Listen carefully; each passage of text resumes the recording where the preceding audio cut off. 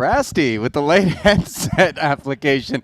Welcome one and all to continuing coverage of the 2022 Triton Super High Roller Series from here in Madrid at the lovely Casino Gran Via. I am Ali Najad. That is Brian struggling with the headset Rast. And welcome as we have plenty of coverage for you here today. We've got continuing coverage, day 2 of our 50K short deck, and registration is still going to be available. Let's kill Rast's mic there, as that's getting a little bit annoying. We're going to start today, obviously, with a recap of yesterday's action, and incredibly, already here in the first week of events, we have crowned a 2-time titleist. Michael Adamo, who did not have a title thus far in Triton, already taking down his second. An absolutely star-studded field of players took to the felt, but of course, in the end, it was the Aussie who took it down. And let us flash back to a healthy recap of just what we saw yesterday through to last night. And there is a look at all of that talent, and unfortunately, not every single one of those players was going to be in the money, as Fedor Holtz woke up with a couple of jacks, piled on the eventual champ, and the timing could not have been worse, as he was up against a couple of kings on a dry board where he was spadeless. Not that it mattered, as Adamo had the spades covered. He was left with a 2-outer on 2 streets, and it wouldn't come in. Fedor Holtz, the bubble man, took down €0, but that was obviously a pleasant departure for the remainder of the field, who would secure $189,000 for an 8th place finish. Seth Davies yet to cash in a Triton event with an ace-king against 2 kings, and this time he was on the lucky side of things, as he had Heath slightly covered, top pair, and for Ben, that king burger, the one remaining in the deck, did not make an appearance, and as such, he would finish in 8th place, getting some love from the eventual champ. Tremendously respected participant here in the Triton series. And Tony G, who got here a little bit late after the start of the series, found himself with an ace-deuce out of the big blind, fairly short stack with the blinds at 30 and 60. Decided now or never. And on the flop, it was not pretty. 9-7 trade. The turn, which gave Adamo a set, actually gave Tony G more outs than he had to start with. Instead of a 3-outer to the ace, he had a 4-outer to a 4-4 wheel, but the eventual 6 drew his massage and his final table run both to a close, as he would pick up €241,000 for the 7th place finish. And then jacks popped up once again, and yet again rendered a demise, just like Fedor Holtz before him. Jason Kuhn could not hold. Was not up against the overpair, but up against the ace on the flop for Adamo, who ended up with top 2. And Kuhn's departure would earn him €302,000, leaving behind 5 players. After his 6th place finish, it was Laszlo Boitas, who for some time held the chip lead. But here he was, all in for his remaining chips with a 10-8 suited, which was not in great shape up against ace tray on the flop. He did manage to pick up the Broadway draw. It would not come in, however, and Laszlo would depart in 5th place, earning himself €387,000. And suddenly, it looked as though Seth Davies might be within sniffing distance of not only his first cash, but of course, a title to boot, as he was deep into the money. It was Dvoris and Adamo, though, who would tussle next in 4-handed play. Another 10-8 suited. Adamo with Jack-7 would flop top pair. And in it went, as Dvoris had left himself 5,000 chips behind. And of course, after that flop, Adamo would do nothing other than ask for all of it. And for Daniel Dvoris, the Canadian, the 4th place finish would land him a healthy score of €500,000. Then the podium was available. 3 players remained. Everyone seemed to take a turn with the chip lead, as a protracted three-handed affair would ultimately lead to the demise of Seth Davies, who was up against trip fours.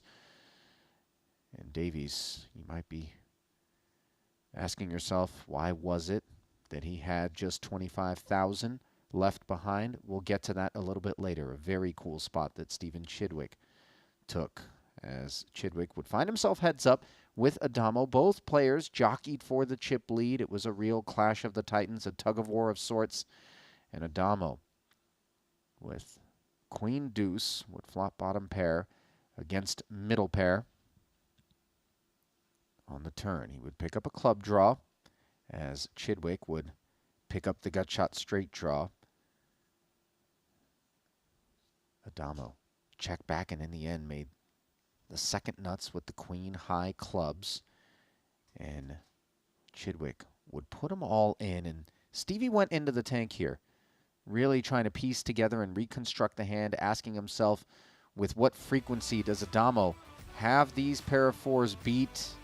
And in the end, he decided it was time to look him up, which landed him in second place. Not a bad payday. 1.29 million euros going to him, as Adamo would actually score 1.15. The two played it out for the title and Player of the Year points, but they did make a deal heads up. And you can see two pieces of hardware in Adamo's hand, as both trophies that he has secured already thus far in this Madrid Super High Roller Series were on display. And Rast, I know we've talked about this man before. We were in Cyprus bearing witness to his greatness, and he has won 6 titles, not just Triton, okay? 1 second and 1 third in 50K and up buy-in events since September of 21. We've had runs that seemed insane before. Fedor Holz, Justin Bonomo, Ali Mshirovich, most recently in the live streets, and here Adamo. What is it about this guy? I mean, he's clearly playing really well, right? So let's just start there before we get into the luck element. I mean, we've seen just time and time again, when you see a hand, it seems like he's getting paid off. His bluffs are working maybe a bit more than normal, so you definitely have to take your hat off. Clearly, he has a slightly different strategy than some other people, especially as the chip lead, which he does seem to have an abnormally large amount of the time as well, and just puts the pressure on and can close it out. But then, beyond that, there's definitely a luck element, but it's not just luck. I mean, at some point you expect, hey, maybe this crazy run is going to end, and it just keeps going. So, great player, cards are running. I'm sure confidence has to be at an all-time high because of the way it's working, and it's kind of just like the perfect storm of everything working out. And at this point, really the question is just when is it going to end? Like the run being as strong as it is, who knows? I mean, your guess is as good as mine. I mean, how does this measure up to some of the tremendous runs before it, the ones that I mentioned? I remember when Fedor put together that incredible year, we all told ourselves, this is never going to be topped. This will never be matched. And then suddenly Justin Bonomo showed up and equaled it, if not surpassed it. And then, of course, most recently, Ali Mshirovich. Is this going to be the new trend where one player emerges, catches fire, and just puts everybody before him to shame for a period of a year, 6 months? Do you feel like there's some reason behind that, or this is just random? Listen, I don't want to take anything away from the greatness and the ability of the players that have gone on these runs, but statistically, probabilistically, this is going to happen, right? You have poker's kind of back. We took a break during COVID, right? There wasn't 5-10 million whatever potential in buy-ins that players could do during that time. But now that it's back, Triton's back, World Series is coming back soon. These stops are back. These players can get this many buy-ins. It's not always going to be the case, but out of the group of, it's not that large of a group of players that play these. Right. There will be someone somewhat frequently that goes on a hot run. Now, how hot that run will be, how long it will last, it's hard to say. And it's not to take anything away from the skill element. Obviously, all of these guys that you named, Bonomo, Fedor, Adamo, etc. I mean, they're amazing players. And, it also helps when you're having a run that good. there's a lot of other things that go into it. I mean, not only is your confidence at an all-time high, you're playing great, you feel great about the spots, you're probably double checking, you probably have exploits on people, but the exploit thing goes even stronger because do you want to know what happens? Is other people get a little scared of you. There's like a little something else that goes on. I mean, I can just tell you, personal experience. I hadn't played with Adamo. I showed up day one of the 100K that he actually ended up winning in the WSOP. It's the only time I think one of the only times I played with Adamo at the table. I remember that, where I'm at the table with him, either maybe it was the beginning of day two, he got moved to another table, and actually, interestingly enough, like 30 minutes got moved back. But when he left, literally other people at the table, one or two guys like to comment, oh, like, I'm glad like he got moved or this. Like, you don't hear that. Like never almost. Certainly right? not at those not tiers, at a 100K right? tournament. Like this isn't a 5K where a super famous player got moved and like some amateur is like, oh yeah, glad we got him out of there. This is a 100K tournament and a professional said that. Yeah. Like you just don't hear that. So I mean that just kind of goes to it. Just adds to the aura, the mystique, the like when someone's thinking that way, they're probably not playing optimally against him. So, like, once someone starts having a run like this and they're playing really well and winning, it kind of builds on itself with some momentum because I think other people even play badly against them. So it contributes to that a little bit as well. Well, on the topic of building, we turn our attention, as we generally do, to the Triton Poker Plus app, which is available for those of you at home to download on the Android and the Apple platforms. And in that app, we are able to go to the Player of the Year rankings as we take a look at this year. And obviously, with 2 titles under his belt at our very first official stop, Michael Adamo sits atop with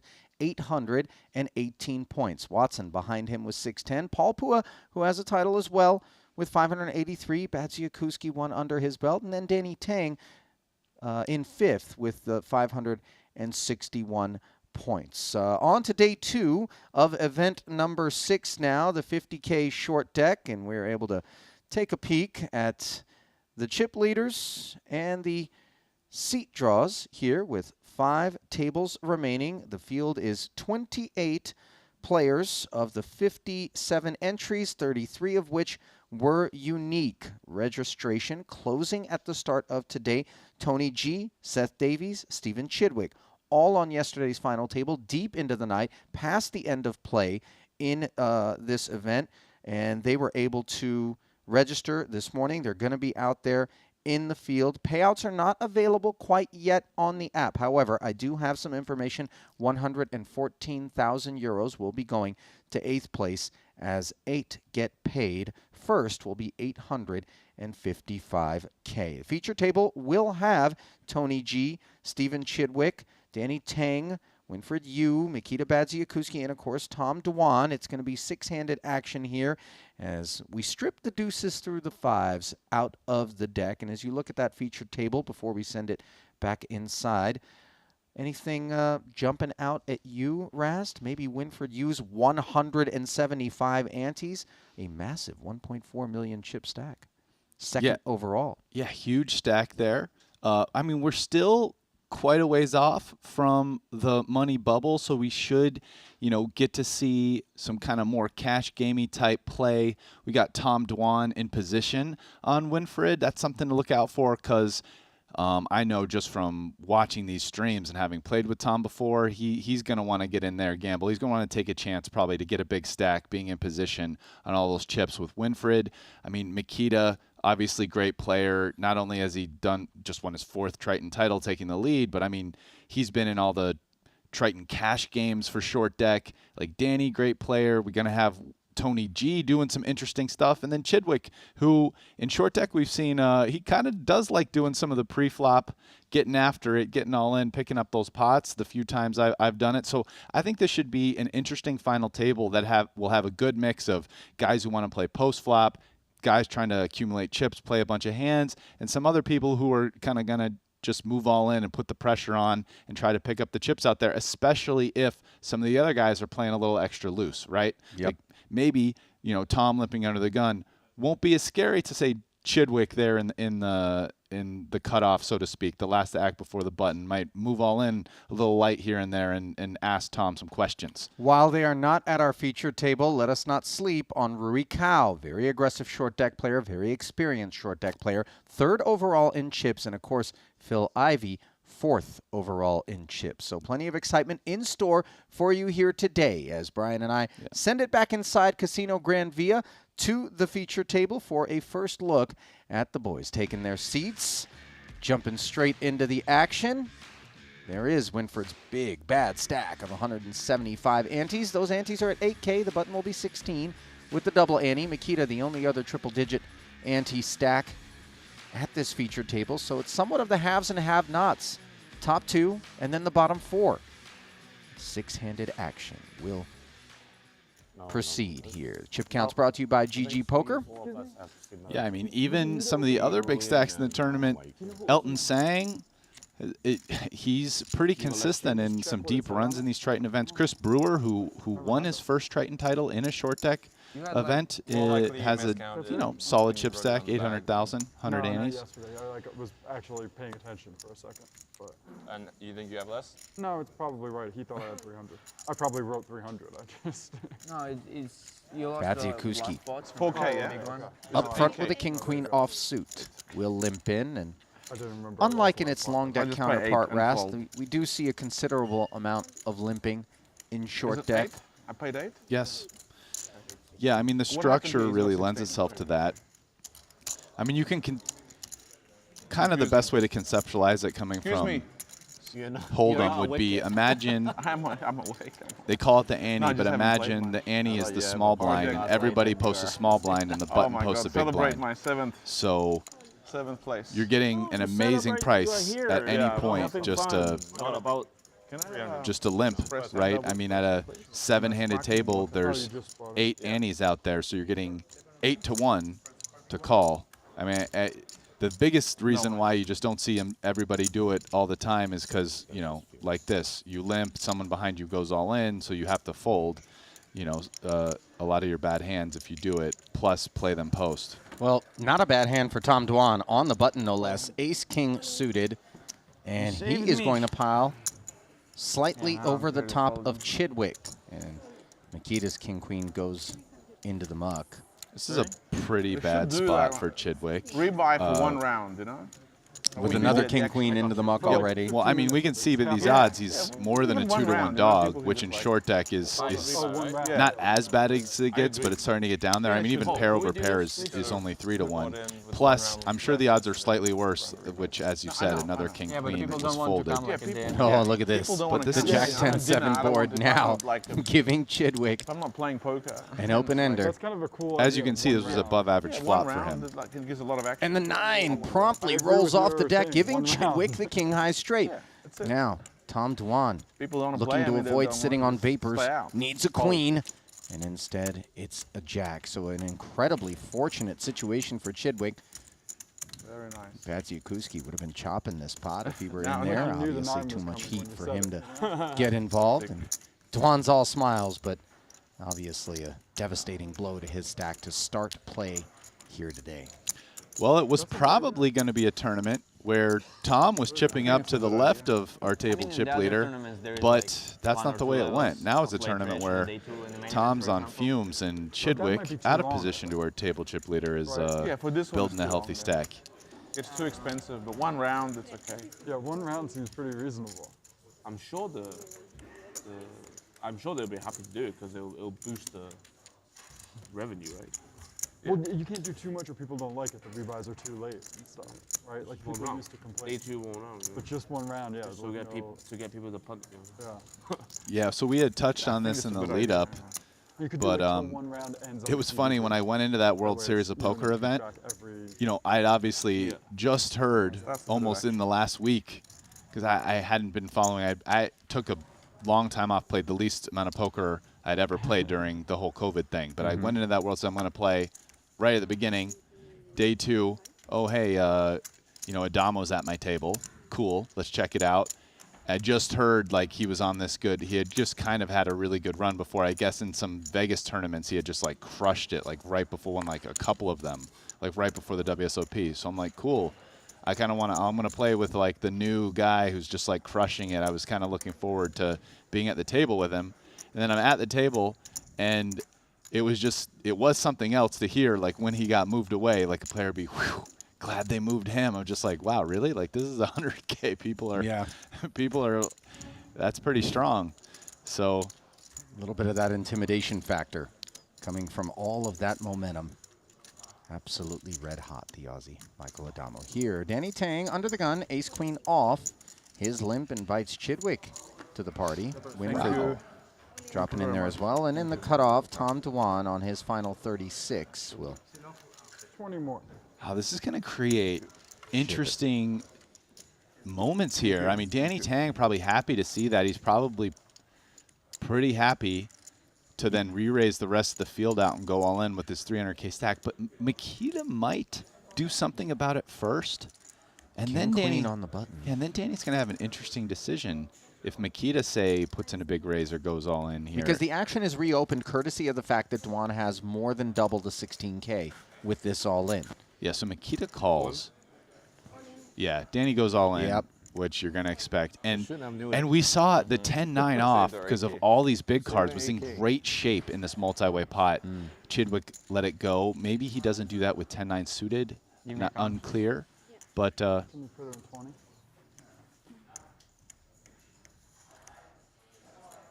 Makita with a tough decision here. I mean, he's not that Wait. Come back. deep. Come back. 20 more, because right? it's only half of his Total is chips. 36. I mean, Danny Tang has 361. 325 more. King Queen suited is a strong hand. He has to think, what's the range that Danny's doing this with? I mean, he might give him as low as. Danny has to think some of the time Makita's going to fold. He gets heads up. Danny isn't that deep. Maybe he has jacks. Maybe he has ace jack. Does he ever have king jack? Does he ever have like jack 10 suited? But it's like should be a tight range. Does he have tens? Some of these hands he's doing pretty well against, such as jacks, tens. I mean ace jack off. Free, right? I'm jamming what? You're not trapping me with like king jack suited, right? That's not gonna be the case. So yeah, I mean, in this case, I gotta fold. Yeah. I think he's trapping every hand. Shove like 90%. Bads, ultimately, He's trapping almost puts every it into the hand. muck. His heart's recovered by Dwan, though obviously that was just for the main. His queen was dominated by Tang, so he should be feeling pretty good about that laydown, especially once the Jack 8-7 rolls off, which did not give him any help. Dwan, however, has plenty of outs. That ace playing as a 5. Double gutter. Makita would have the best hand here on the turn. Nice double fold by gutter Makita, indeed. though. I mean, he really worked that. He really worked that out and made a good fold. Although I guess he would have won the pot, but can't be results oriented. Man, So Makita Dwan plays impressively. getting showered here in 28th, and Makita's 4 titles didn't come by accident. No, last. they didn't. Obviously, he's a guy who knows his way around. I mean, he's a guy who kind of started out as a cash game player and got into tournaments. So, as somebody who did the same thing, Main event today. sort of myself, I mean, a lot of the guys who did that, a long one. what's I'll cool play is tomorrow. you know that not only the I don't want the analytical grind. abilities, but even some of the post-flop Let the pros- abilities, No, it's not too small. right, which isn't always as much of a Let the premium in pros grind it. tournaments because there's a lot of pre-flop and flop play. But once a guy who has a really good cash background takes the time to learn Yeah, it's pre-flop easier- spots, easier to short play. spot, short thinking, stack, yeah. 10, 15, 20, 30, 40 blinds Easier. that are all not that common. You get- Plus easier to get ICM. double up much faster. It's quite a lethal combination. Yeah, that's the point. I mean, Because I'd rather I almost feel like exchange the it and have short more stack tournaments, spots are faster maybe even structure a little easier to learn than than the slow tournaments. how to play really well post flop and navigate turns and rivers. I think that's actually a little bit tougher to play very well.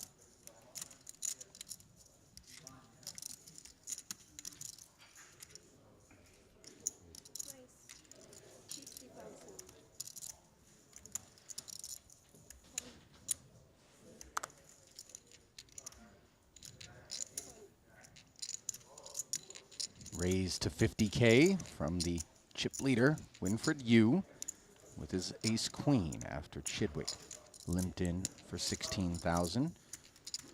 Haven't had too much time with Winfred at our featured table, certainly not for me. Bears mentioning he's a two-time title winner here at Triton with 8 cashes and over $4.5 million in career Triton earnings. Maybe we can discuss it. Unless Not you going to just get a do customer out of pick up Chidwick. a fish. Sure. I had too good of a hand. I had So king you queen can suited. actually see here to familiarize yourself with the structure. Everybody throwing in those 3 reds and green, that's Doesn't do very 40. well with my- And there's Tony G on the button throwing in 80. So, you know, you- 5-handed, there's you- the you- equivalent of whatever 6 with antes in the ace ten pot. suited is. I have some ace 10 suited. What's Or the at save on 40K rebuy? ante, that would be 240,000. Or sorry, I feel like it's not I'm really really that messing this up. attractive for you to 8,000 do, like, ante. you know, Excuse me, maybe that's spot in this super spot, tilted like, already. 48,000. You're not getting the full pot, you know, like you're gonna flip with the Tom it's a anyway. fun card. And there is Fun like card of Stevie short have a pretty strong. Oh, yeah. Give us No, an Under no, the gun with a Yeah, king yeah, jack yeah. here. Chidwick mulls it No, over. no, short deck is different. Like, I Short don't deck you think can you should play jam fast. jacks. How you gonna buy But 6 it's buy-ins in? just- I mean, The main, Yeah. you're right. Very difficult. No, but in no limit hold'em happens. Yeah, no it happens. limit. It happens. I mean, it's a new event every time you buy in, right? Someone in for 6 and 50K. And jacks is a hand. Yeah. 6 for the 50. This time, 6 Winfred will you have to allow the come limp third to to win. proceed. 3 people in No, for somehow 4, you call, 1. and I can still I call. guess it all depends on the amount of views and what the prize pool They is. just look at it as an edge and a separate event every time. They don't look at it. I mean, the last Why is level Batsy of Akuski entry thinking it is, over with the 7-8? I mean, 25 big blinds. it's not the worst hand, Sit down, yeah, although it's it's jack pretty or something dusty. raised. He's Look trying all to think, around, how so often pick a am I spot. getting this through? You know, is it a spot where maybe I have some kind of extra edge Okay, post friends. flop? Friends. Getting check. this through as in he was going to raise maybe No, and try to steal? getting it No. through his limp, Ah, okay. which, More players. They look at. yeah, I mean, he's limping in, but he's still got to fade the cutoff and the button doing something. Would have had bottom 2 pair. Instead, on this 7-8-9-2 heart board, it is 9s and 7s for Tony G, which is currently the best hand. But note the greatest equity in this 4-way affair belongs to Winfred Yu, who has 2 10s, open ender, and the overpair.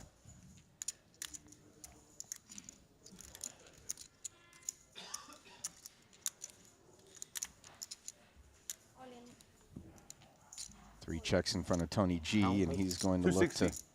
protect this 2 pair with an all-in to 260K. Winfred asking for a count. How much you have? And Winfred a favorite against 2 pair here, because you can see, not only does he have an open ended straight draw, 450. let's kind of discount the backdoor flush draw with the heart, but you know, between a 10, an 8, and running pairs, you can see a significant favorite against 2 pair here, which is quite different than Figured something. than this same spot in Hold'em, where it's probably good pretty close to a situation. flip. You're putting Tony as Tom? You try to do that again? Huh? Trapping Tony? Yeah. It's more. This is probably not going to work out well for Tony. Ooh, the heart draw is picked up by Winfred, so additional outs obtained. He is now I know, it's almost a lot of outs now. You can see the Over 3 equity to actually 2 favorites. stayed basically the same on that card. And there's the Time. 6, Well done. giving Winfred the straight and drawing Tony G's run here in event number I'll pay you 8 back in the cash game. to a Okay? close. But you have to play short deck though. Not PLO, okay? Well, you still want to shove before? No? No. But you don't call, I think. You're not calling. You're not calling 450 with 10. You shipping? Pre-flop? Yeah. Two guys name, are you crazy? You're not that crazy. I have ace Danny. queen. I have like 50 antes. If I didn't have him behind, I'm always all in, 100%. Immediate postmortem between Tang and Winfred there as Queen, huh? you teasing Danny as if to say, you could have felt it yourself there, Trapping ace kiddo. Queen again. Danny pushing back saying No, you I'm wouldn't just- call Ace queen's not big Yeah. enough. if I jammed. Call. Which, Ace Queen. by the way, Winfred hasn't refuted. So it's like True. when you ship, he fold and I said call. Ace Queen. GG. Bye-bye. Bye-bye, Daddy. Go back to sleep. What time does the main event start? Good. Somebody is looking at Four. buying in. 4.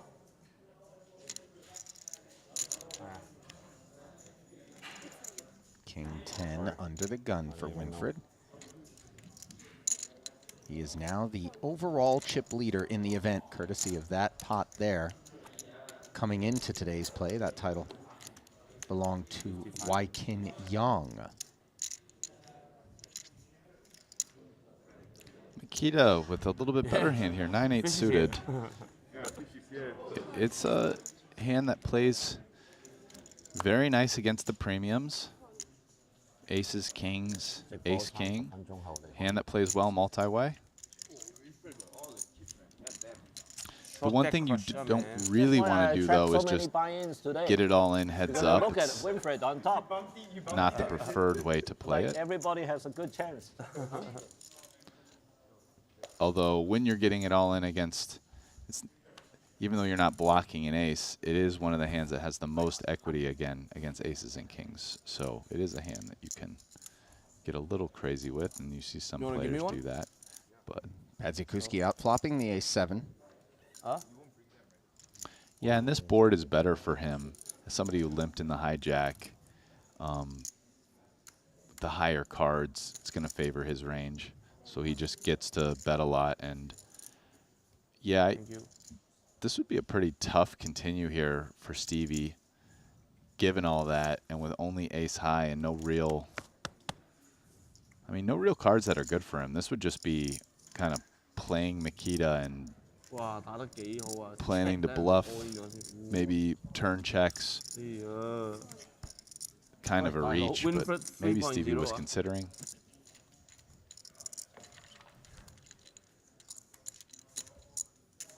Makita able to take it. Four-way action, bro. Okay. I would just put it on the other side.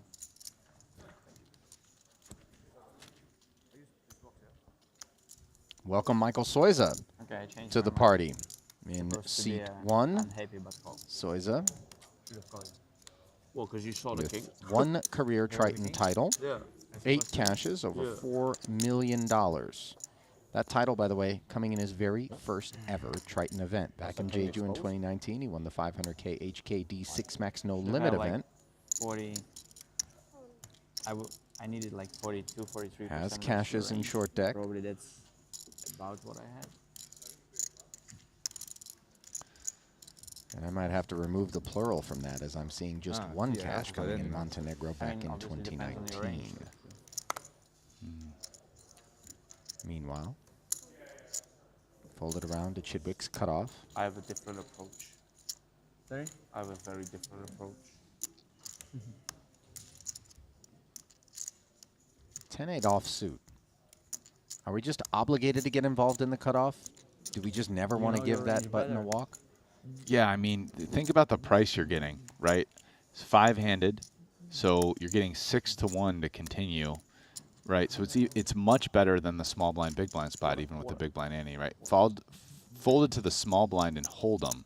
You see players play getting, there's that small blind to win. They're getting 5 to 1, right? 2 bigs and a small. And hold'em equities don't run as close as short deck. So short deck with 5 players, you're getting 6 to 1, and the equities run closer. So super incentivized to play there. And at a bigger table, you're getting an even better price because every extra player is another ante. Winfred did not get frisky on that button after the Chidwick limp, and his jack high is actually in front right Asians now crushing the shot deck. against the gut shot straight draw on 10 high, which checks to him. Yeah, this is going to be a pot Chidwick's wins here most of the time. Very nice thing about short deck tournaments is that Other like, than maybe on a still jack. nobody have a I mean, this obviously is his XO best to build card, so many as it situations. Like, makes there is no him top players the who nut can straight figure out, like, and the gives flows and Winfred a situations. double Even gutter pre-flop. that he's gonna. I expect him to probably call a bet And if in a Chidwick full bets. deck, Might like, you know, probably obviously bets himself if Chidwick checks. So now Chidwick deciding how to proceed, and he goes with a healthy bet. 40,000 into 56. That's big enough that Winfred Lost the is rook count. considering passing, Queens against rook but out, king, queen. he does have kind of a fun hand to continue with. Thank So you. yeah, he's gonna take one off, and we can see. I mean, his worst queen card against is rook out, king, obviously the ace, which gives him a straight. That's worse than the 10 high That's the straight. most He has a tough 9 thing, high is like, straight. You get these hands Okay, right so against each this card will save him some money. Obviously, his best once card, you and he big wins fat the king, whole pot you have on one a out. 10, You have one freaking where out. he then has decent equity, king queen against queens, I'm the sure. straight to the, Yeah, it's like not that far off. not only the jack, just but annoying. technically to the queen. I mean, that's, yeah, Like, these trashy hands are actually so strong, you know, a lot of the times. yeah, that's a game, right? So you need to But survive. the 10 is a card that would have worried Chidwick quite a bit, because not only would he be losing to Jack 8, he'd be losing to King Jack as well. So, and he's basically just chopping with any other hand with an 8 in it, such as 7, I 8, broke 9, even 8. last night. Yeah. I won, actually. You won, right? I won. So, Smaller. was not a good spot for Winford on the turn. And Yeah, at one point I was in for this, fucking this pot is over. 700. You were losing? You're saying? I was losing like 500. So Chidwick actually feels pretty comfortable betting Before big the here, guys because came the in, way really down. Winford plays Yeah, this, the played 500. this hand, checking back, he just thinks it's very unlikely Winford had 2 pair on the turn, right? Like, how often does he check back a queen or queens up, right? Like, check back a queen that made queens up, just kind of the way the hand played. Like, what does he have? He has queen 6 or queen 7 and checked it back. I mean, really, the most likely combo would have been checking back It's queen okay, 9, you know, hitting we the can 2 be- pair, not raising No it. one knows what we're talking But about. We just make it one Stevie number. took So his we could be chances losing that Winford didn't have queen 9 500K? essentially there and made a 5 million? big bet. 400. Not 50 million. $400? 400 Winford with million Hong Kong? Nothing to Just call. No one knows, you know. I mean, fuck it, 400 million Hong Kong, you know, still. What's Okay, the 400 lightest million call you've ever seen pesos? somebody make in short deck? Korean Have one. you seen like a no pair call? Easy. Yo, Maybe on a double paired board like an ace high or something. But I mean, that's so can't even- specific. I can't even remember. I don't know. It I'm would at be a loss really only. cool to see somebody call with no pair in short deck. Yeah. I mean, Okay, depending after on this, yeah, we what can the go board yourself, exactly sure. looks Right. like, but You can yeah, I even mean, a win, double you know, paired board, I'll it's take not second, fuck not it. so crazy.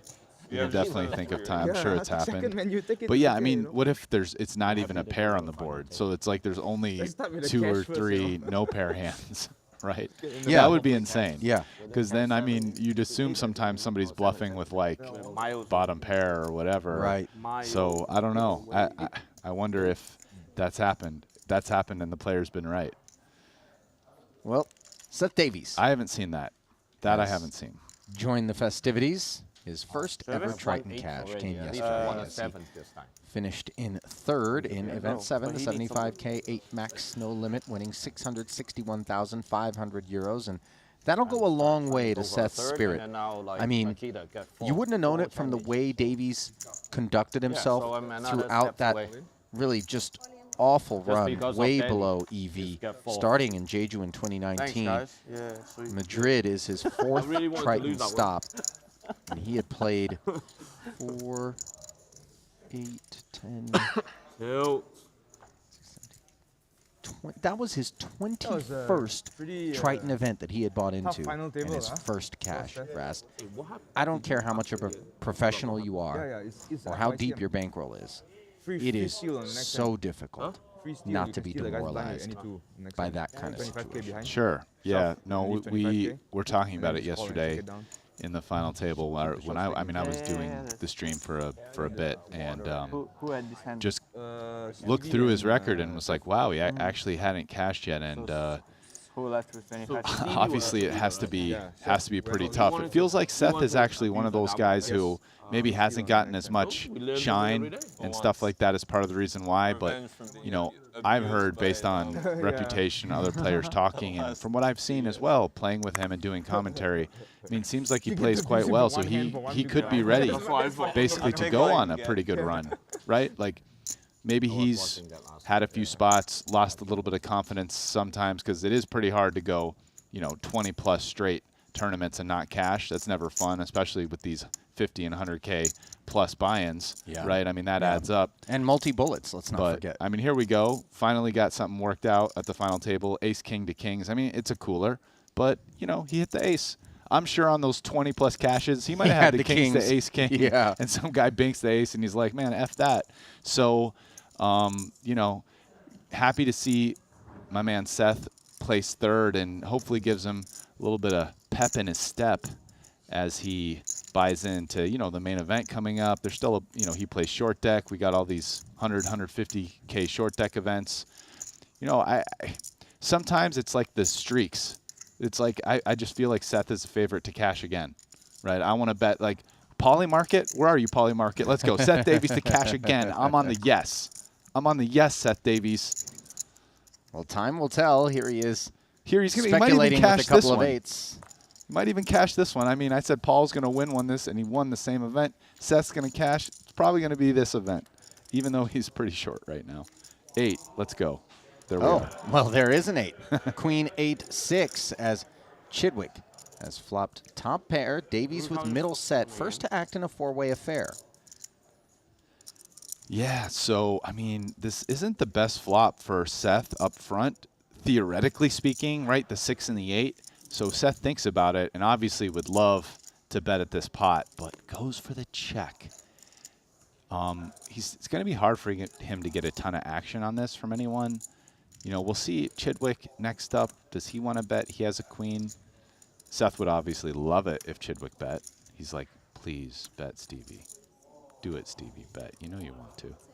Nope. And now 2 guys who the 6 and the 8 are more favorable for them, but they have dust. Let's see if Makita just wings. Like, he kind of has that 10 of spade blocker.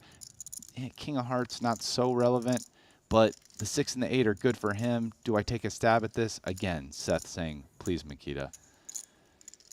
Makita has to think, do I want to? Oh, he takes one off. Now this one gets interesting. Ooh, the 7. Seth, a little bit Coordinating sick. the board a little bit. Not a pleasant. Yeah, we can see this is a huge card for him. I mean, against his opponents, right? Because he has 83%, but he doesn't know that. He can't be too scared because in short deck, again, with 16 cards out, it's like a lot more likely that you fill up. So a set isn't, not only is he not against a straight, but he's not doing as badly against a straight were he to be against one.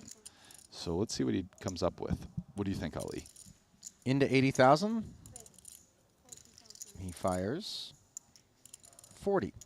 Half pot. Little too sheepish? No. Here's what he wants to do. He wants to, I mean, there's still a reasonable chance he has the best hand. I think he thinks he can probably continue against, maybe he raises other than all-in, maybe even against all-ins. I'd be curious to see. I mean, we're not going to see that, I think. We're probably just going to see everybody fold. There we go. Yeah. But he also doesn't want to give another free card, you know?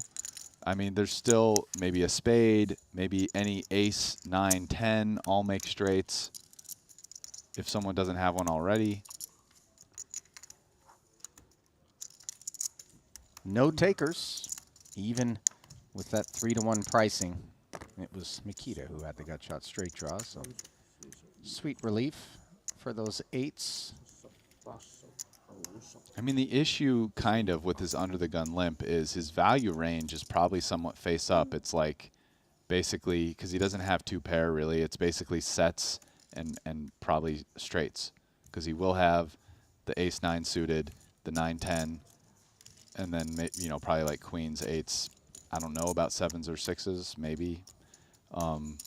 So, you know, that's pretty clear. You probably find some bluffs with some like spade flush, maybe even a random like ace 10 off with the ace of spades type of deal. I would guess that's kind of his range to lead turn there. Chidwick taking his turn limping with the small pair. 7s.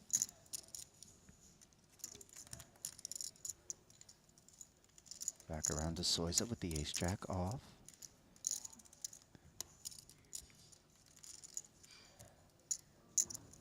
Yeah, maybe half pot. It's a little small for that range. I don't know. All in, he says, for his last 332K, which is 42 antes. 7's not going to be a customer there. I will humbly say that short deck is a game where I definitely will feel a little less confident in questioning the play of the guys at the table, as opposed to, say, No Limit Hold'em, or even we have a PLO tournament coming up. You can't get bluff if you go all in pre-flop. Let's try and see a flop.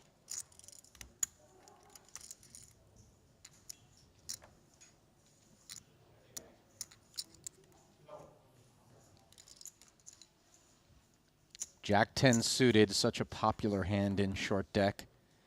Tremendous range and versatility against virtually all hands. Yeah, I mean, it's definitely the type of hand in short deck that's way more fun to have when you're really deep, because you get to kind of do more stuff with it, right? Because, again, you kind of don't want to be all in heads up with it. But, yeah, so what Stevie's thinking here. Yeah, he's piling in 76 annies. So what he's thinking is that, like, when he piles in this many annies, some hands that have jacks and tens in them don't call him very often. Like, maybe not even pocket jacks or tens. And maybe even not like ace jack off, maybe not even ace jack suited. He gets called by like ace king, maybe ace queen, and aces and kings. And jack 10 suited actually plays, you know, better. It's like a hand that plays better than, say, like if you just pile ace jack. Right? Look at Davies here as he's on the button with an ace queen offsuit, and this play from Chidwick just puts tremendous pressure on that holding. Give me back my chips, man. Yeah, but like I said, he's thinking about ace queen. My guess is he calls, but I'm not sure. But I don't think he's calling ace jack off here, right? Which is kind of good for Chidwick, jamming this much with jack 10 suited, right? Because he's in, as you can see, he's in fine shape against ace queen, but he would be in worse shape against ace jack. I have to learn it from this guy. I'm leaving a 25. I'm leaving a chip behind that for the next hand. Just in case.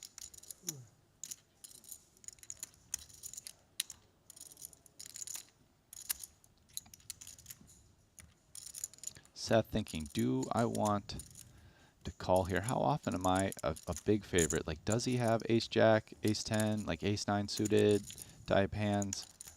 Answer could be yes. But I mean, would he do this? I mean, 600,000. He does have to worry about getting called by somebody who can bust him, right?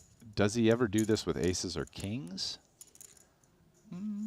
Maybe he opens to a more standard size. Or limps. I mean, it's not as clear. I mean, obviously aces is the hand he doesn't want to see, but yeah, it is peculiar. If Chidwick really wanted action, why would he blast 76 antes in there? He may not mind it with his holding, but does he want it? Yes, and I mean, I think the answer is no. He doesn't really want it. He's doing this with a range that doesn't mind it, right? Like, I do think Chidwick can have ace-king here, which is probably the bigger concern for Davies as opposed to aces. I mean, aces versus ace-queen off is when you're really toast, right, in short deck, like the 80% or whatever. But you don't think Chidwick opens to a standard sizing with the ace-king up front? Or maybe no, even limps? I think sometimes with ace-king, he probably does more limp or jam. Yeah. So ace-king is the hand he doesn't want to see, in my opinion, Seth. So he's not happy to see jack 10 suited, right? The like super tiny favorite here, 5148. But definitely would have liked, what he wanted to see was the ace-jack, ace-10, ace-9 type stuff. What he didn't want to see was ace-king, in my opinion. And he's happy not to be up against ace-king, and unfortunately, he is up against top pair as the equity extends. It was always in favor of Chidwick heads up. Now he's 64% to hold. The turn is a king, and now Davies can hit a 10-queen or an ace to make a winner in this 864K pot where his tournament life hangs in the balance. It's an ace. No. No, it's a 7, and that's all she wrote for Seth Davies, who can't put back-to-back scores together. Short deck, such a high variance game. No shame in it, and obviously Davies, I'm guessing, will head over to the registration desk later today, exactly, for that 100K main. Yeah, he'll be happy. Deck. He'll be happy to play deep in the early levels in the main event, the 100K, the big dog. That's it, Seth.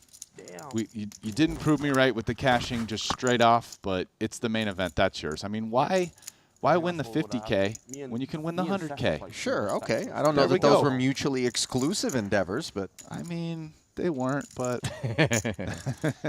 Chidwick, by the way, up over $1 million, courtesy of the Davies Bucks that he just inherited. 1.06 and 133 antes, but inconveniently, he sits to the right of the boss stack. Winfred Yu. I mean, we talk about like Adamo, the run he's having. What about Chidwick? I mean, it might not be this run that feels insane, but, you know, I mean, the guy's got 10.6 million in Triton winnings. He's got, it's like over 40 million in total live earnings. He's 4th on the all-time money list. Yet when people talk about insane runs, he just doesn't come up because he just like, is it too consistent? It just doesn't feel like it's insane. Slow and steady as It's opposed just slow to, and steady. Yeah. Next More thing you're gonna tortoise, wake less up, hair. we're talking about Michael Adamo 2 years from now. It's this next guy, and then you just wake up 3 years from now, and Stevie's #1 on the all-time money list, and no one's Right. ever talked about how insane the run, whatever, because it's just the Terminator wins. That's what he does. Like Danny I don't Tang know. with an ace-10 suited up against a jack-10 offsuit in a limp pot. King 8-6. Either player with a pair or much to be proud of, other than Chidwick with the benefit of position and the action checked to him.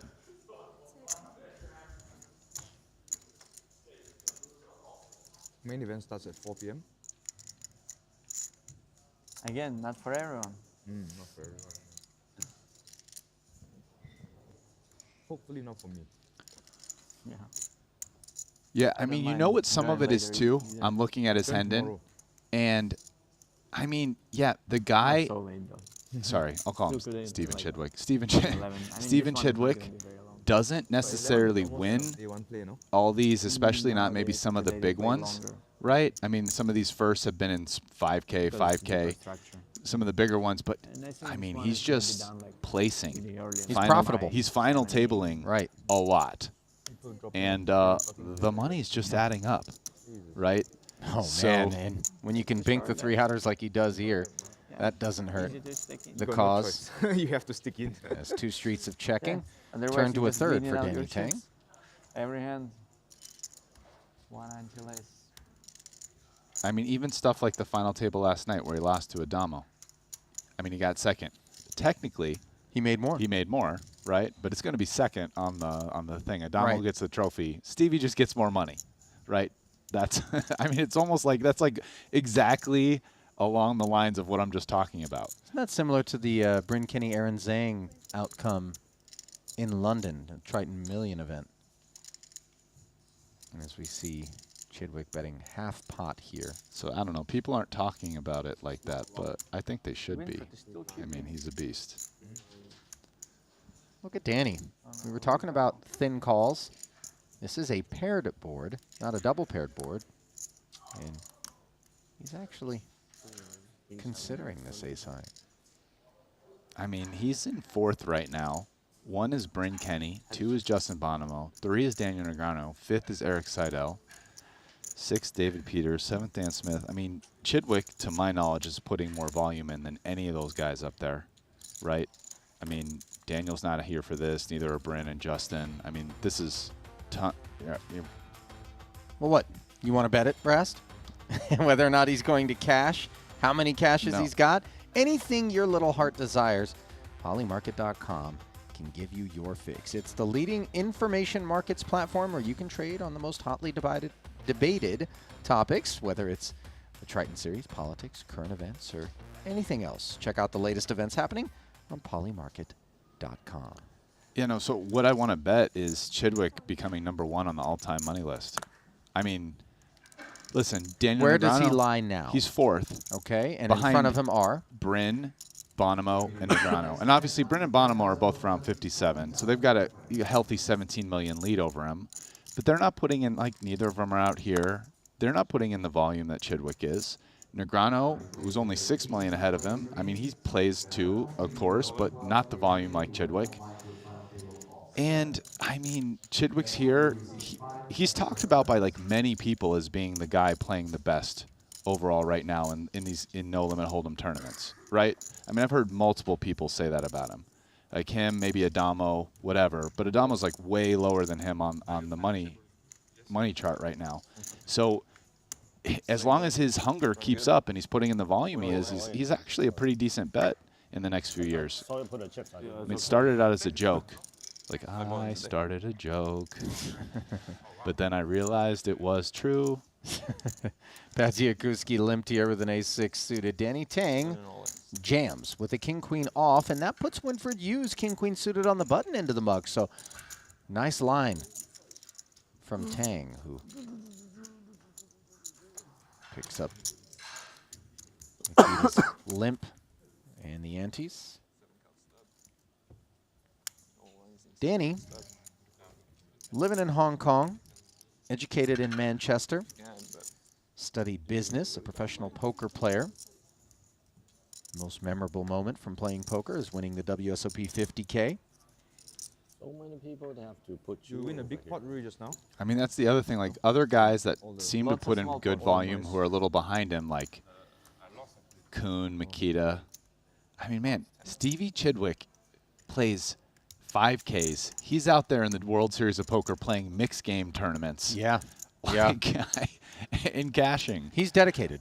Like there's very, very dedicated. there's Not a- a cherry picker, a man who's got tremendous work ethic, shows up, wants to perform, Yeah. and really just demands excellence from himself. And the results speak for themselves. Yeah, like you look at Makita's, and listen, in the last year or two, there are a few smaller buy-ins, but it's not quite like Stevie. So, and Kuhn probably has almost none, because especially now that he's had a baby, he's kind of slowed his roll for anything lower than 25Ks. Like, Yeah. I know in Vegas he doesn't even show up for the 10Ks at the Aria or whatever. Right. It's got to be at least a 25K for Kuhn to drive over. Must be nice. So I mean, Stevie's there, 10Ks. He's grinding the mixed stuff at the WSOP. Meanwhile, Anyway. I find out there's like a double points promotion at Caesars, and I'm in the car, Rast. Yeah, Winford Hughes with the ace-queen in the cutoff. but that's cool. I mean, Pops it. it's cool to see somebody who just, it's like clear, obviously, he just likes it. Yeah, Right? I yeah. mean, it's not always about the money. I mean, I feel like I've almost rediscovered a little bit of that. It's for me, ignited and your playing passion. Yeah, like playing smaller events. Like, he's just having fun in there competing. I mean, obviously, he's probably a little more psyched up for the 50s and the 100Ks and out here at Triton, but he just loves it. Well, he didn't love that jam from Winford Hughes, or the raise, rather, as he puts his hand into the muck. Sits currently in third, as Hughes now has company at the top of the leaderboard in the form of Rui Cao, the Frenchman, nipping on his heels, bringing a big stack, which is currently second to Winford for the overall lead in the tournament. Lines at 10 and 20,000. Those counts brought to you by Dyer Pay. And not even saying you can blame some of the guys. Like, once you have a huge bankroll and you play, there's enough big buy-in events, it's fine. Take it off, relax a little bit, show up for the big ones. That's actually what most of the high roller players do, right? To a certain extent, Stevie's just love for the grind is Right. a bit of an exception to the rule. That's why I'm kind of pointing it out, right? Like Makita, Jason Kuhn, a lot of these guys, not all of them, fly around the world and playing 5Ks and stuff while they play the 25Ks. Listen, I don't want this to come across as some sort of criticism or indictment of those players Yeah, who have no, made no, a no. conscious decision to just play the 25Ks and up, because there's a work-life balance. Some have families, Yes. some have other interests and obligations. Sure. Everybody approaches their life differently. Right. It's not supposed to be a criticism. It's just a appreciation for know the Correct. different styles, and it's just cool. Listen, we're here in the commentary booth. People at home are watching because you like poker, so it's cool to see someone on the top who's winning the biggest events. Not many of those guys show up and play 5Ks and 3Ks and whatever. They just don't. So it's cool to see somebody's a bit of an exception.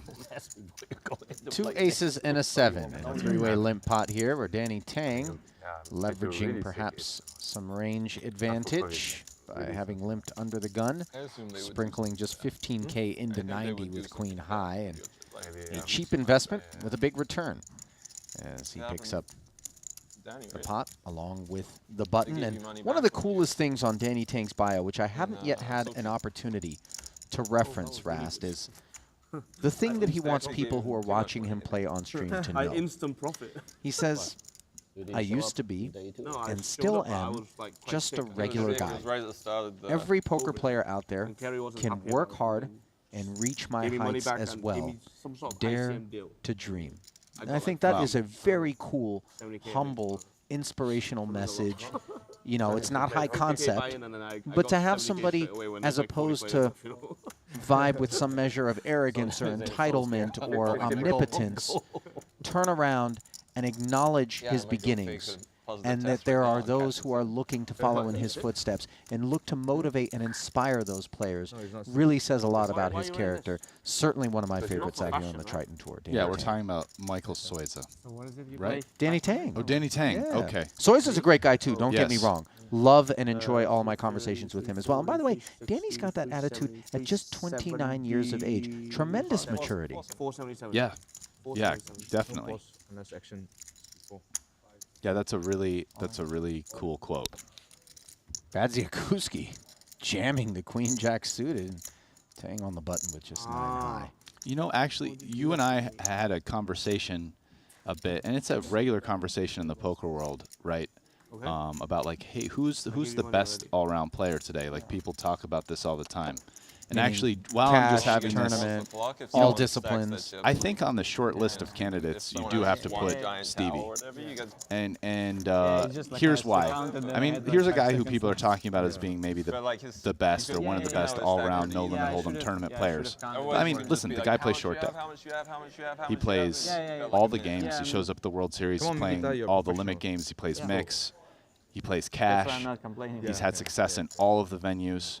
So my he's responsibility. definitely on the short list today, I think, as well, as the best all-around player. Sorry, I'm so considerate. I stack it so easy. I you feel know, like I 1, 2, haven't 3. really seen Chidwick play cash. Are you saying I'm not considerate? No, no, it's fine. I believe he played in the GG online like super games. Okay. I'm not as familiar with those, but I believe he did during Save the time the bank COVID that way. times, Pretty obvious. right? Yeah, Of which It's obvious that it can get you know some stuff has been coming out recently in the Right. news channels and poker. May but not have been a very level playing field. Obviously, yeah, not as no much cash. fault of Mostly tournaments, but yeah. just to finish that thought, no fault of I'll get a GG, the administrators over there who have worked very hard to make sure they're able to identify any of the bad actors. And I know they're working closely with those in the high stakes community. But you know, maybe a good point of fucking yours, funny, maybe bro. his resume, if you were going to point out Bandit. something, it would be weaker on the cash game side. You know, it's also harder to know exactly what someone's playing for I'll cash go get my games, right? hoodies in the Those aren't break time. announced. You don't see the results on Hendon Mob or whatever, or you know, something that keeps track of internet tournament results. Right. Got ourselves a 4-way pot here where Danny Tang has bottom 2 on the heavily coordinated board. Chidwick limped this ace-6 suited under the gun. He's got the bad end of a gutty.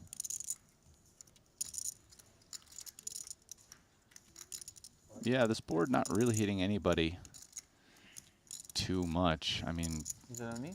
Danny's probably the person who's going to look at their hand and think they hit the board the most. But even him with bottom 2 in a 4-way pot he's not going to be excited, and now he's going to be even less excited. Yeah. After the round of checks, the Jack of Diamonds, such a sopping wet turn card, as the diamond draw is obtained along with a 2-way straight draw for Rui Cao. Obviously, the 7 will just play the board. It's the queen he would need, but he does have the lone flush draw in the 4-way pot. We basically have, I mean, with a flush, remember, full houses lose, so even if Danny filled up, he would lose to a flush. I mean, this is a board where Mikita is interested, but will be a bit wary. And Roy Cao, especially given it's Roy Cao, is, in my opinion, going to try to do something to win this pot. He has the king of diamonds in his hand, which is a pretty big card here, blocking king queen as well as giving him a draw to a very big hand should a fourth diamond hit. Action on Bads, who's got the actual two-way straight draw, and look at this sprinkle. Just He has a quarter straight. pot. He has a straight, forgive me. Yeah.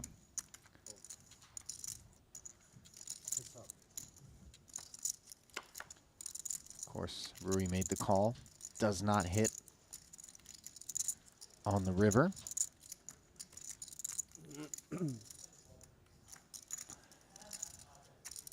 So I don't think Roy can really rep king queen too credibly here, given that he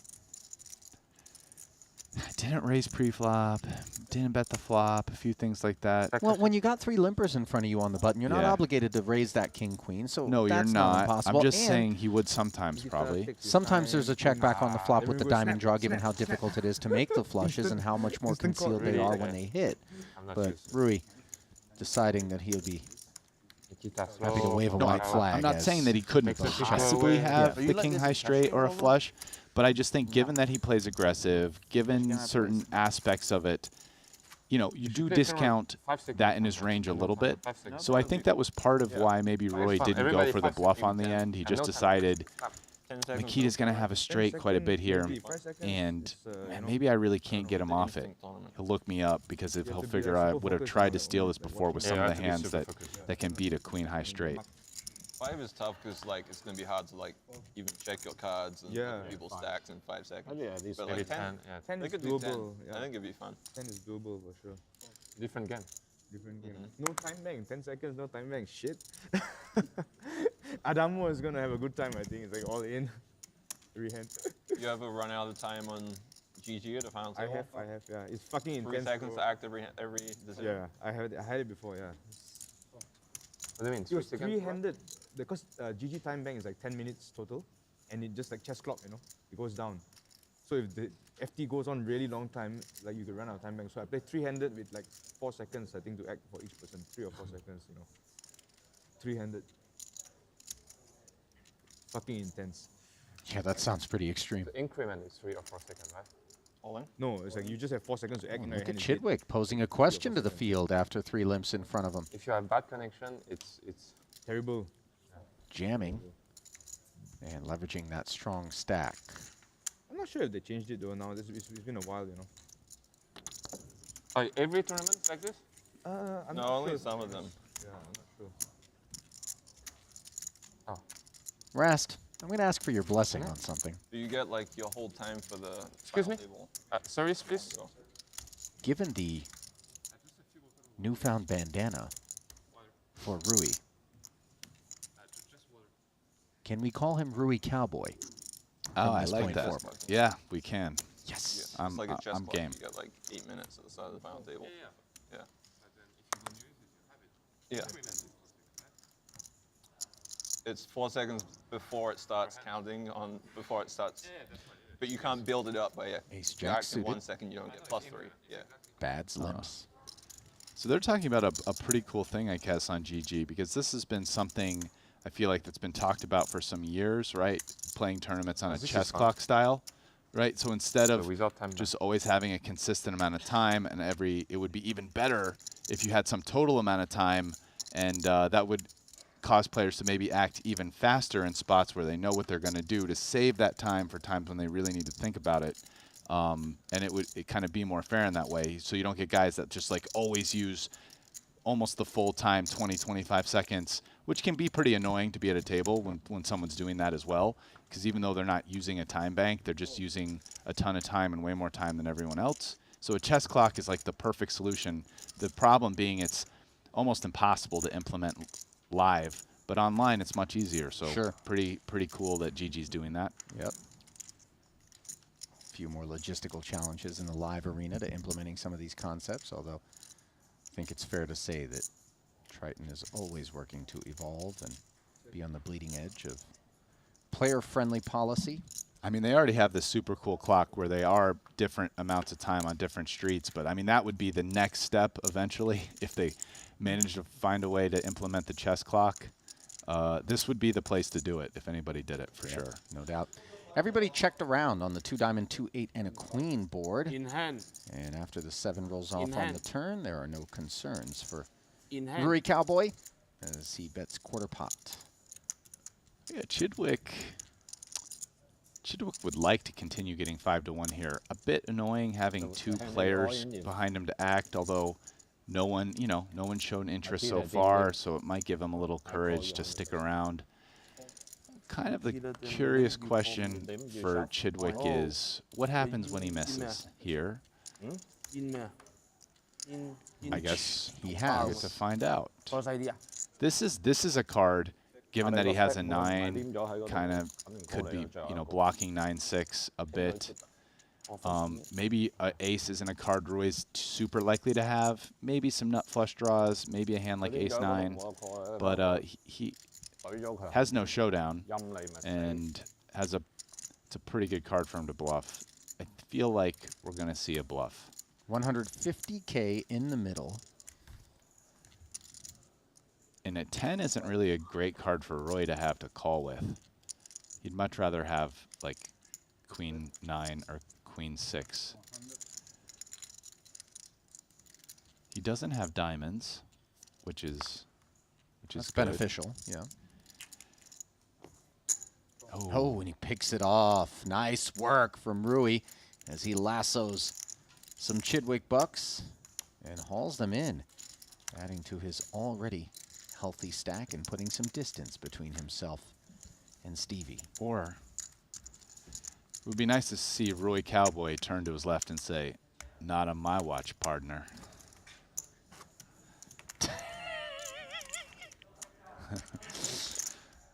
Go ahead. Make my day. You feeling lucky, punk? That would be great. We should actually run a printout of Clint Eastwood quotes to Rui right now. I think I would enjoy them even more if he delivered them in French. Wow, well, that's beyond my capability, but 10-9, you filthy animal. That would be great, wouldn't it?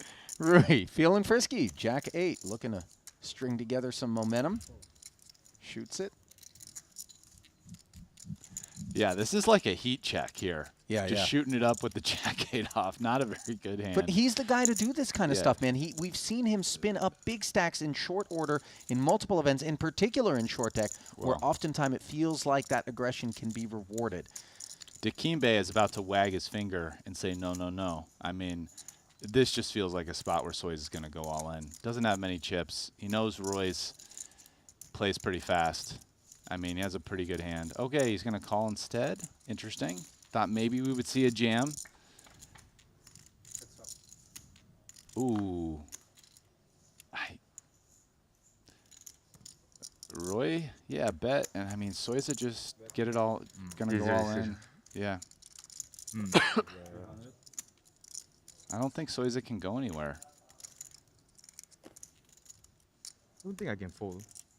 Yeah. But that being said, Oh, Soyza. I do feel like this would be a... That's for your tournament life. You got a bunch of time banks, but you're not folding, man. There's no way. Yeah, don't use a time bank. There we go. He saved the time bank. Good job, Michael. I'm proud of you. And let's not forget that Soyza obviously could have made this commitment pre-flop, and this is an above-average sort of flop, I would imagine, for him with the flush draw and the 2 overs. I just need to hit a king, you know. I just need to I just think, yeah, it's a spot where either a king or a queen or both could be good against hands like ace, king, ace, queen, ace, jack, pocket tens, pocket jacks, whatever. Flush just gives you the best hand always. And as it stood, by the way, his king high was good. He improves to top pair. I don't think he imagined that king queen was going to be good when he got it in there. But must reassess sure enough, it was. It improves, and then it perception of holds as opening Rui Cow ranges, I fails to guess. hit any of his outs. He just made a little joke about Roy Cow's opening range there. Did you catch that? I must reassess. Roy, my Rui Cow's opening range there, and a little chuckle. Didn't expect to see the jack 8 off. But like we said, I mean, Roy, listen, Roy plays fast in short decks sometimes. Not all the time, but there are times where this man is speeding. And no that, fold. like we said, that Wait was for a a heat big check one. moment. Here come the ace of clubs out. I guess he failed the heat check. Indeed. It's like the step back 30-foot three-pointer. They kind of whiffed it, clanged off the rim. You know, like 5 seconds into the shot clock.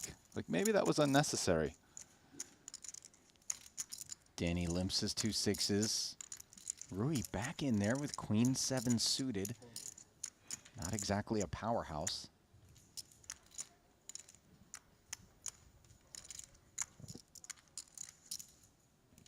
I will say though, Roy, in my experience doing these tables, he seems to navigate post flop pretty well, man. I mean, we just saw him make a good call versus Stevie there. He was right. You know, I've seen him pull some bluffs off.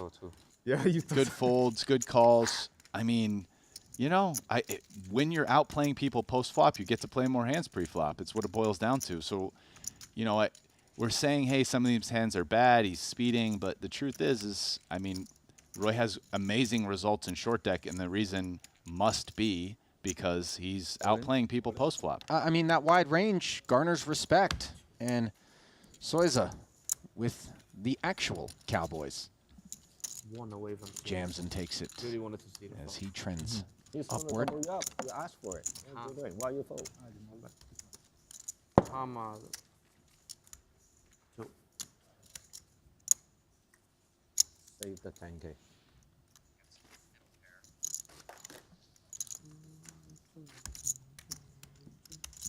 Brief respite from the chatter.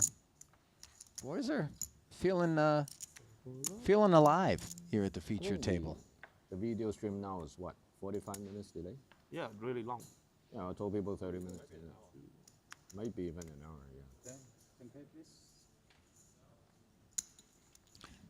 Confirmation, James, our producer. It's an hour? Oh, wow. Hour and 15 behind, so a little extra. Usually it's about an hour, it feels, but... 370. I feel like as fast as short deck gets played, we could probably get away with a 10-minute delay. Yeah. Typically, at least. Oh, Certainly yeah. in this phase of the tournament, where just 18 players remain here in event number 8, the 50,000 euro short deck 70,000. ante-only. That ante currently at 10K. Oh, we do that by making shorter breaks so the stream... Yeah, so the stream doesn't have breaks that are as long. So he's a Jack 10 You know, like suited. I had a hand which is supposed to be folded in a cutoff first in. So it felt kind of a relief, you know, when someone is actually opening the action, because it's really annoying to be open folding in a cutoff. Is it 8-6 off? You look weak. Yeah, and then like someone raised, Like yeah. 3 hands. Thanks, Makita. I would have folded. 8-6 off or 6-7 off? 8-6 off. Yeah. I had a Sometimes stronger you hand, call, you know. but I would have folded anyway. I would have made a big. Yeah, one of the cool things about short deck still is, I think even more than no limit hold'em, you're seeing players who have kind of large amounts of success take like very different pre-flop strategies. Yeah. I mean, I'll pick 3 players out at this table. Let's talk about Makita, Chidwick, and Roy. I mean, Roy's playing a lot of hands, a lot of post-flop. Makita, who, I mean, he's been on the Triton cash games. I was just watching one the other night, you know, playing for huge stakes in cash. I mean, he's a lot more solid in his pre-flop play. Both guys like going post, though. And then Chidwick, who, I mean, he's kind of an animal here with the pre-flop. We see a lot of, like, big all-in moves when he's shorter, when he has a lot of chips. He's already been doing it at this table. And a big flop for Rui Cowboy as he's got trip 8s. And he's going to be the one who has the most 8s on the button. And no one has anything, though. Yeah, no flush draws, no straight draws. No ace, even. No ace, yeah. Somewhat improbably in a multi-way pot. Not really the best flop for straight draws. You could only have a gutter 張台係 book 咗未㗎？我哋 on a paired board with a flush 有 draw. 幾多個人去？ And that's because even with 6-7, there are no 4s in the deck. 我有一擺落去。 So you'd have to get the 9.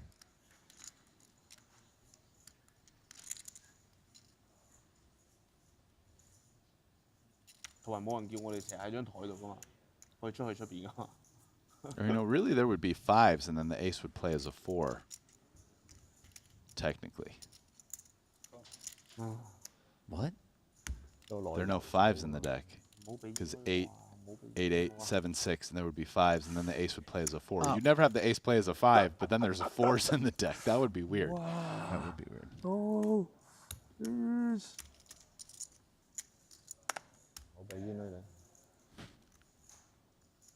Winford choosing to limp the jacks, and I think I may have anticipated a little bit more activity out of Winford coming into this featured table with the big stack that he held. There was only one other person keeping him company at that depth to start, but really limited involvement for the most part from Winford.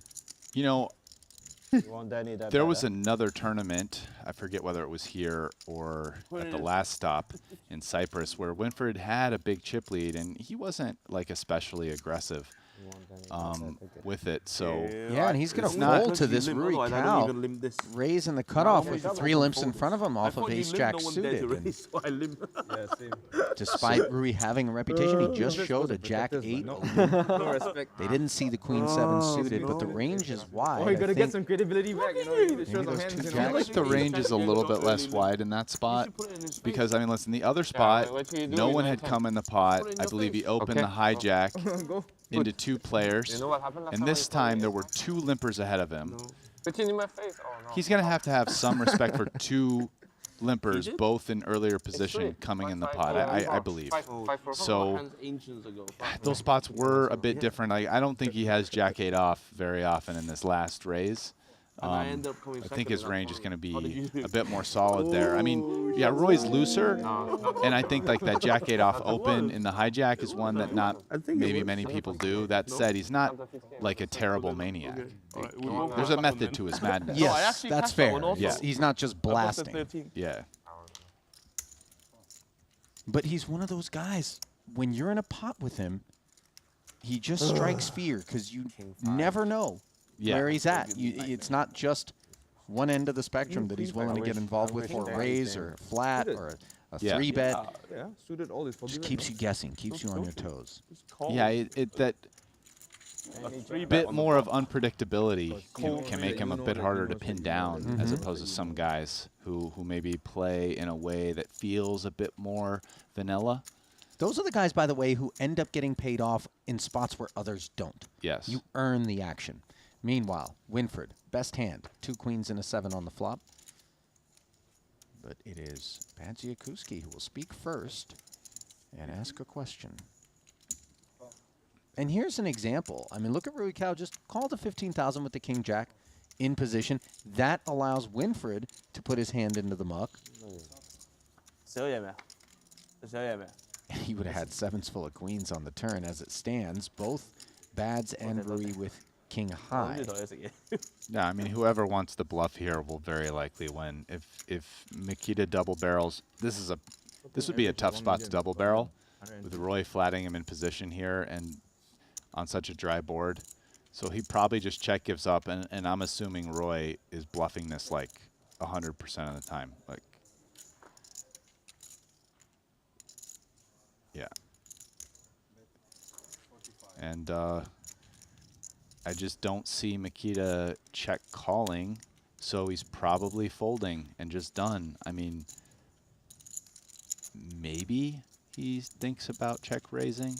Most likely now he's just taking his time, so he's not making it obvious that he has a clear check fold before folding. So we've seen consistently Makita be very consistent with his timing and just never act too quickly, never give off timing tells. So, okay, he is going for the check raise, which is, I think, the way he continues here. This is a pretty cool pot. I mean, both guys are kind of taking advantage of the fact that they're blocking the hands most likely to have a queen. It was limped. Roy didn't raise, so he's blocking the king, queen, and queen 10. And, yeah, whoever was the last person to bluff was going to win that. That was pretty remarkable there as Rui got the opportunity that he wanted after floating on the flop, sprinkled the 45 out there. Most of the time we expect the guy who was bluffing before us for 1 street to give up on that board texture, but not Makita. He comes with the min check raise and ends up shedding cows. What Makita's thinking is, listen, if Roy has a float here, a hand like he has King Jack, Jack 10, etc., hands that are blocking the king, the queen, I don't have to raise very much to get him to fold those. So, I mean, really cool play by him. And he knew his guy, right? He knew Roy. He knew Roy is probably more likely than most to be floating, and he picked the right size. Beautiful hand. And we've picked the right sponsor. Along with La Liga, M88 Mansion is the official sponsor of Triton Madrid and your source for the most competitive sportsbook selection and the largest collection of casino games. Join M88 Mansion today at m88.com.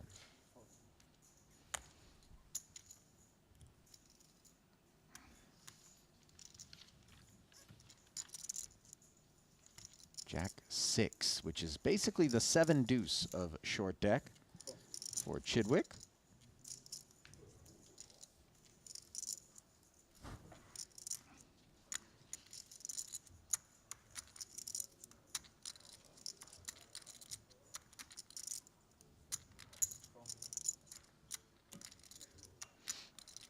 An interesting limp by Chidwick. My guess is he feels that, and we just discussed this, that Winfried in the cutoff is going to be less aggressive than most, and he's going to play a slightly dusty one here, thinking that he's going to be able to get his limp through maybe a little bit more often. Comes up shy on the ace-queen-8 board. Yeah. Winfried, however, has a gut shot straight draw. I think he bets this some because I think he's going to assume that like this ace-queen kind of interaction is better for his limp than Winfried not raising. Like Winfried probably raises ace-king, ace-queen, aces-queens quite a bit there. You know, and Soiza, again, same thing on the button, especially with a shorter stack. So my guess is we could see some delay c-bet betting here by Chidwick. Let's see. Now the 8, not so good for him. So this is one I don't know if he's gonna bluff here. After the round of checks, board pairs, heart draw shows up. Again, Stevie Knuckles.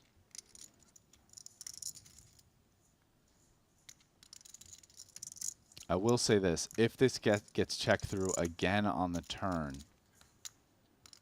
I think Stevie bluffs river a decent amount. But Winfried with a gutty here, yeah, he's thinking about it. He might steal this now, yeah. And I don't think anyone's going to give him resistance. No, and I think Winfried's got the type of table image right now that would really allow him to make these sorts of moves. Yeah. So seems snug, and sure enough, yeah, barrels nice 40K and takes it. Nice pickup by Winfried. He figured out what was going on and had a nice little hand to steal, blocking some hands that are more likely to have 8s. But I do think Stevie would have bet that river on almost any river with his hand if it got checked through again. Cannot hold. Yeah. Yeah. Basically. Yeah.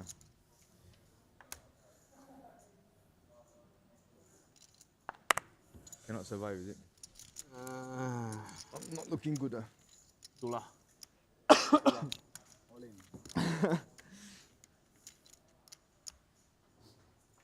Oh.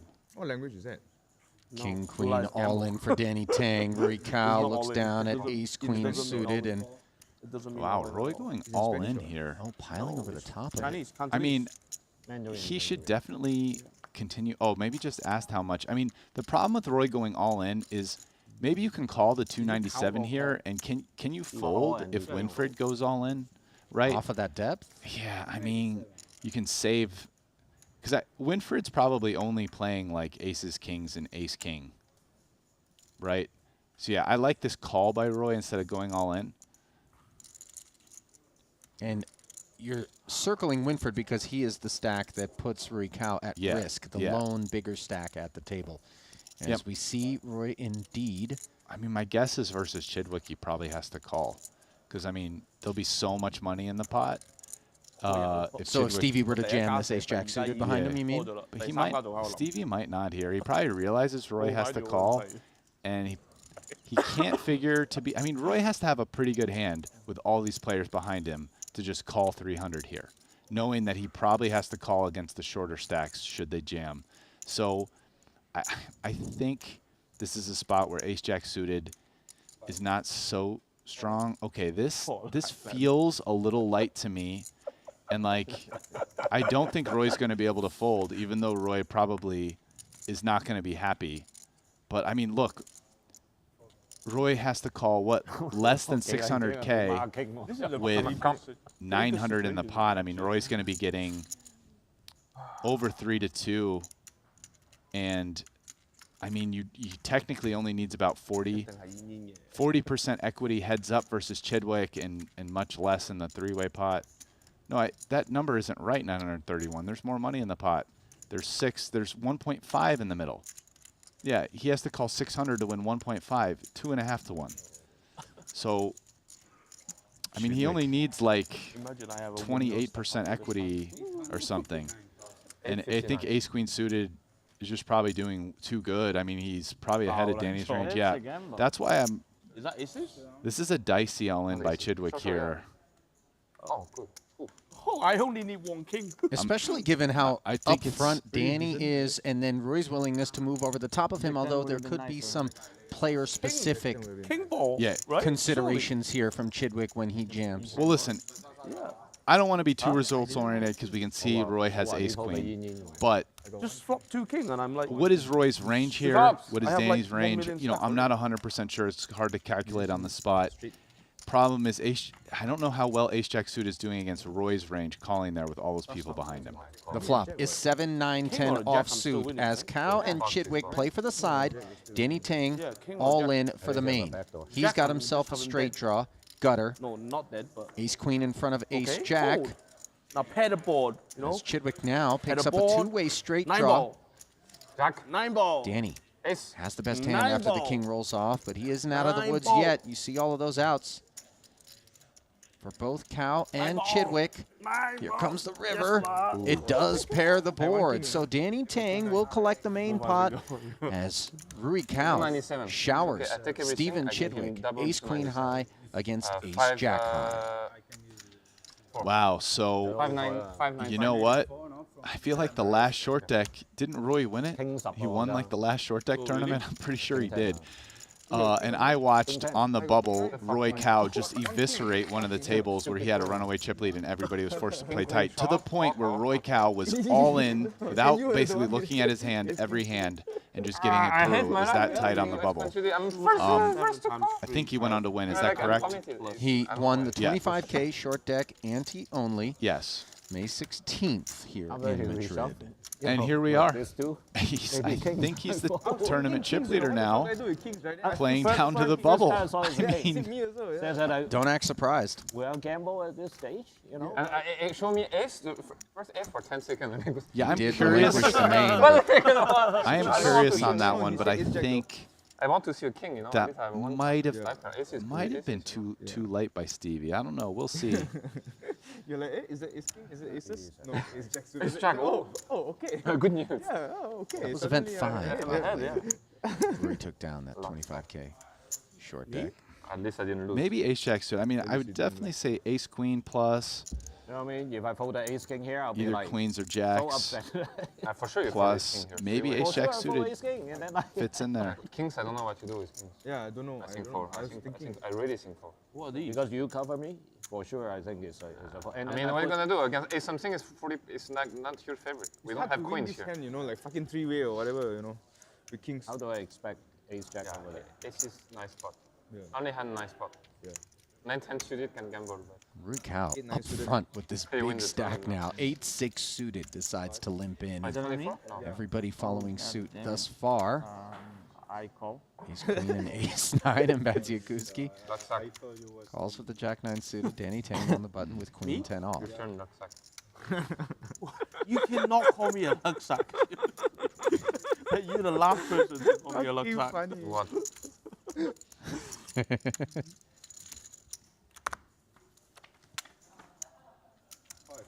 So Like these situations. all 5 players will take the Best flop, games which are is doing- king 9-7. A Whatever, big you know. one for Rui Cow, who sprinkles a quarter out there, which is a quarter pot.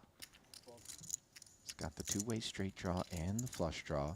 Badziakuski with middle pair. Tang behind him with the gut shot. You have your favorite hand. Nikita into the muck. Danny getting a good price here to try to peel that jack. Indeed. Ooh. And there is the jack, but unfortunately for him, it comes in the Wow. form of a heart, which gives Ruikawa a flush. However, Danny Tang doesn't draw dead, as his 10 of hearts is working. And it is a gut shot straight flush draw.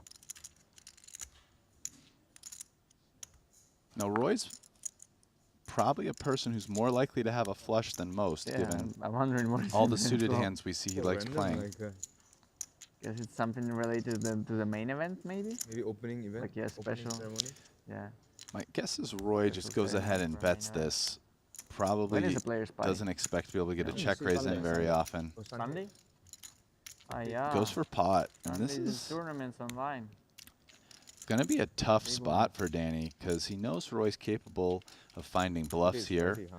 You know, there's a Oh, lot of maybe hands tomorrow that beat night. him, Saturday. flush and full house. No, So no. Danny was- Winfred Yeah, said- so I Winfred mean, said Danny's Sunday. already It's here, yeah, announced such a that call. he agrees with Sunday? me No, it won't be a Sunday and because just Monday is, slung out some time banks. probably Are you Saturday using night. these tricks That's what now? they told me. No, Danny said Saturday. I really night. thought you Saturday called. is our You using these we tricks go out, now? I book a club. Yeah, I don't know. Why you book a club? It's player party. I don't know. You can ask. You can ask later. I think they told me it's Sunday. Sunday. Given the way he played this and he bet the turn as well, Yeah, maybe Sunday Danny's because probably people say thinking main it's event, more right? likely he has a flush They bust the and main not a full event, house. Like he's probably not that Saturday most likely of to the bet people, two pair on the and then, turn, like, the Monday jack is of short hearts. main events You and know, Sunday is flush short already got events. there, full house is drawing dead to that, So tilting. straight's got there. Except those who are gonna fly out. And to the play size on the Sundays river is online. so big, then pot, fly back. he's probably kind of like Not the flush Chevy or Cadamo, bluff. no, it's a long And brick out. that's not good for his particular hand because he's blocking flushes with that 10 of hearts. Oh, So man, what it's you part of the guys reason why I doing, think huh? Danny might end up finding a call here. Full Unfortunately for him. pot-size bet from Ruikawa after Danny You did have your call favorite him hand, on the 9-7. turn. So why you not betting 9-7 on the turn? See? What did I just say? Yeah. Danny, you're not betting 9-7 on the turn. So I blocked some of your bluffs, but my hand is too good. Oh, so sigh. So sigh. How can I fold to Ruikawa, right? Oh, whatever, give it. Yeah, how can I fold to Ruikawa is exactly what he says as he makes the call and gets shown the flush. That one doesn't wash down smooth. Tilting. Such a money card on a turn. Alright, vas-y.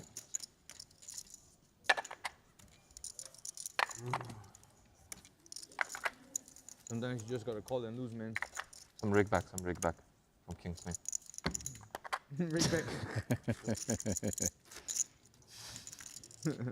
Fuming. How can I fold a Ruikawa? I like it when I'm evaluating. How does he get a money card on a turn like that? I bing the good shot, he bings the flush. Fucker. it's short deck, bro. That's how. Nature of the Check raise. beast. Yeah, we can get it in on the turn. Yeah, I think, yeah. And you have the 10 of hearts too. Yeah. About 12. Makes you feel better?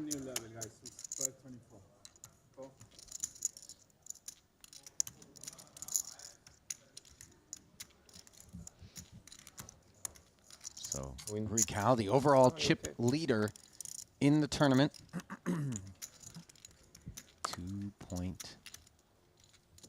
2.2 million total.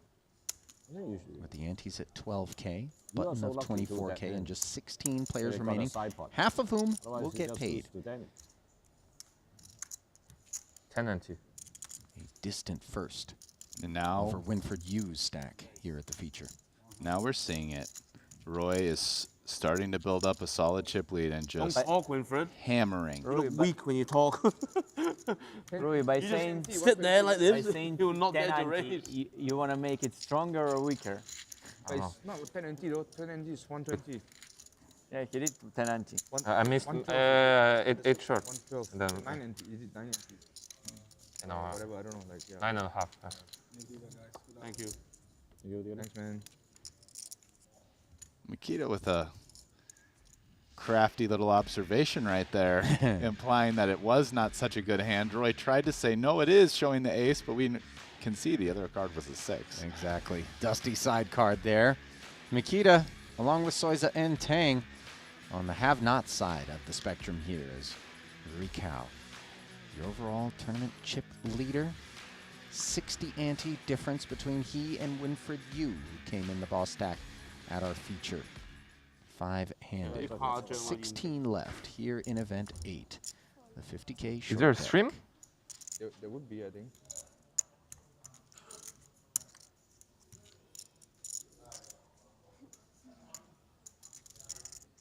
Makita weighing his options. I think It's like, how we'll much- forget how- about it. how much Just let Roy longer Cal do his on YouTube. Roy Cal things. And he's just going after Winfred. I don't think Winfred's, this is too strong a hand here. He's not going to let this slide. Just call.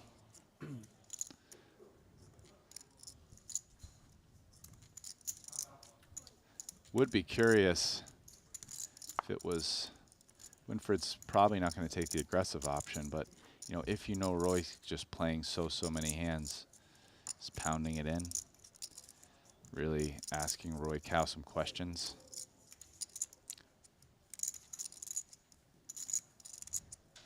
Ten, 9, 6, 2 diamonds. Gut shot doesn't come in for Here comes Rui. the bluff. We have board pairs, and that boss stack goes to work on Asian Winfred. dominations again. This bet feels like But it's to be fair, targeting what is it, half of the some field are overcard Asian hands maybe tournaments, or that a don't little have more even? straight draws. Nordic tournament? Exactly what I was going to say. It might, So if more players, I mean, it feels small enough that Winfred might continue here. I'm very curious in why position. Mike Watson didn't play this. It feels Yeah? like if he folds this, yeah, it's too tight from a minimum no, defense kind of frequency standpoint. So I He's like also this like continue. in the leaderboard very high, so it's surprising. I mean, Roy can only win this by bluffing. Jack high is actually the worst the hand you could leaderboard is getting possibly people a have. bit excited, huh? Yeah, You cannot more have than you would have thought, 8 you know what high. I That mean? makes it straight. So definitely easier to get like Roy. hooked to play some tournaments. Like I was Stabbing thinking to play again, and 70, Winfred having missed 75K the pool before gutter, not Do it. because does start of hit day the two, king and 6% will break, so like pick off. 20 The BP. bluff. You end up Not- playing, no? yeah, I end up playing. Nicely done.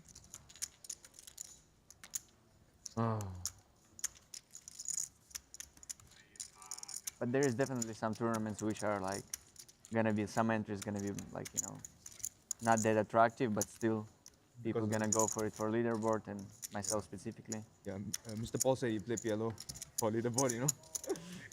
I mean, not in this trip, but maybe like I would Close. actually have to learn something like at least basics to play like 25K below on a future steps. Yeah, if you're really close to it, right?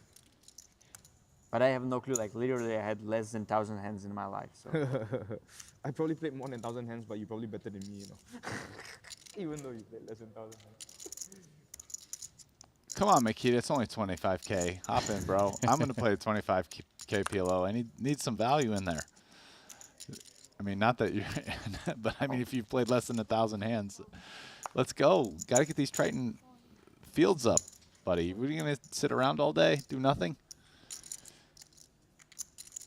Listen, it would not be the first, and it won't be the last time that somebody who's barely played a game wins a tournament. How many times have we heard this? Forget who, like Jennifer Harmon, never played No Limit Deuce, wins the 10K. Right. You know, I mean, it happens. Makita, you're smart, you're good. You're going to be bored, man. 25K is as small as these Triton things get. It's a free roll. 110? Yeah.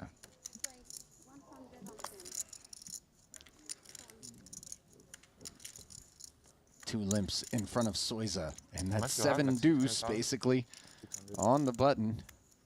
Raises it up to 110,000. Swayze just praying Winfred goes away here.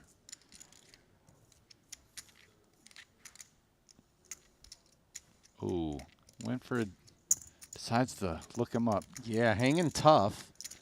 Now he's still out of position. I mean, he has the much better hand.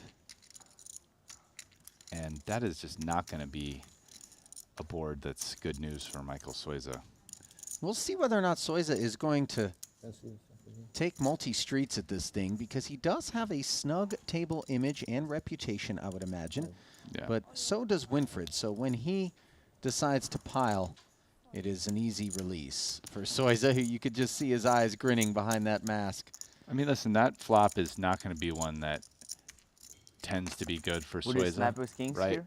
Short stack, Oh, raising yeah. up. You know, other dusty tricked ones us. like what he has don't Tricked flop us. that well on Had it, a pair. and the big hands like ace king, ace queen, Ace king eight. queen, aces kings. Fucking jack 6 I mean, it's not really the best flop for You it have jack either. 6 off? You had jack 6 off? Yeah. Well, what's the point? Of what? There's no bounty. Yeah. But there is a pot. Yeah, you Oh.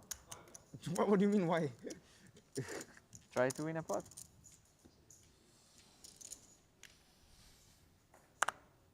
I thought I almost got it through, you know, when it's Winfred last one. Yeah. I was like, oh fuck. No! I was like, oh no. King Queen, Rui Cal, mixing it up with a You limp. got 5 rules. Yeah, I got 5 real. I was like, okay, I'm good, you know, I'm good. And fucking what, Winfred's the He got me a fucking good hand too. I thought it is 7 suited. Yeah, well, that's why, you know. How did you know jam him? But at least you made that mean- breathing size. I I'm didn't. scared to jam you pre-flop. Yeah, well, Yeah, I give you credit. No more. yeah. No more credit. I shouldn't reveal my strategy, perhaps. It's okay. It's okay. You can stop doing it. Yeah, exactly. I check. I mean, you don't need to reveal, you know? You raise and insta for this flop. Yeah. Yeah. It's bullshit. Maybe I got ace king. I mean, it's king, you shove pre-flop, come on. You're not stupid. Really too experienced, Ace 10-7 as Makita check back on the button, and Cal sprinkles 25K out there with the gutter. Middle pair for bads.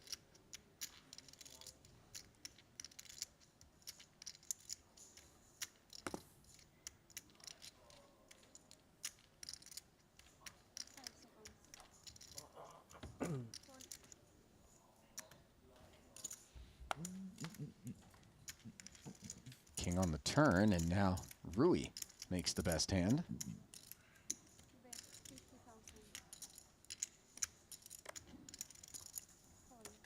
And Roy recognizes that that king is a much better card for him in his limping range than I really want Makita. to see you nurse a short stack and see how you play. Hmm? I Doesn't really wanna feel see like he you can nurse check a call. Short stack and see how Nurse? you play. What? Yeah, nurse. Like play a short stack, like have a short stack, you know. Nurse. But you probably Rui's can't. never been a No, short stack. yeah. It's easy being like that, you know. Just spec 250K in like nothing, you know. It's okay. Roy's like, short stack, I ain't got time for that. Short stack, you just I go think he in, no? never plays short stack 'cause he's just out of the Exactly. door, you know. Short stack, you just go all Yeah, in. I mean, he double up or he bust, you know. It's like, yeah. Double up, then he got chips. Then it's not short Bads stack was out of the anymore. way there, giving Cal the last pot. Now he wakes up with an ace But I queen. haven't seen late stage though, because late stage he cannot rebuy, right? So it's a bit different, no? I'm sure Rui plays fine with the short Raises it up to 50K. when he Maybe has- extra punch. when he has to, you know. Jack 8 off, Jack 8 suited. On in on again. Rock. It's just in the blood. When the short stack, the rock Oh, is back. Danny is probably going to find a jam here versus Roy. All in. Yeah, and Roy snap call. Sure enough, the two queens jam. Roy's got a real hand. And we've got the long deck classic big race.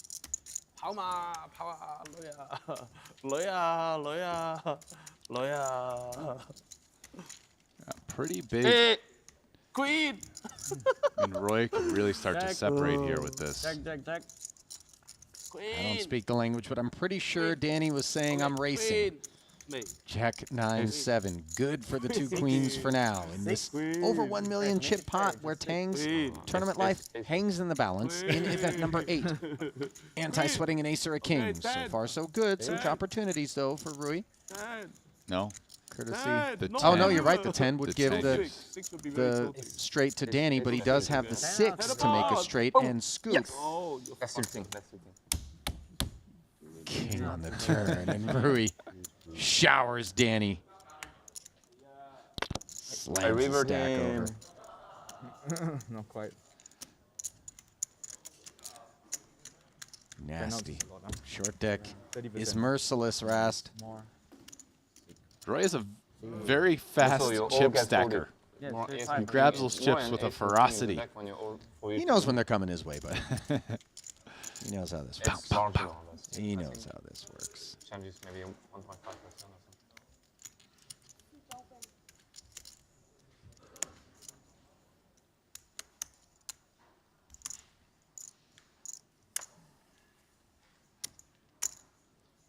There are some big stacks at other tables, though. Chinwei Lim, 2.5. Bjorn Lee, 2.2 something. Winfred at this table with 2.05.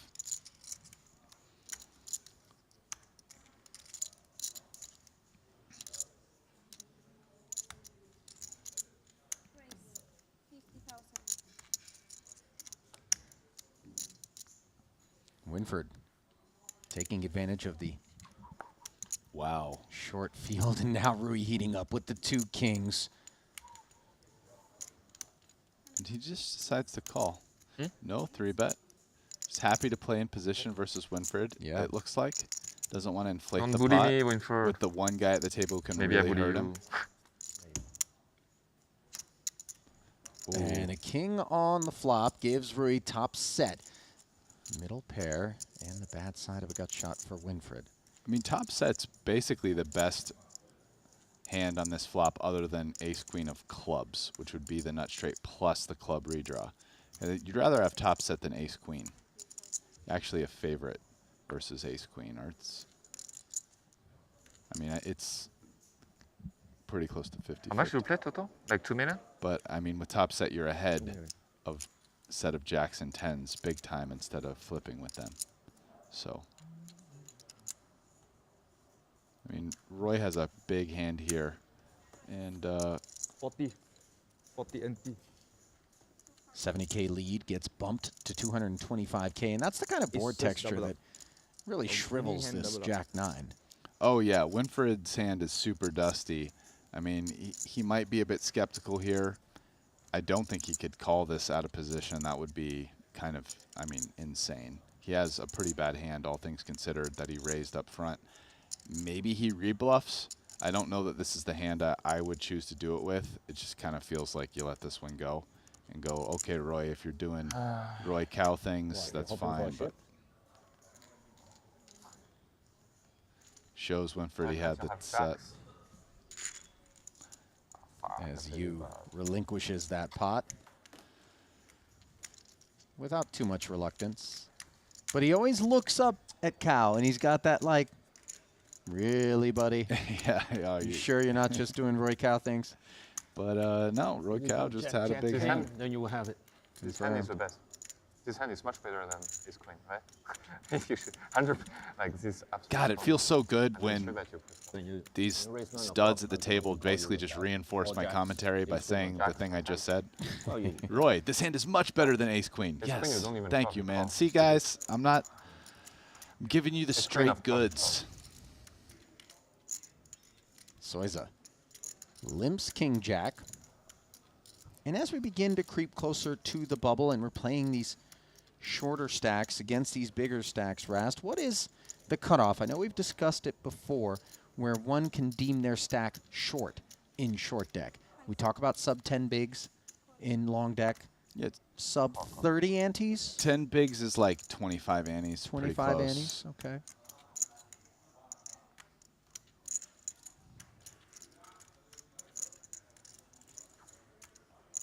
after Rui call, I can only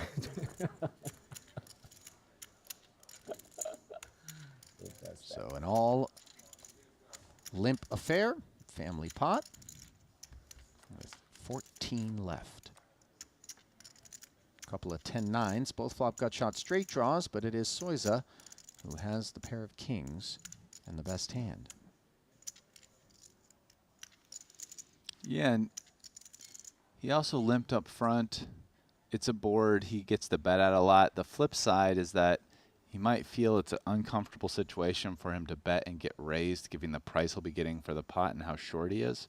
So I guess he elects to check and kind of see what happens. I'm not sure who's going to bet on this.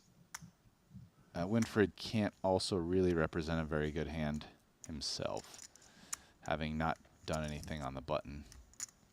Round of checks, and the turn pairs the board. Now this is the problem when you check Soiza's hand up front, is that, I mean, there aren't really many cards that are good for his hand. Probably would have actually liked to bet on the flop, and you can probably just fold to a raise as him. Maybe should have just half pot flop. You know, now he's, at this point, he's kind of just hoping, I guess, somebody bluffs at the pot. He probably doesn't fold. Yeah, especially not to this sizing. The problem he's going to have here isn't not just this street. It's that his hands somewhat face up. I mean, sure, maybe he's trapping. He had pocket kings or queens or even aces, but kings or queens would really be the trap, and now he's playing it as a trap. But, you know, Roy can have a bunch of trip sevens that'll love betting the river. And Roy actually has a pretty good hand to bluff with because he's blocking aces. And even maybe like ace queen, but he doesn't go for it.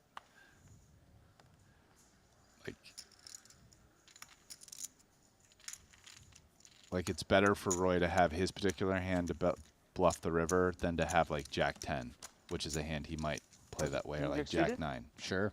Yeah, because it's much better to be blocking ace king, ace queen, and aces, which are all the hands that like would want to call you on the river, as opposed to maybe Soiza having Jack 10 himself. Soiza picking up that pot. Just shy of 40 antes.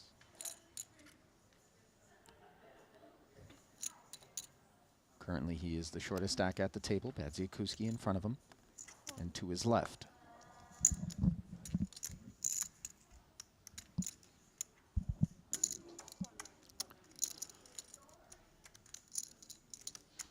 Rui limping with the mystery side card along with the 9 of spades and some big hands behind him. Winfried in the cutoff with 2 jacks.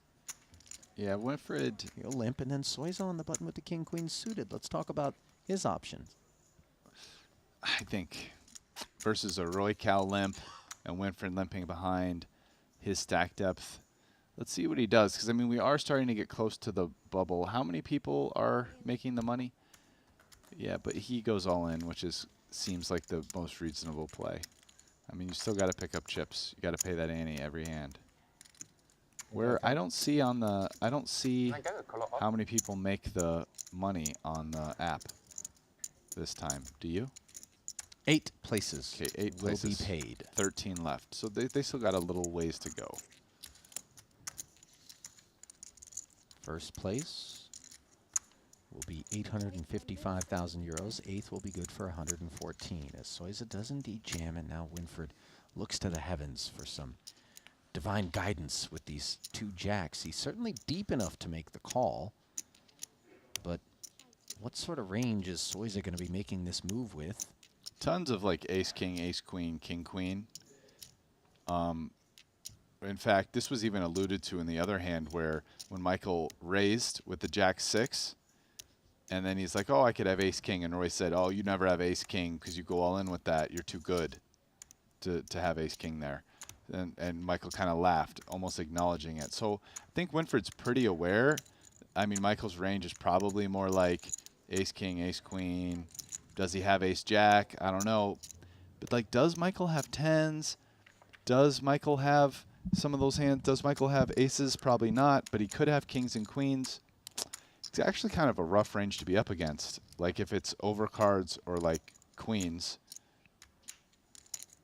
he's not doing like that well against it. I mean, because the thing is, you can even see here, jacks is a small dog against king queen suited. It's a small dog against ace king. Very small dog, smaller than this, but bigger dog against ace king suited than against king queen suited. Winfried deep into the tank here. Yeah, I 575. what he's wondering though is, can Michael have some hands like queen 10 suited or not, jack 10, 10 9? Now those hands he's going to start doing better against. So if you just give the range of hands I said, which would be like ace, king, king, queen, queens, maybe tens, not so good. But if you start adding in some ace tens, ace nines, suited or not, some of the like jack 10, jack 9, 10 9 suiteds, now it's starting to turn into a call. Yeah. And that was the math he was doing. Ultimately, he decides not enough of the stuff that his 2 jacks are going to be playing 50 ante. well against And you have is within Soiza's range. Yeah, you think like maybe he doesn't jam the 10-9. He just decides to take the flop 3 ways in position. jacks. It's easy call. And Michael guessed his hand straight away. Jacks. 40 ante. Pretty solid read there. As just 12 players remain here in Madrid in Event 8, the 50K short deck, where Rui Cao has been really just running over the field. And that field is going to be encountering a redraw here, as with 12 left, we will make 2 tables of 6. And welcome back inside the broadcast booth. Ali Najad alongside Brian Lazar Rast. And so far, it's kind of been the Rui Cao show. That's usually the case when he's on our feature table. Yeah, man. I mean, the Rui Cao experience goes like one of 2 ways. Either usually he's on his bicycle or he's got a big stack because he plays a lot of hands, he plays aggressive, makes some moves, and that's just kind of the way it goes when that's your MO. Yeah, TBD whether or not he will be back at our feature table as the redraw is conducted. Briefly, I will step aside, and Rast, you're going to check out. We're going to bring in Randy Liu. Don't go anywhere. More to come from Madrid after this. See ya.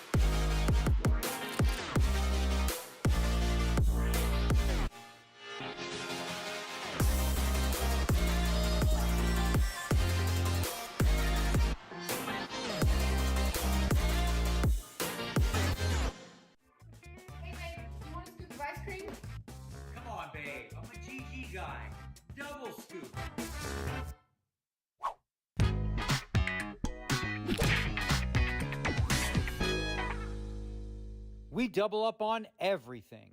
Come play now on GG Poker.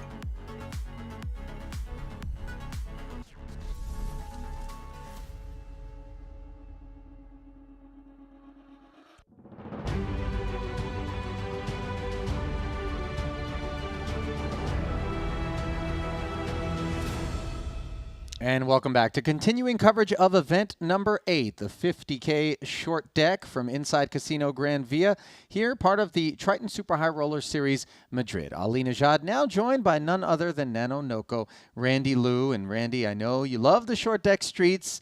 You've been feasting your eyes and your ears as you walk around the tournament area. And I don't know if you caught the last bit of my exchange with Ras just before the break, but it continues to feel like short deck is Rui Cao's domain, and everybody else is just playing in it. Yeah, Rui Cao is one of the best short deck by far. It's funny because I just did a little interview to like who's the best short deck players, and I said Rui Cao, Jason Kuhn were the top two that came to mind right away. And that guy is aggressive. He goes with his reads. He's not a nit. And if you're kind of a yes, everyone's pretty good at short deck, but this guy I think is on another level. Like he's willing to push those buttons, kind of like how Adamo pushes those buttons in No Limit Hold'em. You let him get away with it, he's going to have all the chips, and you're just going to fight for second place. Yeah, no question about it. One other name that we should bring up at this point is the new chip leader overall in the event. It is Bjorn Lee. He has only one cash in Triton over his career, 288,000. That came in London in 2019, pre-pandemic, in a short deck event, the 25K pound, where he got 4th place. Only played one other event so far here in Madrid. That was the 50K 7 max. Playing under the Hong Kong flag, as is Danny Tang. And you get a look at Bjorn Lee's ascent here in the Triton Poker Plus app, which is available, of course, to all of you. Looking at his player profile, there it is. Those are the results. His Triton participation dating back to 2019 in Jeju. Do we know much about this Bjorn Lee character, Randy? You familiar I know with him? Bjorn Lee. I know of him. He's been playing online poker for a long time. Okay. Crushed No Limit Hold'em really well. As all great players, they go play new games. Crushes short deck. I think just a lot of people don't know him because, you know, he's just not one of those household names. But he is a sick crusher. You underestimate him, you're going to get crushed. Probably that's why he's at the chip lead right now. He's a phenomenal player. Let's get a look as I send you back into the Triton Poker Plus app at our featured table that will include Badzi Kuski, Winfred Yu, and Michael Soiza. We've already seen them, but Bjorn Lee, who we were talking about, will come in here, boss stack, and that will leave Winfred Yu second at the feature. Also, Rene von Krevelin is involved. As you see his profile, first-timer to Madrid. No cashes. Played only short deck events to this point, the 20K and the 25K, so I suspect we've got a bit of a specialist on our hands. As just 12 remain here in event number 8, 12K is the ante, 24K the double ante on the button with just 8 places paid. And we started the day with 28, already down to 12. Obviously those short stacks are being absorbed, but those blind levels do come quickly. As we get a look at the chip counts back inside the featured table, oh, I stand corrected. We are taking the other of our 2 tables as the featured table. So we will not get a first look at Bjorn Lee, but we will get an opportunity to check out Webster Lim, Ryan Hume, Phil Ivey, Elton Sang, and Sam Greenwood.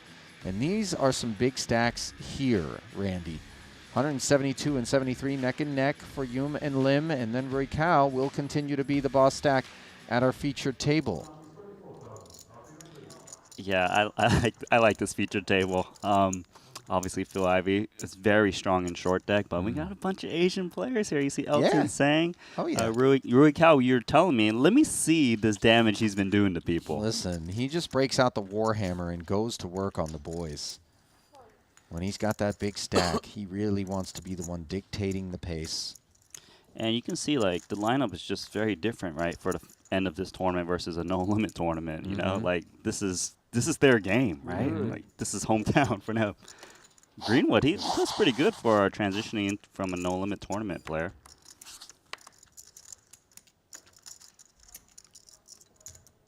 Starting things off,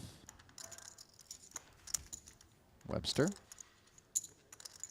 Limping with the 10-9 offsuit. Out of the cutoff. All right, Ivy's got King 10 suited. Looks like he's going to just try and take down what's in the middle. You're going to see these larger raises than in no limit just because there's a lot more antes in there. Equities run closer, so if you make it too small, they can pretty much call off anything. So you want to price them out. $99K total.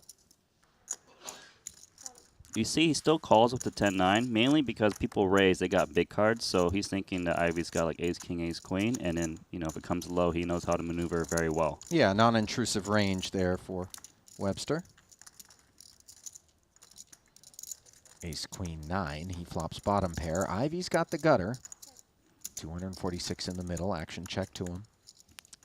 Good spot for Ivy to bet because Webster kind of limp called with the last two positions. It's so unlikely Webster's got like ace queen or queens or aces. This is just an easy C bet here and potentially even a 2-barrel. 100K follow through will earn Ivy the first pot of our feature table. And Phil Ivy, no stranger to Triton. He got started way back in the Philippines in 2016. Won the 200K USD Cali Cup. Sorry, 5th place for 656K. Then he was 2 for 3 in Montenegro in 2018 and 0 for in Jeju after that. 1 for 1 in London. Played only one event in Rosvadov in 2019, and then, of course, Cyprus, the mini Triton event.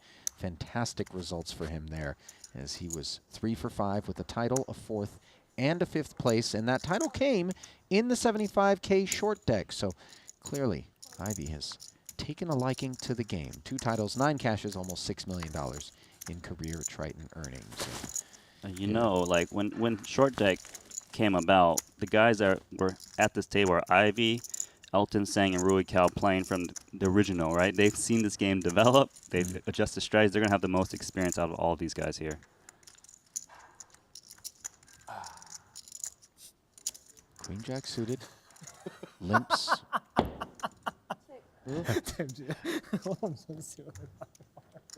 Lim and Ivy. Limp behind. Sang getting a big laugh out of things. Yeah, Not he sure loves what to entertained laugh. him so much, but he is always having a good time. I would say he's the happiest poker player at Triton for sure. Among them, Paul Pua also. Yes, both of them. And the best jack in the field belonged to Elton on this 2-spade, 2-8, and a 10 board that gives Webster an open-ender. Yeah, people usually a little scared on these paired boards. You don't see people play an 8 too often in their hands, so technically speaking, the dealer button's the most likely to have it. That's why you see Elton stabbing.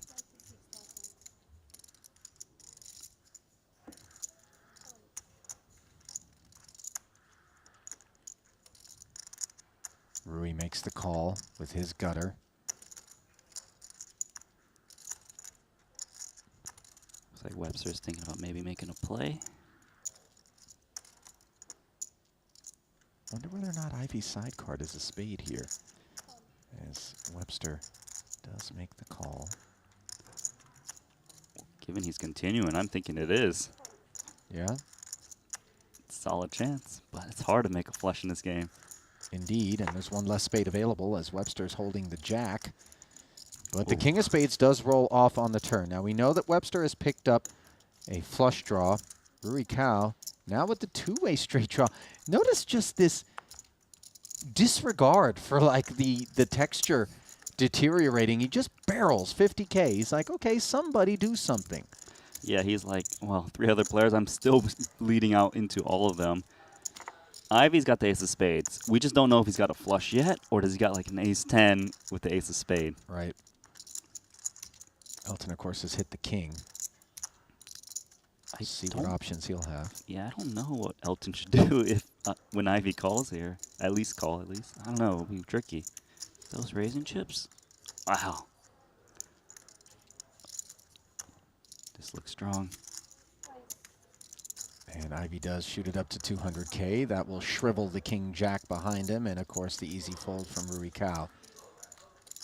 Why you bad? Me? Why you not raise? Why not 3-bet? What's going on? My God. I didn't get the memo, but apparently we've brought some flapper girls to the party back behind the feature table. Might have to excuse me as I head out of the booth to put some work in. Meanwhile, at our outer table, the one that I was under the impression we would be taking as our feature table, you do find those personalities we talked about, among them the overall leader, Bjorn Lee, who is up over 2.8 million in chips. Looks like Badziakuski involved in a pot from the button. You know he's in there when the shades are on. That's right. His trademark. He's already on the 4th title. Is he trying to get a 5th title? My gosh. Leave those trophies for someone else. Well, already we've got the 2-time titleist, Michael Adamo, here. Might we get another in Badziakuski? It's certainly not going to happen in this pot, as he lays it down. And Wai Kin Young, who was among the chip leaders to start the day, but has since slipped down to 9th, is actively engaged. We do send it back over to our feature table, however, where Rui Cao just so tricky, limping up front with the ace-king. Webster limps behind him. Ivy does the same, both of them holding inferior aces. Elton Sang in the cutoff joins, and then you got that 7-deuce of short deck, Jack 6 for Ryan Hume on the button. All too happy to check and see what develops. Yeah, Jack 6 is only good in the cash game version of it, just because they always play the bounty version, and you can just win like 100K every single time. Well, not win all the time, but, you know, at least 100K swinging one way or the other. Sure. King 9-7, top pair, top kicker for Rui Cao.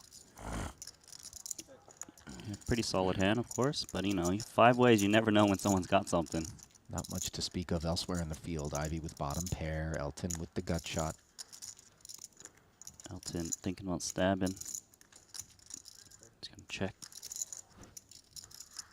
This is a game where you just get so many multi-way pots.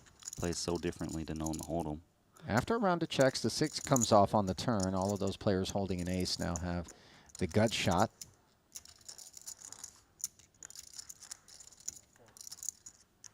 Kyle firing 30,000. Double gutter. I think Elton's thinking maybe he can raise.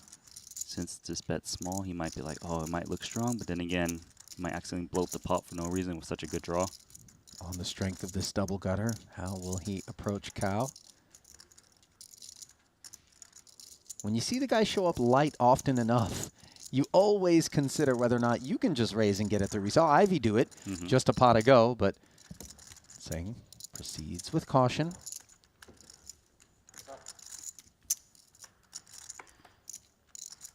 And hits a pair of queens on the river. Backdoor clubs coming in, so Rui will check it. 10 Jack also would be there. Yeah, the queen is, it's usually not good. You just got to ask, though, is my opponent going to fold if I bet, though? Like, would Rui fold ace king? I'm not sure. It just depends on the sizing. So he's going to give up.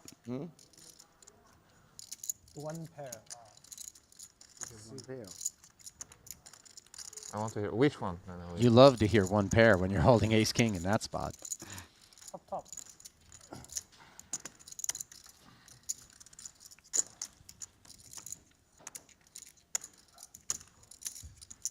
How long do you suppose those girls are just going to stand there, Randy? I mean, they're just waiting for you to come by, Ollie. Feels that way, doesn't it? Huh? Those dresses are not meant to be still. Those are the dancing dresses. I think when you hit a flush, they start to dance. Flush or better, and you get dancing. I like it. Celebratory. That must mean that Ivy did not have a flush. Right, we didn't see any dancing. But how would the girls know he has a flush? It has to be shown down, Randy. Imagine if all of a sudden Ivy raises and they start dancing. Now, obviously, you know you got to fold. That is true. But again, Ivy can do weird things. He can make someone take down their hoodie without even saying a word to him. That's right. The Jedi movie pulled on Christoph Vogelsang yesterday that you reported back on. Meanwhile, we've got 3 limpers in front of Ryan Hume's King-Queen. Among them, Ace-Jack, 10-8 suited, and another Ace-Jack off. He'll join the party. No AA button. And Rui on the button. Knuckles back, closes it. 5-way affair.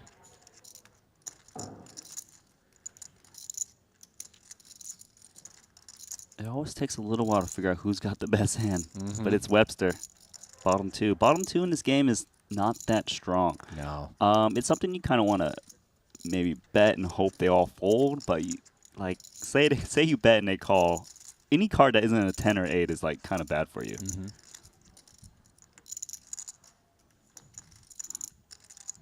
So the first Broadway gutty, Knuckles over to Webster, who will fire. 45K.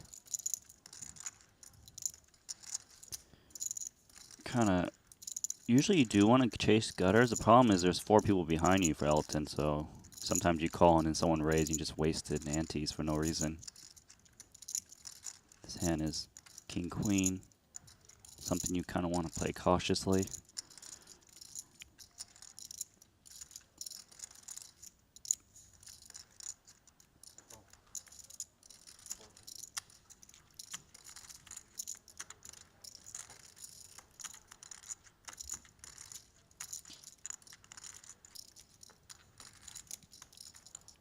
I believe actions on Rui. Dealer button. Is he thinking something goofy? Or did he fold already and it's on Greenwood? Unclear. I can't imagine that. I think it's on Greenwood. Rui is still in there with Jack 8. And still a player left to act behind him. Gonna chase that gut shot. See, Mom. Stand up.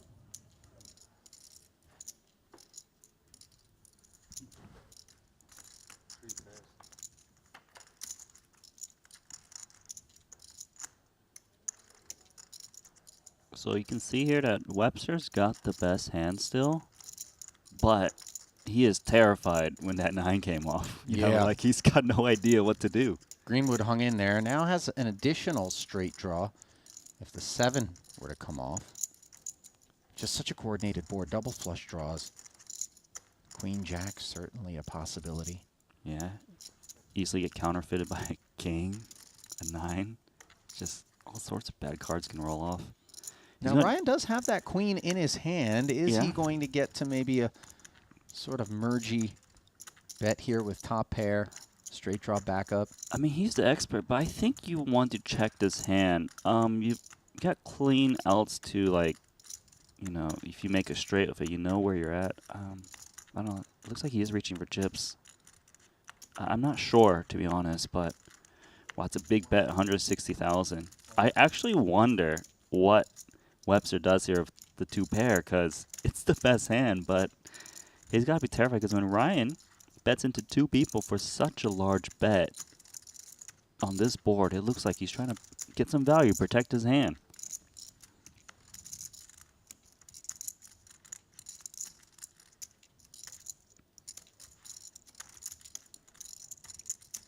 Yeah, this is tough. Wow. Yeah, the 160K bet in position from Hume clears Greenwood and clears the best hand as well. So classy work being put in there by Ryan Hume.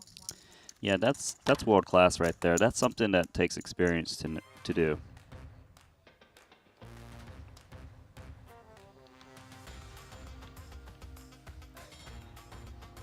Well, if you want to know how Randy and I keep a firm finger on the pulse of what's going on out there in the field, you have your answer. It's the Triton Poker Plus app, and it is free of charge. Available to anybody on both iOS and Android platforms.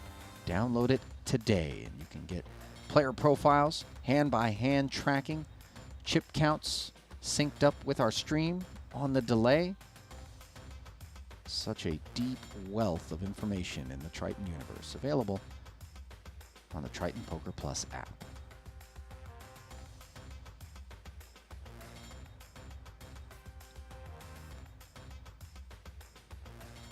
Looks like we're getting rid of the red chips here.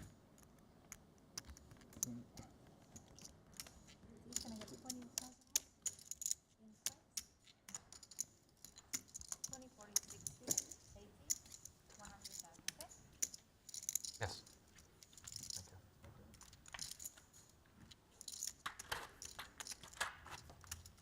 Ante's at 15,000 now. Decent pop upward.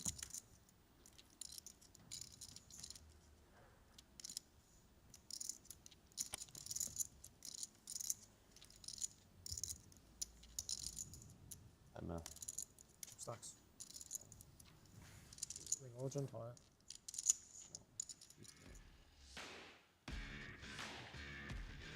So with a little bit of a pause in the action, we give you another look at the chip counts brought to you by Dyer Pay, the Frenchman, Rui Cao.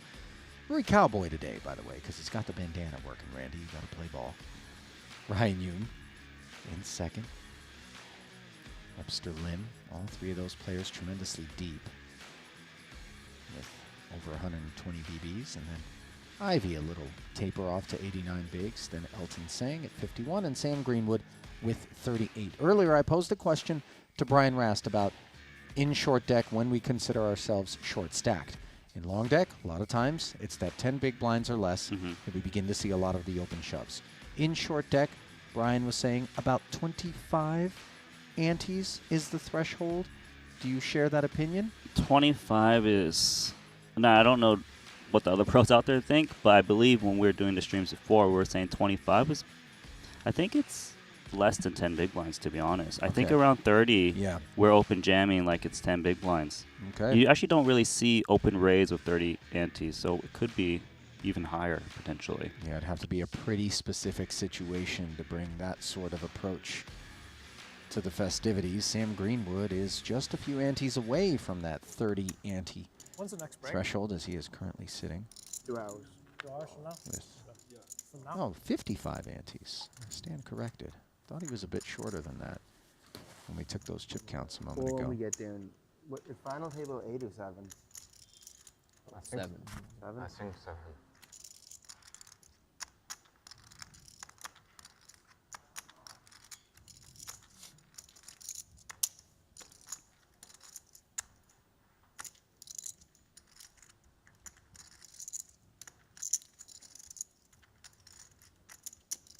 Seems like we've got a little pause in the action over here for the time being.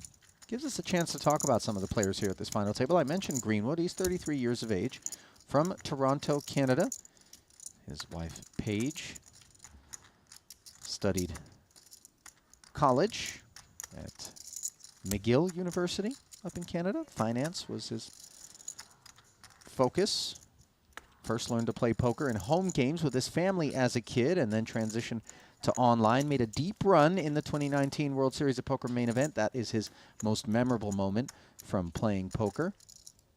Had the privilege of having a conversation with both he and Ike Haxton late last night in the cafe just outside the poker room here. Most memorable moment from a Triton Series event. He said jinxing himself by getting his dress shoes shined on day 2 of the Triton Million. So obviously the man still has some superstition intact. Good to see it. How much is it? Like 575. I feel like Greenwood has a title in Triton. I could be wrong. And I think it's in short deck, but I could be wrong as well. No, he's got 10 cashes and 6.3 million in earnings, but not a short deck title. Okay. And looking back, he finished 9th in London in the 100K pound short deck event. And then back in Montenegro in 2019, he finished second. That's in why. the 750K HKD short deck event. That's likely the one that you're thinking of in the back of your mind. As Greenwood finds himself up against Rui Cao, the always pesky, proby, wily Frenchman, firing 15,000 here, so small, into 120K. Top pair, gut shot, club draw. Greenwood's going nowhere. Yeah, I also love how fast Rui Cao plays. Just like instant bet.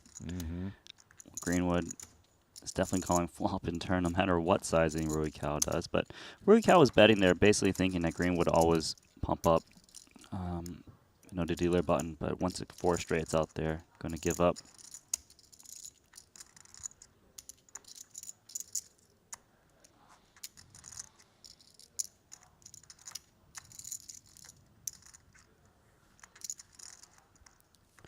Interesting spot for Greenwood. I think he should be checking because sometimes he bets. The guy blows you off of clearly draw to the nuts, so no reason to bet. 10. And after the aces pair on the river, Greenwood's hand just got worse and worse. First it was the Broadway 4-liner and then a counterfeit card. Not that the pot could have been much better given Rui's holding.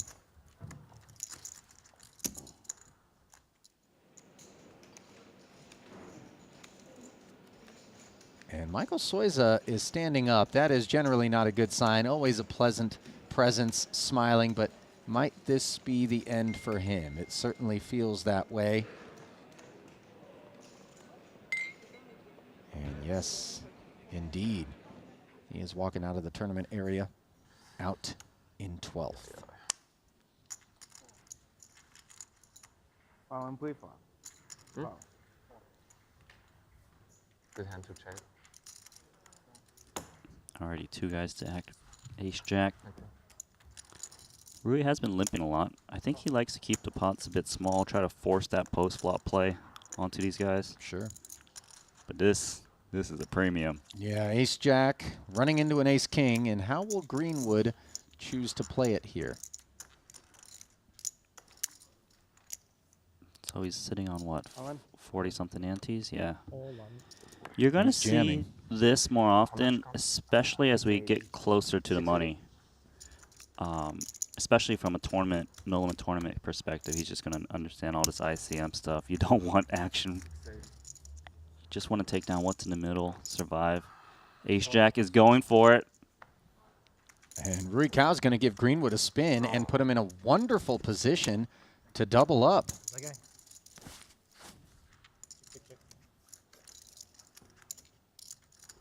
1.435 million in there.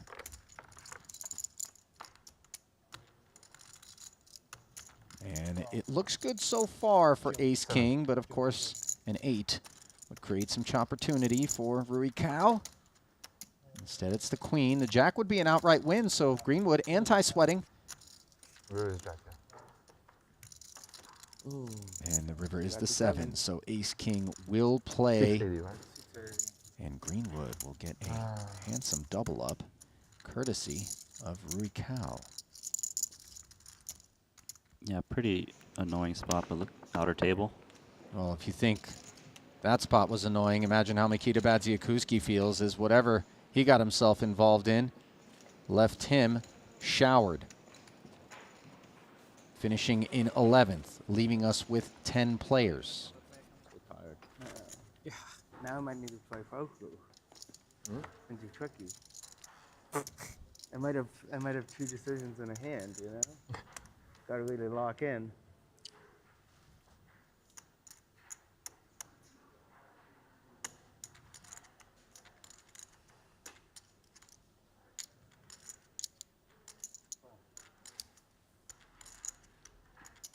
Tsang limps with 2 8s.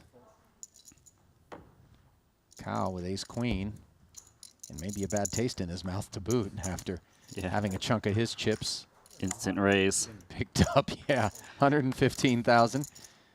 He's on the wrong side of the bed right now, and he's on the wrong side of 2 queens. Yeah, it's also, normally you would just jam queens. The problem is, look how deep they are.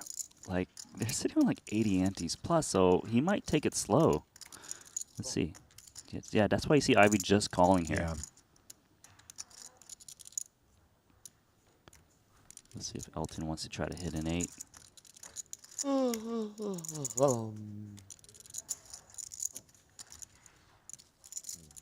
It's a lucky hand in China, pocket 8s. So you feel criminal to fold that free. You don't want 4s, you do want 8s. 2 hearts, 2 10s, and a 7 here. The queens sit pretty. And we'll see how much interest Elton Sang has in his 2 8s on this texture. Yeah, so Rui was a pre-flop raiser. Gonna check. I think he's a little bit worried that Ivy flat called his raise, so something, yeah, I can see this cautious play from everyone. Makes a lot of sense so far. 2 8s do pick up some outs. Yeah, after a round of checks, the 6 comes off, saying the gut shot straight draw. Well, Sang looks like he's feeling it. He's going to try to represent that 10 with like a Jack 10, an 8 9. 125,000. Ivy in a kind of a tricky spot. If he's ahead, he's probably barely ahead. If he's behind, he's almost got no chance. Makes the correct call so far. Let's see what happens. 7 on the river. Now the board, pardon me, double paired. It's not a great card for Elton to keep bluffing, just because if he had 8 9, he would be worried now that it double pairs like this. What I mean is he would have less value betting hands. If he bets now, he's kind of representing a 10 and only a 10. And I will say it is very reasonable for him to have a 10 now, but just give it up. I think Ivy's going to feel pretty good to show this one down. Can't really get called by worse.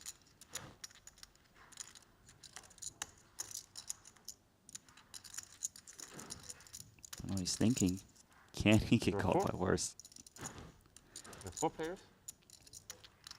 I feel like he feels he knows he's got the best hand. He's just wondering, am I ever getting trapped? 1 player should move, no? Wow, what a value bet coming in from Ivy. Is it? Yeah. Who's moving? Wow. Ryan, I think. Ryan. Double paired board. What a read. Ryan's Note that moving, they don't Elton move him in the middle of the hand. wasn't going to be a customer. Somebody busted, so then they'll move. I'm going to. As he lays his hand down correctly. I folded Jack Henry. I thought, I was hoping for like Queen 10-7 rainbow kind of, or like Queen 10-7 flush draw kind of flop. And then 10-10-7, when I folded a 10, that's how to knock somebody out.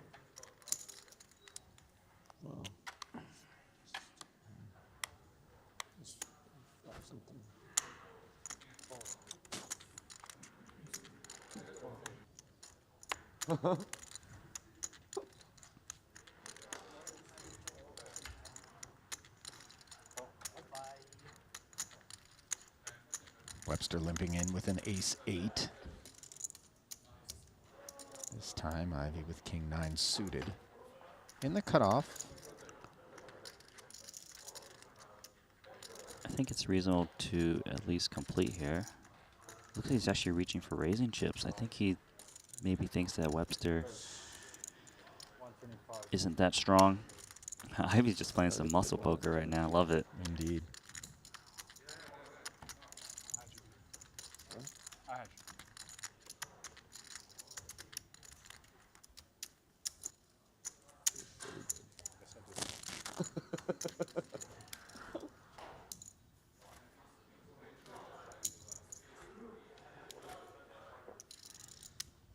Pretty sure.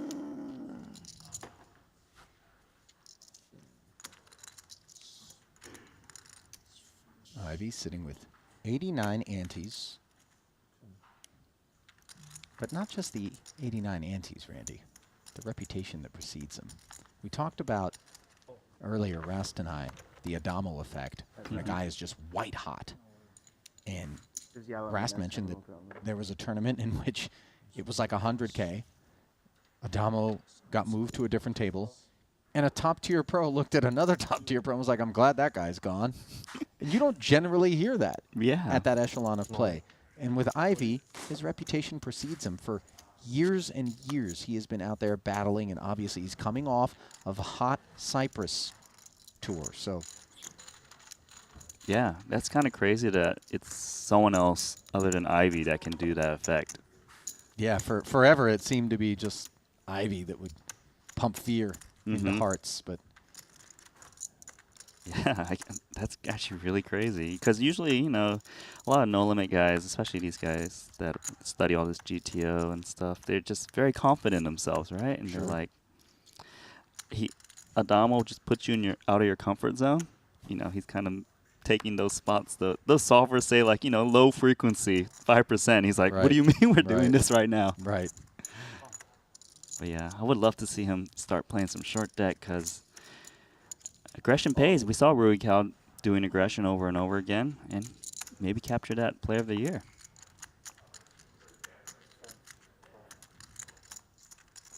Elton jams his 2 10s. Picks up some antes.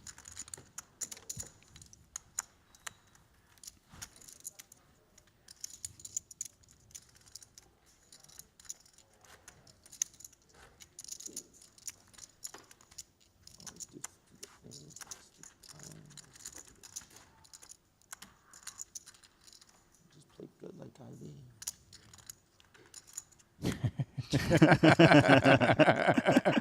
Under his breath, Elton. Gotta love it. Yeah, Elton's so funny. So Ivy's trying to lay that trap. You'll often see early position under gun never raising pretty much, even with hands like this. It's just like you're telegraphing your hand to everyone once you raise and literally under the gun. Sure. You're better off trying to like induce some kind of raise and then re-jam on them, taking all those chips in the middle. It's not lost on the opposition, though, that a lot of times those upfront opens are with top-tier holdings, so you will see a decent amount of respect coming in from behind, as the four-way pot will give Ivy's ace-king top 2 pair, but unfortunately for him, Rui Cow has the joint, the medicine.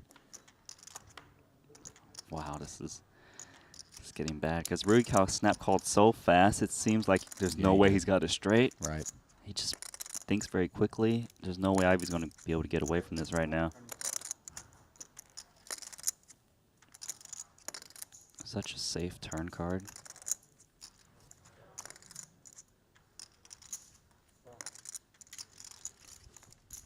Uh-oh, bandana on.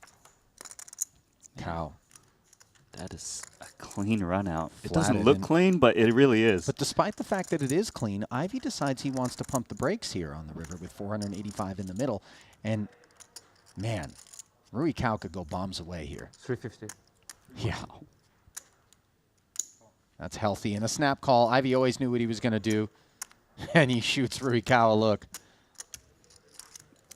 Wow, that As is if to say, I didn't just fall off the turnip truck, buddy. I know when somebody's reining me in. But obviously, he has to call. Yes. That run out, Rui could have a wide range of things. Listen, maybe player dependent. Somebody else fires at 350. Ivy looks up and goes, okay, respect. But Rui Cow, give action, get action. Exactly. And those are the fun guys to watch as well. Yeah. Like, he didn't even think about it, right? It was like No. 2-second No. call. Like, you're Rui Cow, I must call. 100%.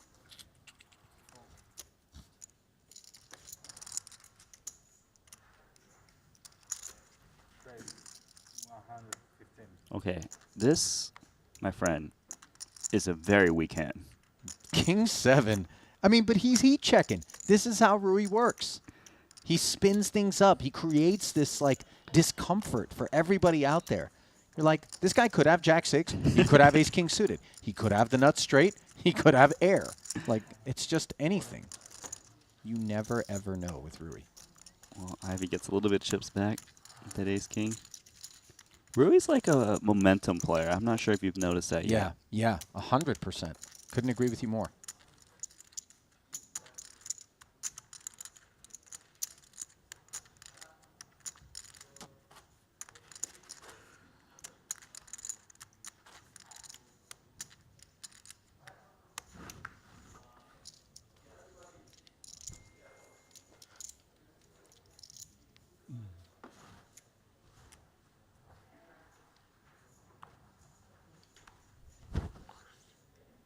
I'm just wondering what his hand's Come going on to in. be.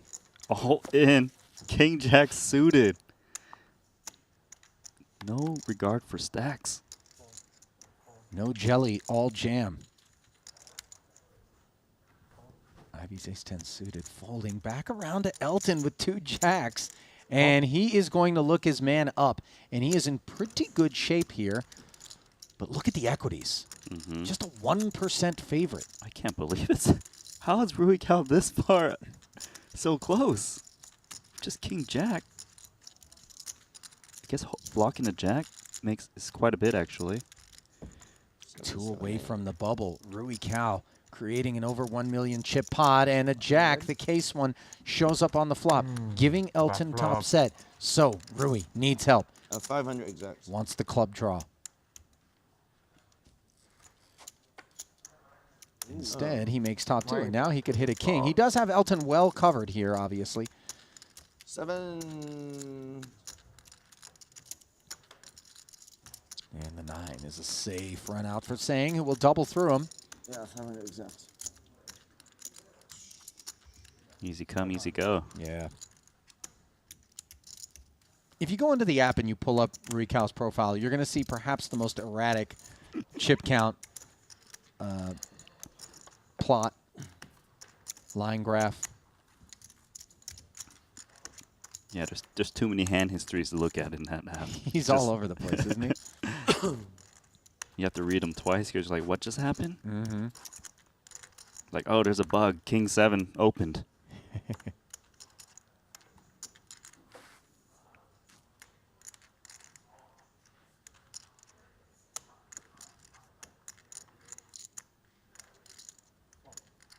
Kings. Those are strong. Webster. Haven't really seen much involvement from him beyond that bottom 2 with the 10-8. Yeah, Webster's a really solid player. He's like quite the contrary from Rui Cao. Just kind of hangs in there, makes his play occasionally. Part of that robust Malaysian contingent hailing from Kuala Lumpur. Just 29 years of age, a professional who started back in 2013 and is getting piled on here by Rui Cao on the button with just an ace-7. Rui making this move on the strength of blocking aces and the ace-kings of the world. Wow. Of course, Webster sitting so deep. Just neck and neck with Rui. One ace is dead, too. And 10 players remaining. Does he really want to spin the wheel? He says yes. Not bad. Oh, man.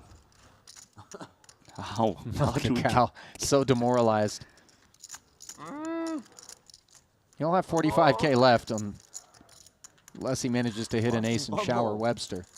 We must not. Some straight possibilities out there as well, not to be slept on. Okay.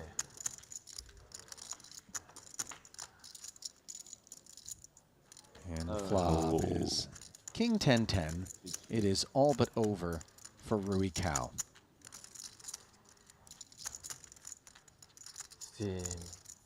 Steam, you hear that? Oh. Wait a minute. Chance. Stop the press. One ace remaining in the deck, as we know one is already in the muck. This would be disgusting, Randy. Can't happen, can it? No. So Webster will double up to over 3.4 million in chips. Phenomenal development for him. Shot like 100 anti-G. You cannot call. 1650. I think Rui Cao was trying to 160? put this ICM pressure on his opponent. Was thinking like, he still had 40% against the kings, you saw? But if someone else is like, you know what? I just got to go for it. They're not going to fold kings. Right. King. Not a comfortable spot for Webster, by the way. Obviously, the 2 kings are fantastic, Randy, but when you got 10 left. If it was on the literal bubble, it would not shock me that you would have to fold those 2 kings in that spot. Yeah. Like second Just neck and neck and chips like that, and you know that there's so many short stacks out there. Looking right to your left, you see Elton Sang with 31 antes. Elton's just laughing at. These guys play with each other and laugh at each other all the time, despite them losing and winning lots of money. Yeah. Whatever. Rui Cao, whatever. The same way last time when you won the tournament. Don't feel too bad for Rui, though, man. This guy wins a lot inside catch games. Oh my god. Kings for Elton Sang. Now could be the time as he Oh limps. my god, look at this. You're like playing a million, Elton? How can Greenwood not go of this? Rui Cao just jamming his 200K? I was under the impression Rui was going to be left with 45 based on the graphics that we saw, but apparently he's got quite a bit more than that. And of course, Greenwood, recognizing that Rui is going to have a much broader range than the average player off of such a short stack, We just saw Rui going with ace-7 for 100 antes. How can you not go with ace-queen here? you're absolutely All right. in. Oh my gosh. Wow. And I expect Elton Sang, of course, to get himself all in. The only good news for Greenwood here is that he has both players covered. So the main pot will be 3 ways, including Rui Cao. On the side will be the bulk of the chips hanging in the balance between Sang and Greenwood.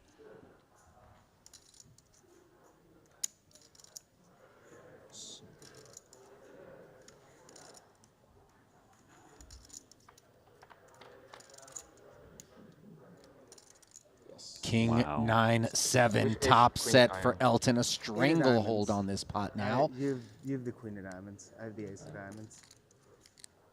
Like pair the board or something. 8 of diamonds. And the board pairs on the turn, which leaves the remainder of the field drawing dead. That'll be all she wrote for Rui Cao, who will finish in 10th and leave us on the stone money bubble, as only 8 will get paid for Sam Greenwood. Pretty difficult development, as he now finds himself with the sort of depth Rui Cao started that pot with, at 255K remaining. Yeah, I think Rui just tried to win the tournament when there's 10 people remaining. He just went for it right away. But I understand the logic. It's high just, risk, high reward. Yeah. You know, his tolerance is a little bit higher. He's one of those guys that you might look at from time to time and go, ICM suicidal maniac. But oftentimes we see the way in which that just discombobulates everybody at the table. And we could have seen a situation, for example, in where 2 kings limping up front would have just let it go against that ace-7 he chose to go with. Yeah. So even though it may look on the surface when you run the eyeball test like wild man behavior, Rui Cao knows exactly what he's up to.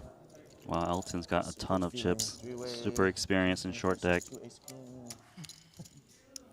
Greenwood was thinking, okay, gonna slide into the money pretty easy after that double earlier. Now he's on pace to be the first one out. Well, I shouldn't have played the hand. Like, I mean, I had so little. No, my hand too. When you had like pocket tens or something, whatever you have. Queens? You pick queens on the river. Keep your cards face down. Discuss about accounts on your end until you're instructed to ensure. Also, players, if you have 2 eliminations, I'm gonna have a 10 there so much, right? It's like you're gonna split the 8 cards. I'm not gonna check. You have 2 eliminations from the same table with account stacks. The shortest stack will be It's really difficult to check for you. Yeah. I think as we play next round, we still have 17 minutes of Yeah. And that was that situation. 30,000. Yeah. If you have 9s or jacks. Please deal in 1 hand. I have 8s. So we'll be hand for hand here on the stone bubble. 15. Probably a bad bet now I think about it. Yeah. You know, this is the first time I've ever seen Ivy talk strategy with someone. I agree. You know, it's funny. As I overheard it in the background, I think it kind of goes to show you the camaraderie out there in the Triton fields. These are small, fraternal groups of players. Obviously, you have the Asian contingent. You have the Western contingent. But these guys all descend onto these amazing stops around the world. It's pretty exclusive company that they keep. And I think that even though these guys are out there grinding, that there's a level of relaxation that they have with one another and familiarity that opens the door to those sorts of exchanges. As we see Greenwood moving it all in here on the stone bubble with an ace-6 in the cutoff against Webster. He's super deep, but his holding is not. 8 high into the muck.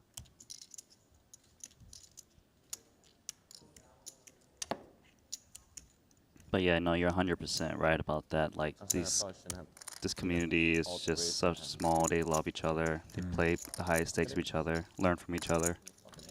And I got to say, the example is set by the likes of Elton Sang and Paul Pua and even Richard Yong, who really you don't see them getting angry. You don't see them throwing tantrums. You don't see them tilting. They're just here. They're having a good time. These are successful players who can well afford to come out, play an entire series out without cashing, and leave just as happy as they were when they got here. They just enjoy the competition, the challenge. And I think it's cool that they kind of get to put a lot of the Western players who may have much more experience in long deck up against them in short deck, where they have a little bit of an advantage in terms of experience. I agree. And I actually think they have a clear advantage. You know, the Western guys, their advantage is understanding the ICM better, I would say. So it's actually really nice to see these clash of kind of styles, even Yeah. though, you know, they got some similarities, but some differences as well. Mm-hmm.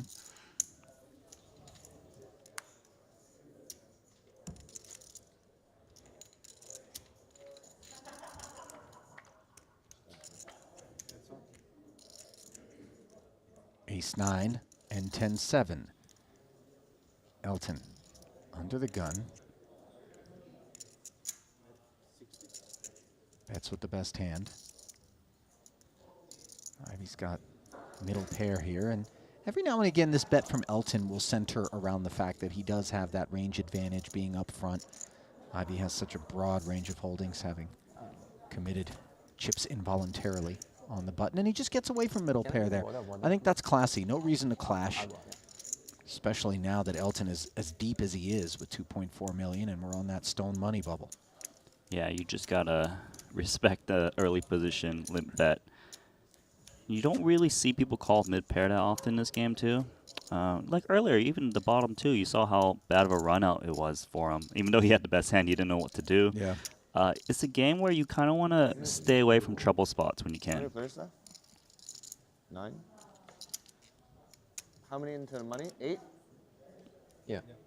Oh, so it's like bubble time. Wait, I gotta check the chip count. Elton's like, doesn't even know when it's the bubble. Yeah. How can you not love this guy? Owen. Greenwood deems King 10 suited, adequate, jamming. Yeah, so this is only 20 antes. This is tiny. For Webster, this is tempting. There is 2 people behind him, though, so he's going to lay it down. Elton, Queen 9.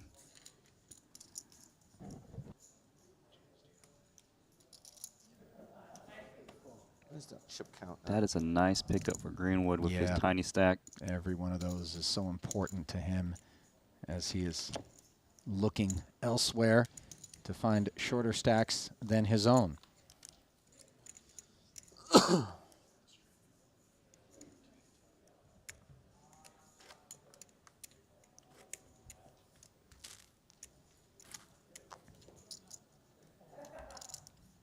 I see you're out there monitoring the chat. Obviously, we love those of you who stream these events live, whether it be on Facebook or Twitch or on the Triton YouTube page. Reminder that we do have that Triton giveaway, exclamation point giveaway in the chat. We'll enter you for an opportunity to pick up the joggers, the mug, and the shirt. You've seen a lot of the swag being rocked by the guys here. Gift shop's always sold out. I went over today after I saw you in that white Triton hoodie. I've got the black one. I might as well get that. Let me wear it in here. Randy wore it yesterday. Sorry, sold out. No, these guys go, wow, look at this. Hold on. Webster, 3.2 ICM pressure. Mm-hmm. And ace-queen for Greenwood on the button. Yeah, you see him just kind of rolling his eyes. It's got to be right, doesn't it? Looking over at the Poker Plus app, though, just trying to make sure there isn't a stack shorter than his that he might be able to await. Yeah. Chip point of view, this is a snap call, but if there's someone else who's shorter, you might need to consider folding this and hope they bust out first, because equities run so close. Yeah, look, he's got 37% to knock you out, even though you're dominating him. He's going to use a time bank here. 114,000 euros for 8th, Zippo for 9th. And this is a guy who understands the ICM stuff really well, so that's why he's deep in the tank. And they're playing hand for hand, I'm sure, so there we go. A very reluctant call by Greenwood, but he will be thrilled to be up against Queen 10. His queen.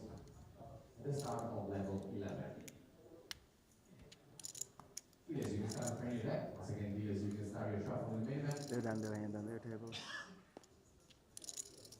Left side, Greenwood. Left side. Close up. Close up. So here we go. 735K chip pot.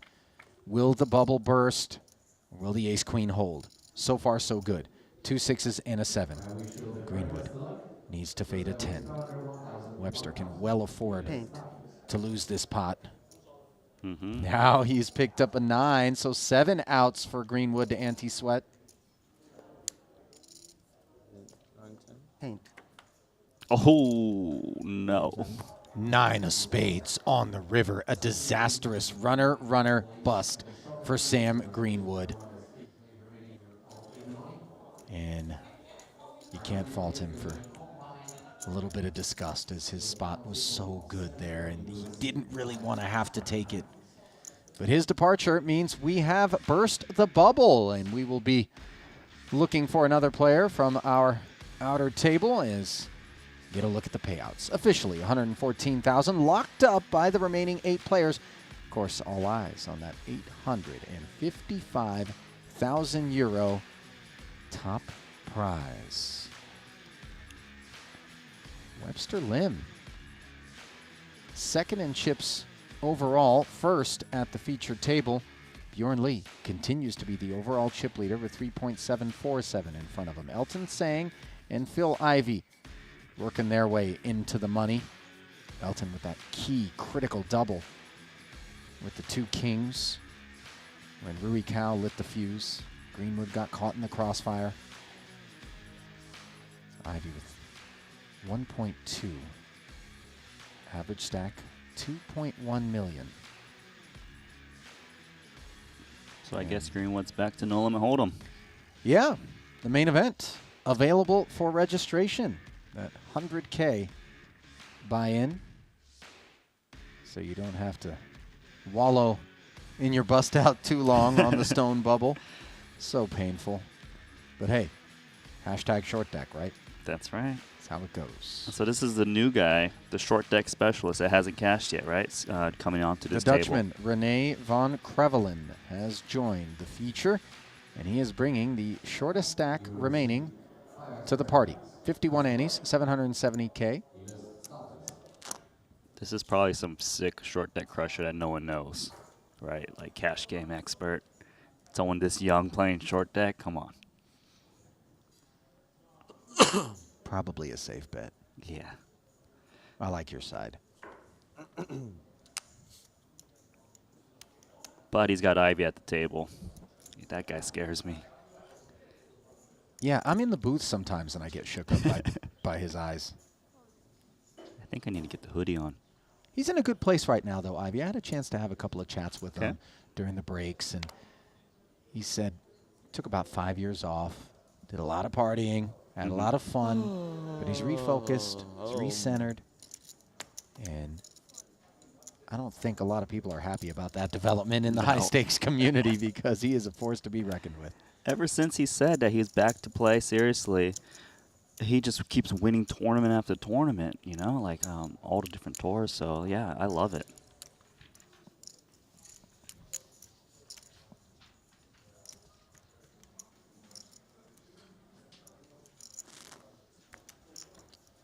How much more swingy does short deck short-handed get? It's one of those games where actually you see less pots played when less players are in there, as opposed to long deck where you're forced to kind of get involved and get into the action.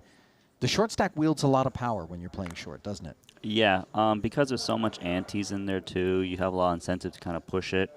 And, well, see, King 10 suited, it wouldn't surprise me he does some kind of aggressive action. All the chips, isn't it? Or almost all the chips. Effectively, right? 500. Leaving himself 255 back and running into the ace-king of Webster. Now, if Lim were to flat this, it looks super strong. So is there any point to him doing so? No, because you want to kick out Ivy. Ace-king is great, but you don't want to three-way all-in against like jacks or queens or something like this. Maybe on the stone bubble you want to invite another player along, perhaps? Or is that just too big a pot in which to proceed in that manner? Too big. You're getting too creative, Ali. Yeah. So Webster dominating. I told you this guy's solid. Look at this.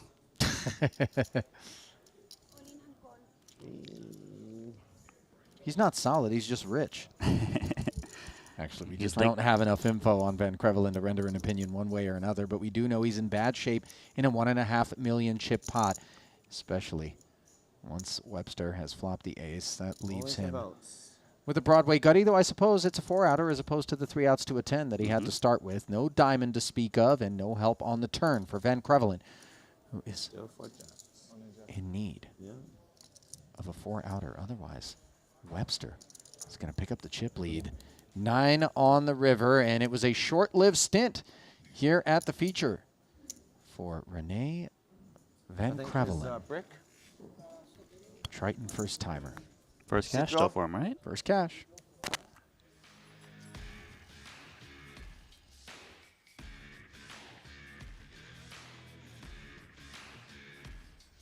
Well, with 7 remaining, we are going to consolidate here in the 50K short deck event, where 8th place was just secured by Renee Van Crevelin.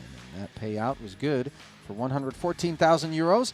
All of the remaining players have 145,400 euros locked up. Back inside the broadcast booth, Ali Najad alongside Randy Liu. And as we consolidate the field, Randy, and we look at the remaining stacks in the event, we do find Webster, your chip leader, with 4.5 million in chips. Bjorn Lee, who sat atop the leaderboard for much of play today, 3.887, sitting in second. So you got 7 players to choose from right now, Randy. If I take the 2 that are at the top, ahead of the average stack, and you just have to choose from 3rd through 7th as somebody that might be able to spin it up and win this thing, who do you like? I pick Elton Sang immediately. He's my favorite player. I love to watch him. He laughs all the time, whether he's winning and losing, and he's going to make it happen. Watch. All right. I guess I got to make a pick then if I'm going to put you to task. You took Elton already. I don't know enough about Ryan. I'll take Winford Yu with 1.8 roughly. I feel like Winford just, he fights clean. He's not out, he's kind of on the opposite side of the spectrum for me of like a Rui Cao, where he's not looking to get himself jammed up in these weird situations that are murky. He wants to swim in the crystal clear waters, and I think he does a good job of creating those scenarios for himself. So as the players do go to that final table draw, Randy and I will step aside briefly. We will be back with more coverage from Event 8 right after this.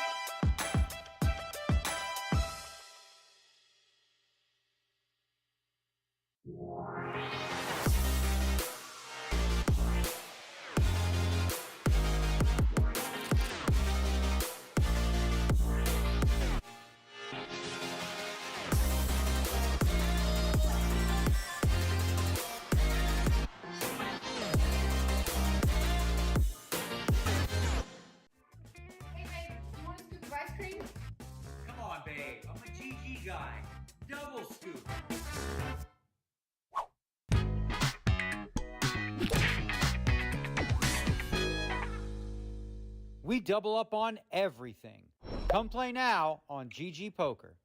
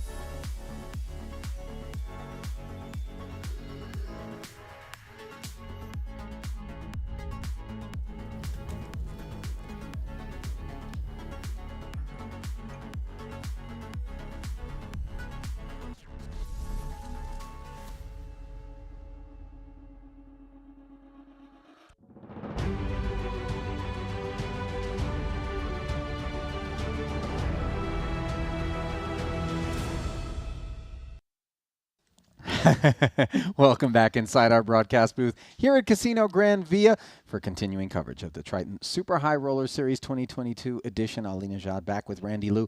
Players consolidating right now in event number 8. And I'm going to put a pin in that right now as the main event of Long Deck is underway in the room. And let's take the Triton Poker Plus app if we can, where we find the players who are in there already. And wouldn't you know it, in the early going, we find Michael Adamo at the top of the chip counts. He has already picked up 2 titles here so far with quite a few events remaining for him to continue to do damage.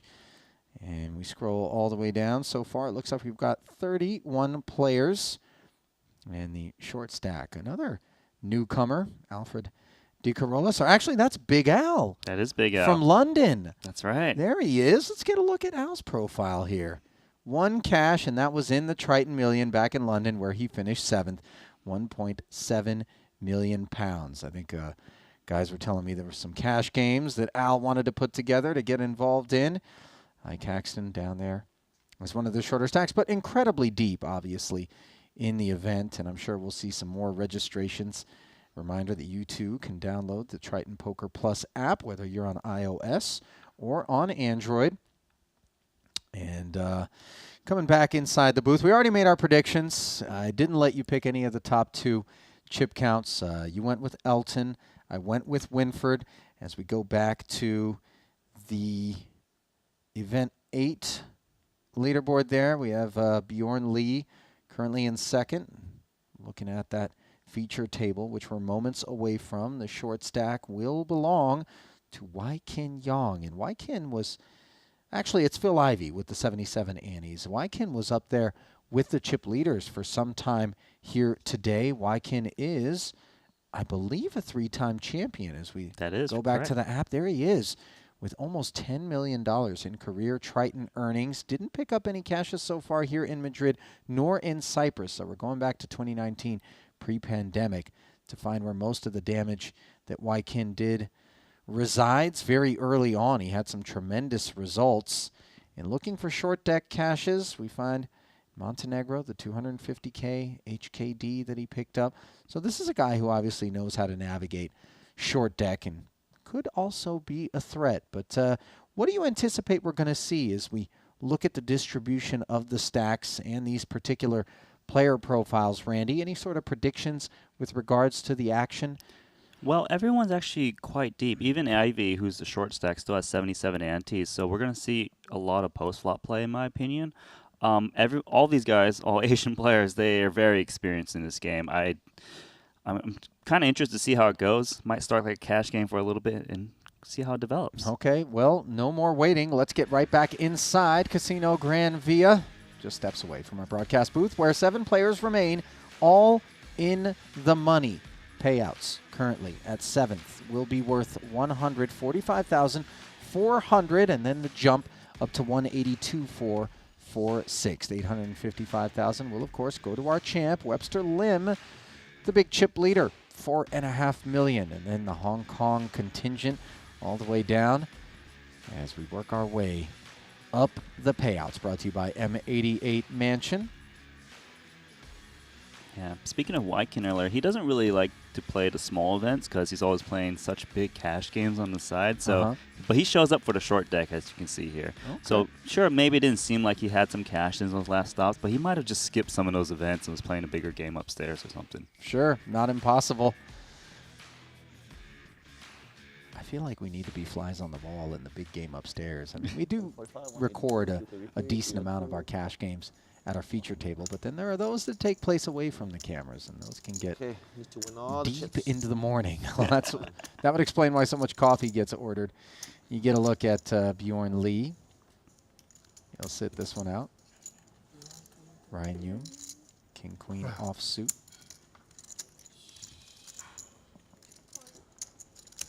Got 4 players playing under the Hong Kong flag here at this table. Lee, Yum, Winfred Yu, and Elton Sang. Then the 2 Malaysian players, and Chin Wei Lim and Wai Kin Yong, and Phil Ivey, the lone American. Tell you what, though, they're not counting that man out. You know that much, short stack or not. Ryan Hume limps the King Queen. Winfred does the same with an Ace-9 suited, and the more people limp, the more that snowball grows, typically. But, you know, normally I would say with these stack sizes are quite deep, it might take a while, but like I expected the bubble to take a while, but actually it was quite quick. People were just splashing around, so they've got a different approach here. See Ivy, button, 10-9, take that free flop. Yeah, Elton slid in there as well, so 5-way affair. Yeah, no one actually has that good of a hand too. Bjorn and Wykin, the 2 players absent. Jack 10-6 and 2 hearts. Look at that flop for Webster Lim, the chip leader, with a gutty and a flush draw. Ryan Hume starts things off with 2 overs in the open ender by checking. Yeah, this is quite interesting. It's tough to bet too, though. With the 8-7 hearts, you do have a lot of outs, but you're betting to 4 people. Sometimes people want to bloat the pot, so that's why you see them playing it passively. Elton's got currently the best hand, even though he's got less chance of winning than Webster. Of course. Ryan Hume's got 41% equity, by the way. Oh, wow. For the biggest helping. Yeah, such a funny game. Elton just fires this 60,000, 1/3 pot, looking to thin the field a little bit, find out where he's at. Yeah, it's kind of like if you don't bet, you're almost like waving a white flag because it's so hard to hold through to the river against 5 people. But maybe if you bet, people will play cautious. But Ryan's hand is a monster here with the open end straight draw, 2 overs.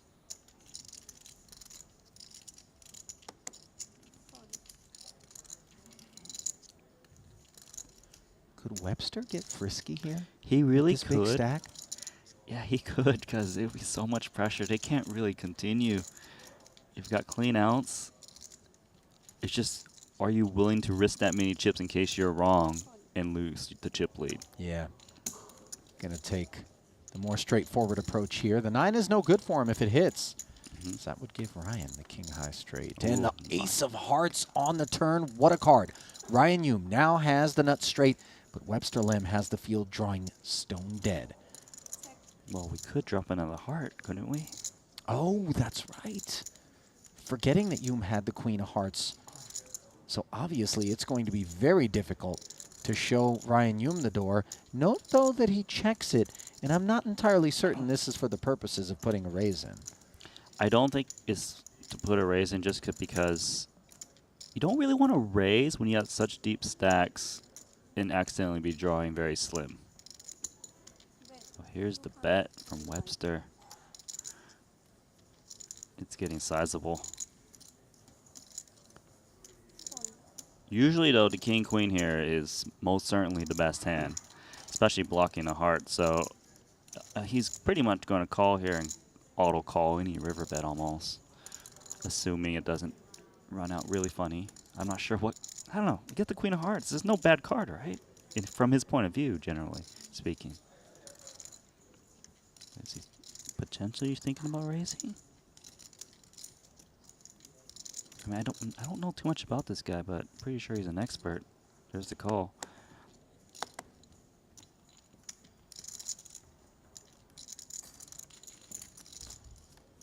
Elton easily out of the way, and there's a clean river. This is going to be a weird spot for Ryan on the end.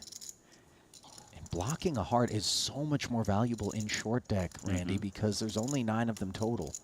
So That's you've right. got to give, for the remaining hearts in the deck, you hold 1, there's 3 on the board. You've got to give Webster credit for 2 out of 5 in his hand. Exactly. And the thing is, Webster could be betting a straight himself, so you don't be folding a chop, right? Mm-hmm. Webster's probably thinking, okay, I'm most likely at value against the straight, the king, queen. Probably sizing the max size that he thinks a straight would call. I don't think he would think like a weak 2 pair would call here. It just would be quite insane, multi-way too.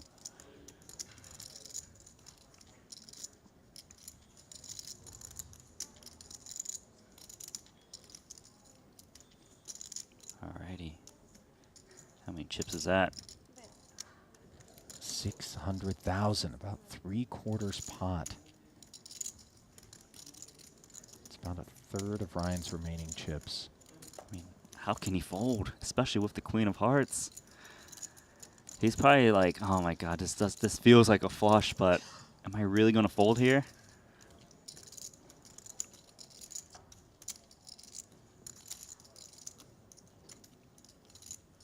Maybe it's another king-queen?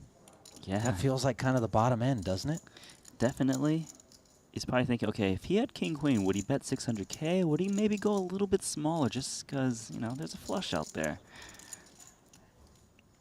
Do we take the sets and the aces up out of the range? Yes, we do. I don't think those hands would bet so large on this board. I think Ryan also knows Webster's really solid. Doesn't make some crazy Rui Cal style plays. So, wow. He knows. I think he knows he's behind, but his hands want to say, let's confirm it. Is this revenge? You guys want Starbucks? Anybody? No. No, thank you. Oh, goodness. Huh? Ice America. This is kind of not ideal.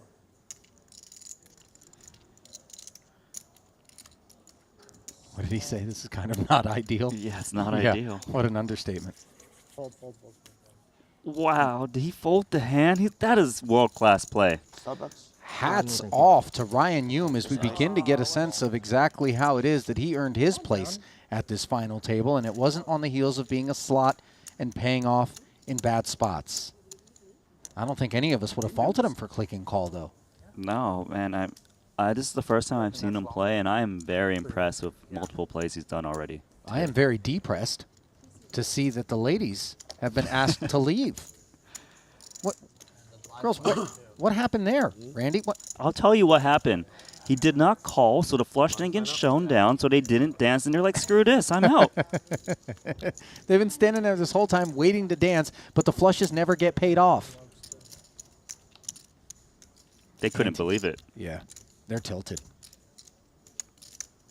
20K ante, 40K on the button.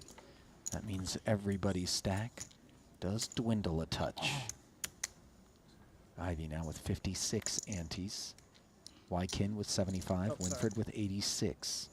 Same amount as Ryan Hume on the heels of having lost that pot. But it could have been a lot worse for him. I can't believe he folded with the queen of Me hearts, neither. too. That was top shelf work.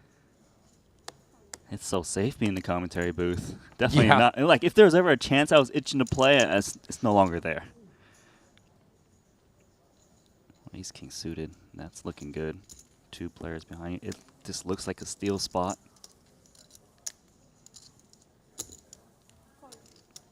Wow, he's trying to trap here. This looks so weak. It's actually so strong. Could not bait him. So Elton Won't have really any intel on Bjorn Lee's range. Ivy in the cutoff could have a wide variety as well, as the monotone board produces no flush draws anywhere. Top pair, top kicker for Elton. Middle pair for Ivy, bottom pair for Lee. Ivy's reaching for chips. Everyone's always a little scared on these 3 flush boards. Can't blame him. Can't really see Elton go anywhere, but he should proceed cautiously.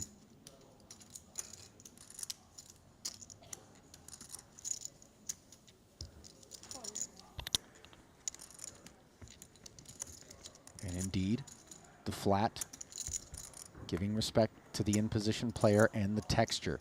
4th spade comes off now. Ivy with 10s and 8s.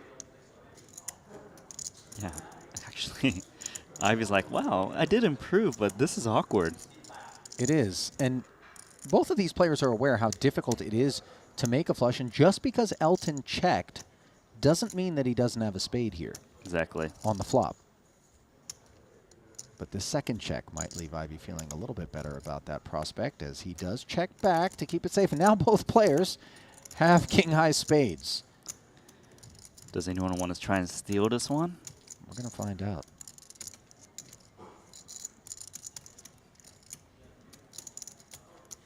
Wow. This pot actually got really interesting all of a sudden. Elton's thinking, well, he knows a spade would never fold, but can he get Ivy off of a chop? Elton, that's reaching for chips, right, when you look at him like that way? This guy loves to steal pots. Can he do it?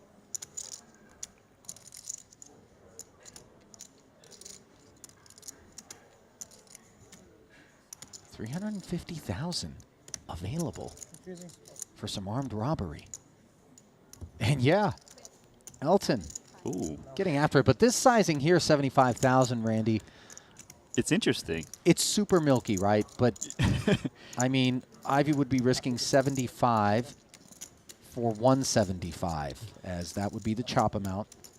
It looks like he's getting milk, but also you can maybe treat it as a block bet playing the board. So if I'll tell you what, he's reaching for these wide chips. He puts them over there. He cuts them out. This sizing could also induce Ivy to do something heroic. It would feel a little reckless off of that short stack. Wow. That's why I pick Elton. Imagine if Ivy just made it like 200. Yeah, but sometimes you feel like you're burning chips when you do that, right? The guy's got the jack of Psy, I call. It's Yeah, tricky. You're not wrong.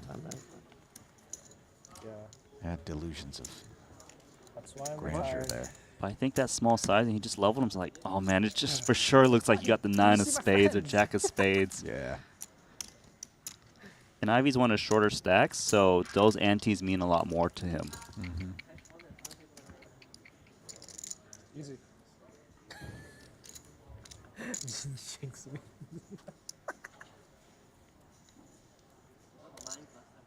Yeah. Yes, big improvement. 2 players, it's like what, like 30%. Jack 10 for Waikin Yang. Still yet to see involvement from him.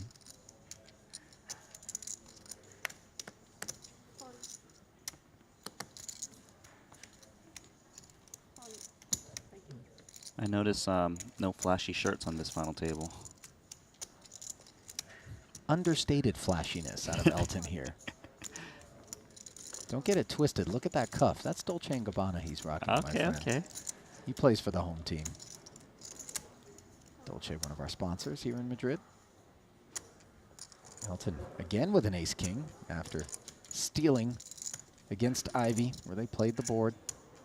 Back in the saddle, Bjorn Lee wants to participate. He is dominated, and Ryan Yoon shares that fate. Maybe he's feeling a little bit like antsy because he lost that last spot with the king-queen. He's got king-queen again. See him reaching for chips. It's not a bad play, though. Usually you will just take it down. He's going to wish he'd checked now.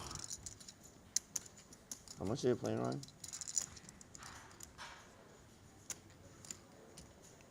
This is Hong Kong on Hong Kong action, huh?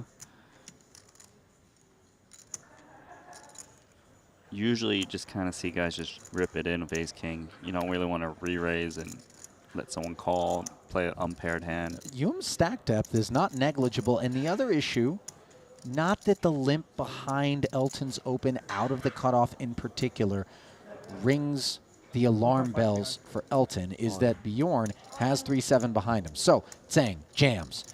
Easy fold for Lee, and Ryan Youm folds as well. Nifty pickup there for Elton. I think normally you would be scared of the 3.7 million stack, but because he's the one position right before the button, they always raise with the aces and kings, not hoping the dealer button raise. Yeah. You only got one player that you can hope to do your dirty work, and 2 random cards. Tough. Ambitious. Yeah, this is a game where, like, it's actually really important to pay attention to pre-flop positions. You get so much more information based on tendencies. If you don't pay attention, you're just thinking playing the cards a little bit, more like no limit hold'em, you can really miss out a lot.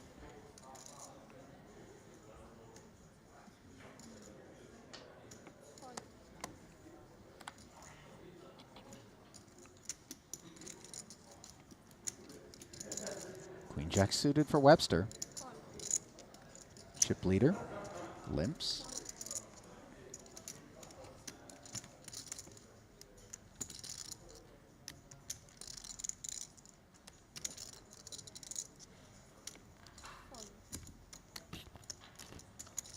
Bjorn Lee with the king queen.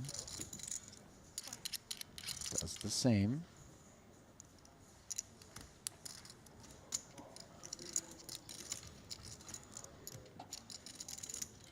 Ace-9 off. Wants in as well. Now an ace-8 on the button for Wai Kin Yong. He's already made the investment.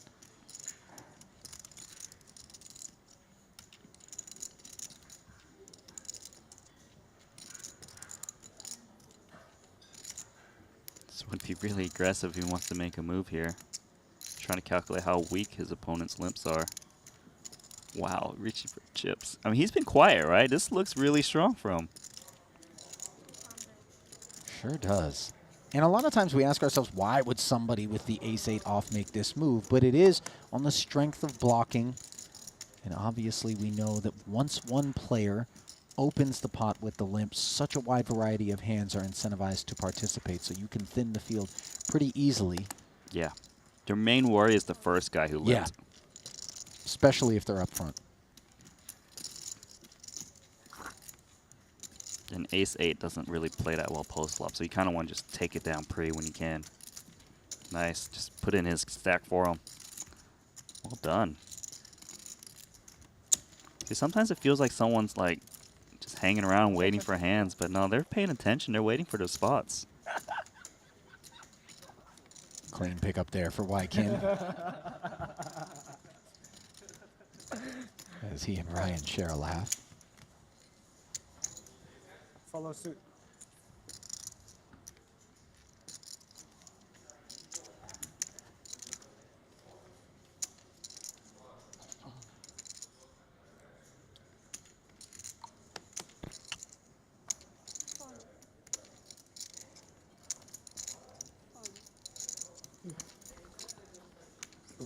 Black jacks for Ivy. Fold it around to him. Jacks is actually one of those really hard hands to play in this game. Tens and jacks is just like, you don't really want to get them in pre, but then you take them to the flop, you always get an overcard. Really tough.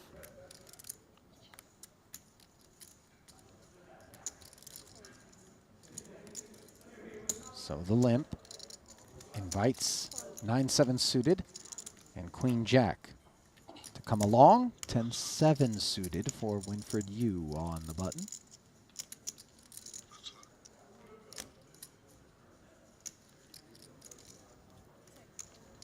He'll check back.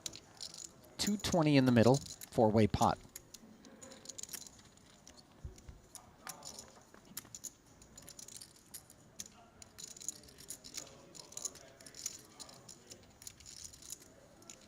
Flop. King Jack 7, middle set for Ivy. That's the case card, as Wai Kin also has a jack. Bottom pair for both Lee and you. Ivy's got one of those stacks where he's trying to like check raise, get it in. Sure. Can't get anyone to take the bait yet. So a round of checks, and now on the turn the ace rolls off. No one has that ace.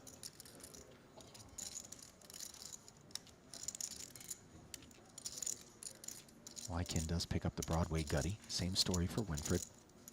It's pretty hard for someone else to have a good hand here because him holding 2 jacks, he blocks ace jack, ace king would raise behind him. It's just like, all right, bet and hope for the best, but very rarely someone has something to call here on the turn.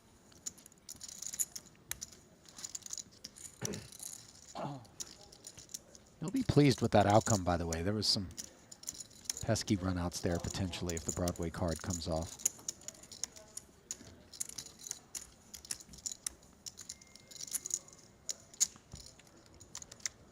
Guys are kind of settling in here, Randy. It's not exactly the jam fest that I think a lot of people expect when they're watching a short deck event. Or when Rui Cao's at the table. Certain people just changes things a bit, right? Yeah. Like we see him jamming, like, you know, I'm going to do it too later, right? We saw Webster do it. Right. But this is kind of the nature of the game. It's quite grindy, but a lot of technical skill and patience. But when they do get the chips in, like it's obviously very splashy, and you know they can have weaker holdings. But there's a lot of you need finesse to play this game. Mm-hmm.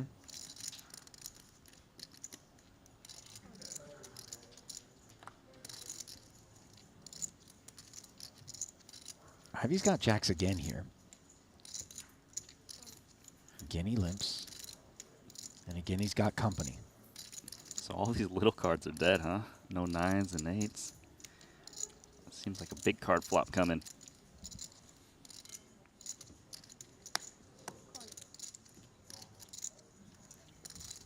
Webster wouldn't complain with his king-queen off.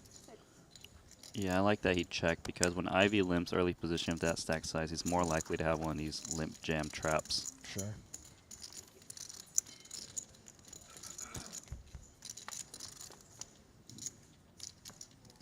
Oh. 10 Jack Queen. Middle set again for Ivy. Got a straight somewhere. Winfred's got it. But kind of a scary straight to have. Yeah, the 8-9 would fall to ace-king and king-9. The former of which is perhaps a bit more of a concern.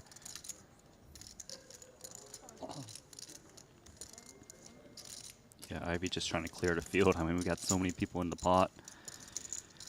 It's actually kind of scary for Winfred because Ivy's the first limper, and it's very often ace-king. So Winfred cannot play this hand fast. It would be overplaying it, in my opinion.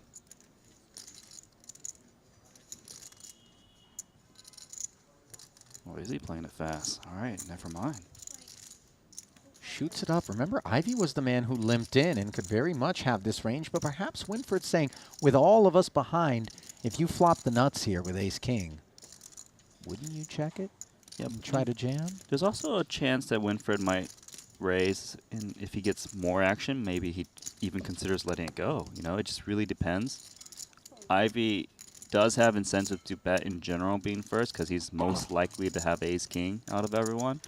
And if Ivy doesn't repop now, it's like, well, he for sure doesn't have ace-king, right? There's so many 2 pairs, so many straights, so many flush draws. So he just calls it. I think Winfred's going to feel relatively confident about his hand right now. Unless it pairs. Good card. Board does not pair, as Ivy made the call. Winfred's not obligated to barrel again here on the river. He could check back, play pot control against Ivy. 2 flush draws on board, though. Yeah. Thoughts? Yeah, it just depends if he's scared of the ace-king. If he thinks Ivy would just slow play ace-king to a raise, then sure, he should check. But I think, yeah, I think he agrees with me that Ivy probably would have repopped the flop of his more shallow stack. So ace-king is just so unlikely now. And Ivy, I think, actually is quite worried here of 2 jacks. Of course, he has clean outs against the straight. He needs to think, would Winfred ever have 2 pair? would he ever have a set of 10s to raise the flop? And he's just going to go for the call, hope to pair up. Maybe it goes check on river. Lots of cards to kind of slow down the action too. Another 450K in there, and that isn't a great card for Ivy, as now any King X would have a straight. Unwelcome sight for Winford as well. And yeah, you see Ivy. Never was proud of those jacks. Turned him up all too ready to send him into the muck, and that is a bit of a blow to the shorty, who's got less company now after Winfred picks up that pot.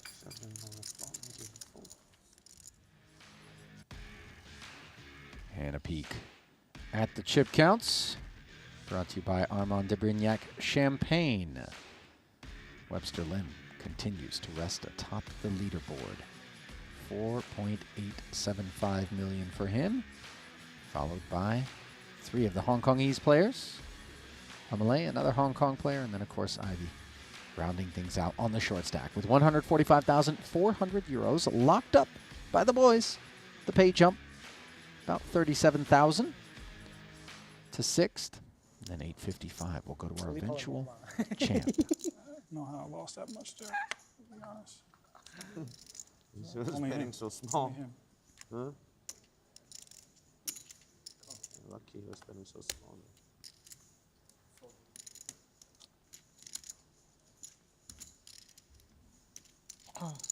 Might bluff the river, maybe. King 9 on the options. And once again, Ivy and Elton discussing the hands.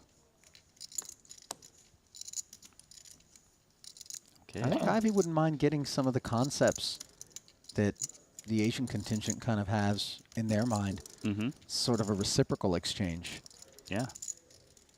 As he doesn't have near the number of reps in short deck that he does in long deck. Limping in under the gun with the 10-8 suited, though. Brian Hume with Jack-10 suited.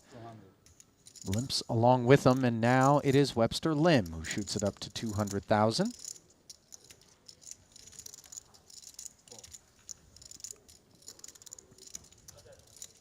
Oh, thanks. I just want my Frappuccino. What'd you get? Huh? I'm okay, thank you, Ken. Oh, you got so many? Oh, sure. I might have a look. Do you have tea in there? Just coffee. Folded around. Ivy laid it down. Such an attractive holding in short deck, Randy, but it's still just jack high at the end of the day with a lot of money available still in the payouts. I think in a raise pot's a little bit easier to play in the sense that the other guy's more likely to have the ace, queen, ace, king. You kind of know where to go. Yeah, we're blocking the 10s, the jacks, the ace 10s and ace jacks of the world with our holding, which comes up very empty on the king 7-6 board. No club to be found. And same story for Webster. Nut, no pair. Position. Control of the betting. 540 in the middle. I like to see a c-bet of ace, queen here. Ace, king would rejam on you pre-flop. You block king, queen, which is the hand that's most likely to call, raise, and continue. So I think it's a mandatory bet.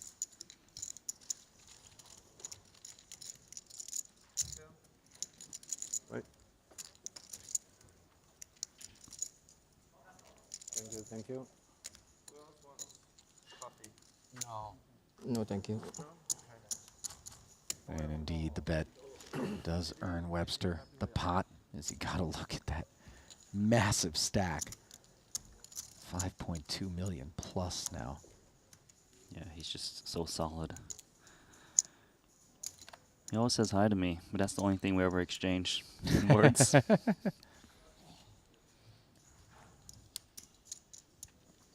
Two jacks for Ryan Hume. We're just throwing these jacks around, aren't we? They're sticky. And they're getting jammed.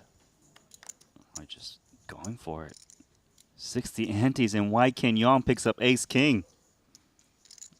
Yeah, he's looking up at the monitors just to get a sense of the landscape. Where are the stacks?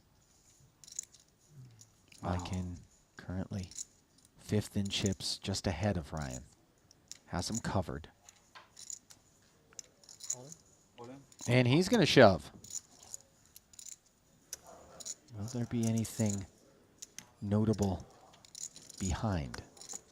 So far, no.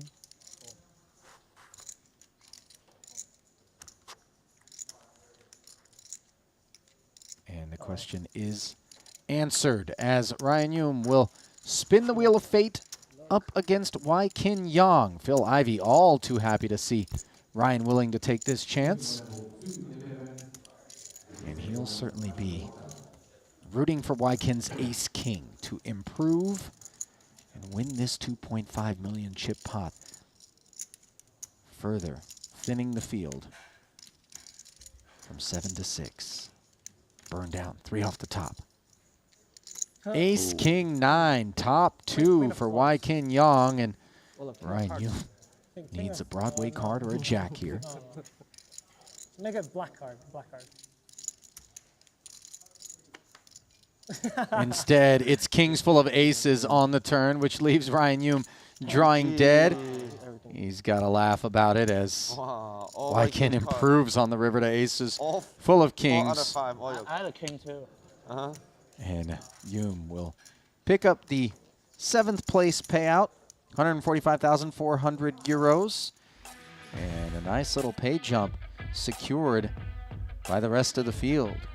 We're guaranteed 182,400. Good energy on Ryan Hume. Win, lose, or draw as the GGs are exchanged. And we are left with just 6 here at the final table of Event 8. So we don't play too long. So we can make it in time to play the 100K.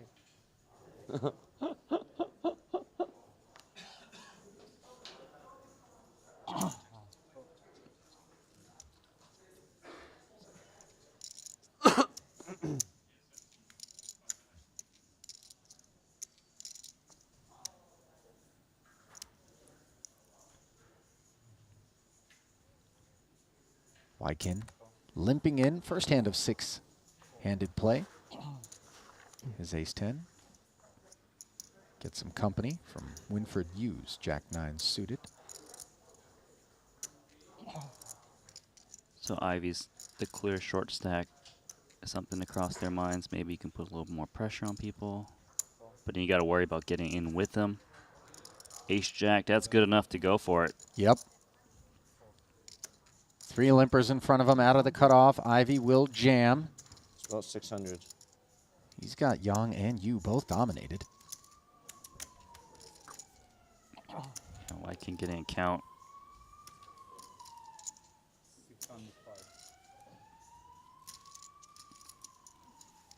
Sometimes people make this play of like Jack-10, so Ace-10's a nice hand to potentially call with. You're never that far behind. You got to worry about the 2 guys behind you, though. How often do they over limp a really big hand? And I think just too often.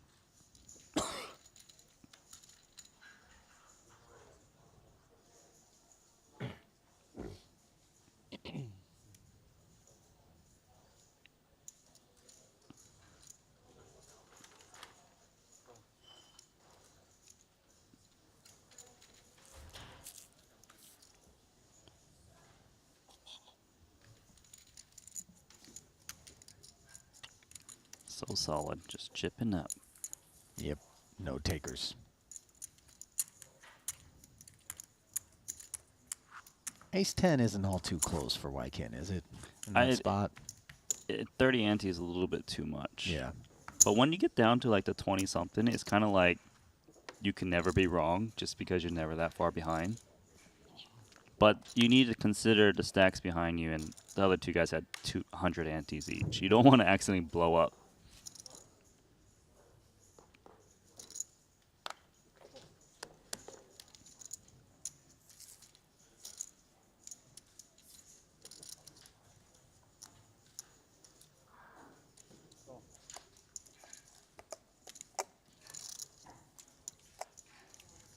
Webster limping in with the king-queen. First learned to play poker back in 2013 during Chinese New Year, where he joined his sister's friends for a game and got hooked ever since. Got serious back in 2016, is a professional player. Just 29 years of age and sitting with a massive chip lead here, poised to potentially take the title. As a three-way pot brings King 10-9, and it's a bit of trouble here for Webster. He does have top pair and the gutty, and over half the equity remaining, but currently Elton Sang's bottom two is in front. Yeah, it's like we spoke earlier, the bottom two pairs, it's the best hand, but it's hard to play. And we got deep stacks, so usually you don't see the guy raise the bottom two pair, especially when a straight is already out there. You don't want to raise and then have queen jack pile on you and then you fold it clean out, for example. Yep.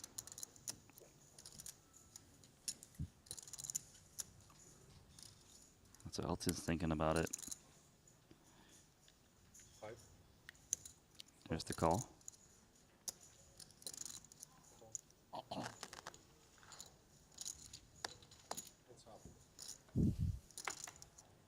Oh, the Jack of Diamonds, such a beautiful arrival on the turn. But can't say the same for Elton Sang's feelings on that card, as Webster has the open-ended straight flush redraw with a king-high straight made. You can make a straight flush, huh? So I'm going to play cautious.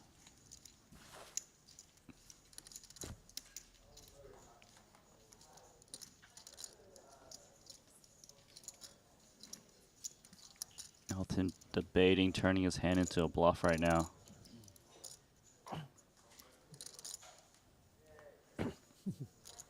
See, he's really thinking about it. Webster looking to induce.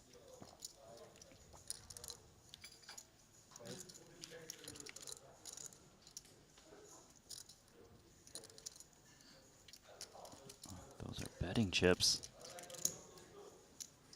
How big, though? 105,000 into the 310, roughly 1/3 pot, so cautious. Yeah, if Webster didn't have a straight, he pretty much can't call this bet, so it may seem small, but it's actually fine, because if Webster had king 10, king jack, he'd be throwing that into the muck right now.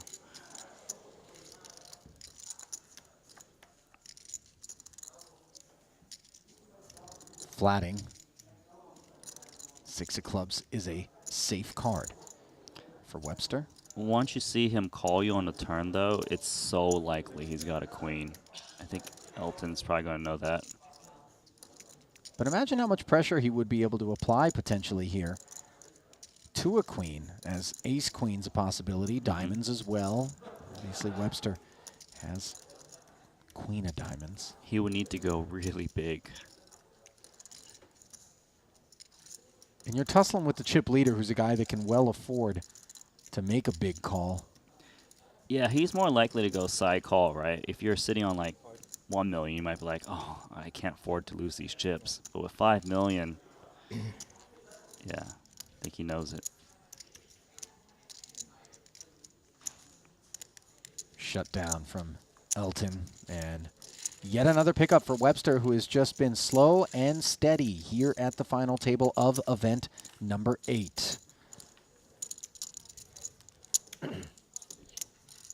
His most memorable moment from playing poker, 2019 in Rosvadov at the World Series of Poker Europe. He finished second in a 250K, and then a week later shipped 100K for his first bracelet. Quote, "It was a good week." Yeah, no kidding. When asked who his favorite players are, Webster said the old school icons like Ivy Dwan and Negranu. He would just watch them on YouTube and try to mimic them in the 1-2 games that he was playing. His most difficult opponents, he says, Michael Adamo and Stephen Chidwick. I don't know, they just keep taking my chips. No shame in it, though. Plenty of people have given up some chips to those boys. They just got top 2 yesterday. Yeah, that's right.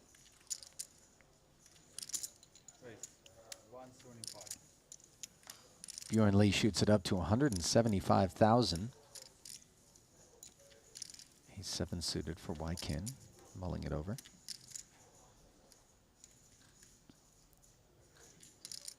You do have position, but it's kind of a tricky hand to play with.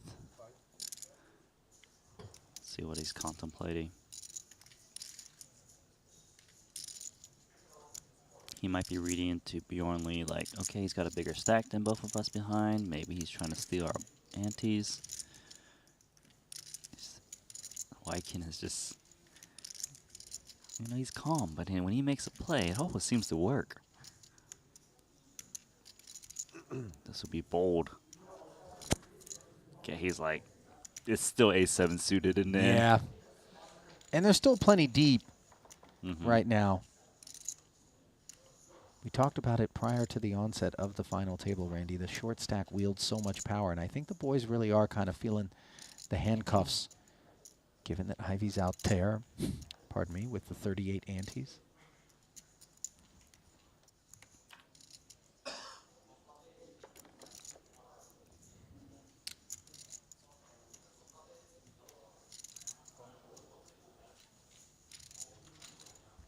Okay.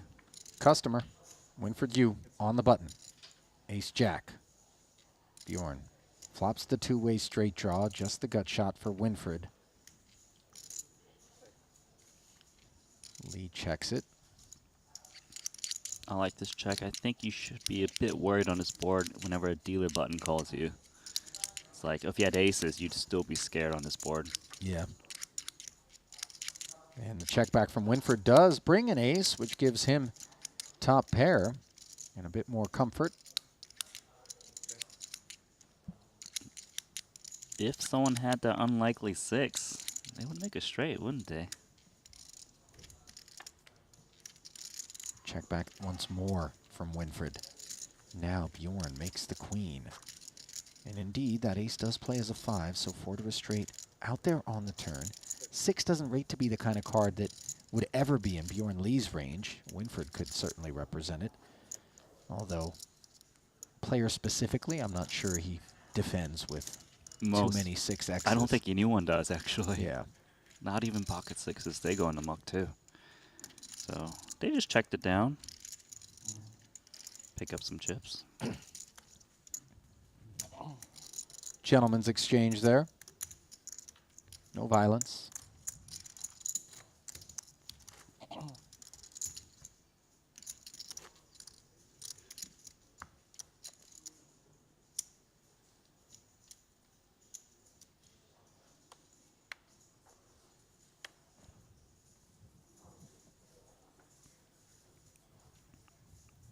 Just a random thought, but I like how these guys don't always ask how many chips you're playing, unlike some of the no-limit guys does. Well, I mean, obviously they can just look up above them at the monitors and they have all that information at their disposal. True. You think it's kind of a dress down when the guys do that? And how much you playing? I mean, a little bit. See that. All right, King 10. Let's see a flop here.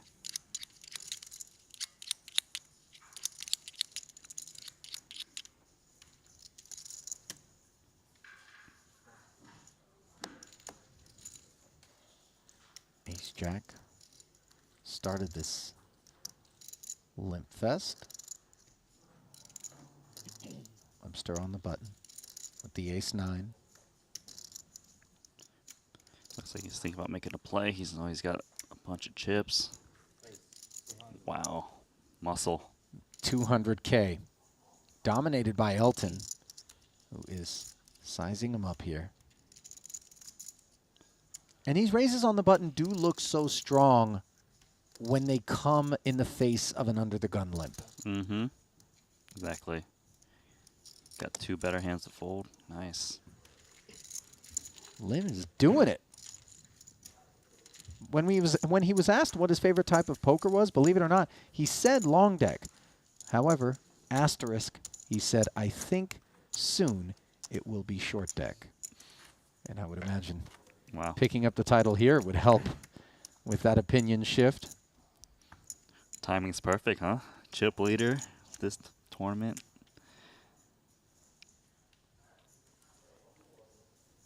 When he was asked If he could change anything about poker to make it better, what would that be?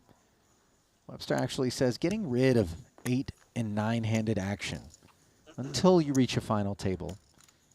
Okay, he likes to play short. Short but then he deck. also went on to say deleting solvers from the world. I like that one. Too bad you can't do it, but No, I can't put the toothpaste back in the tube there.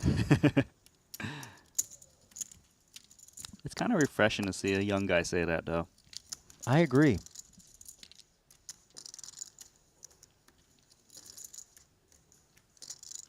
But what if the flip side, he's too lazy to do the homework on the solvers? That's why he wants to get rid of it. I don't think so, though. Interesting take. That's that would what be I my would reasoning. do. Yeah, exactly. Like, get rid of these solvers, man. I don't want to sit and run these hands and spots my whole life. 160 to go. Webster leaning on Elton. Yeah, he's really ramped up the aggression recently, hasn't he? Elton's like thinking, I've had enough of this.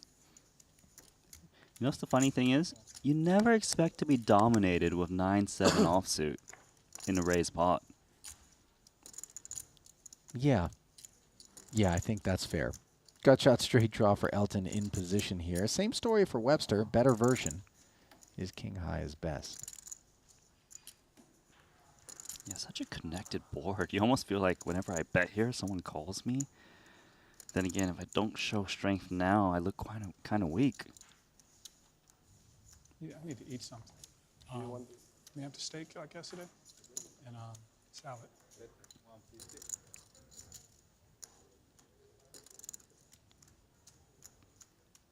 There's the bet.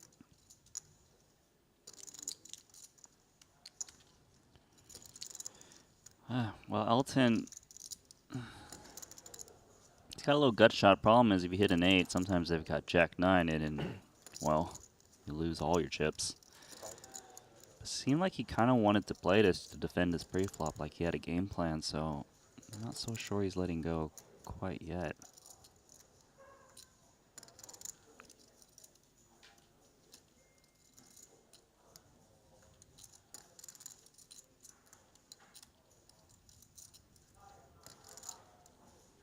$150K into 400. Haha. Tear one off is Elton.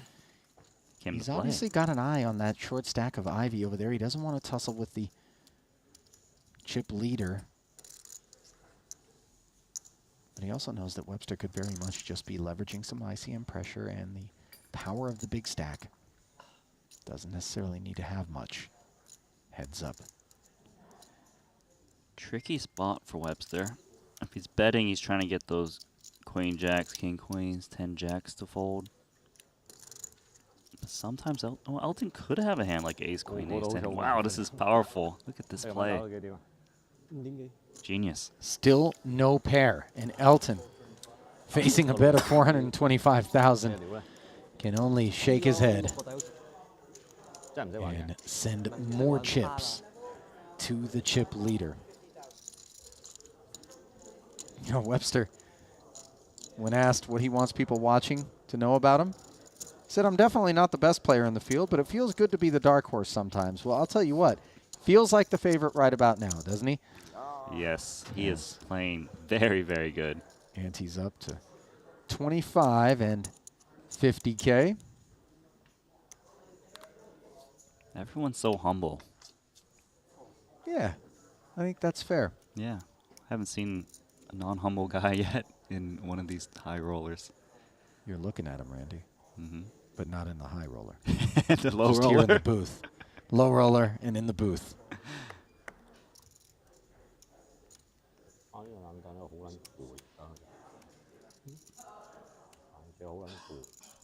So he's actually sitting on 6 million chips.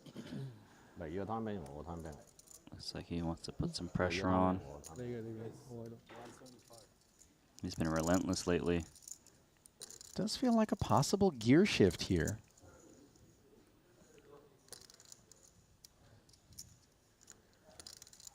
$175. Red 8's not interested. Now, Ivy on the button. I believe the Jack-9 suited is good enough to play in position. Raise pot. You don't have those the raising hands are what ace, king, and queen. Some combination of those cards. Jack-9.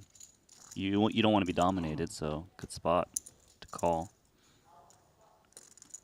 Every Flop time. is ace jack 6. Webster with the best of it. Top pair against middle pair.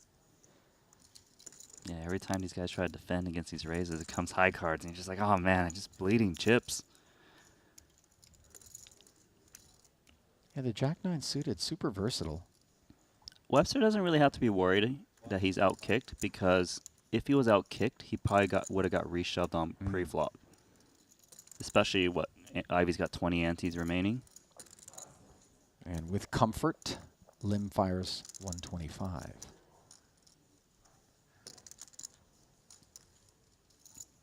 Can Ivy make a call here? It'd be a bold call. No, just gets away from it. And the power of the big stack on full display here, Randy. Mm-hmm.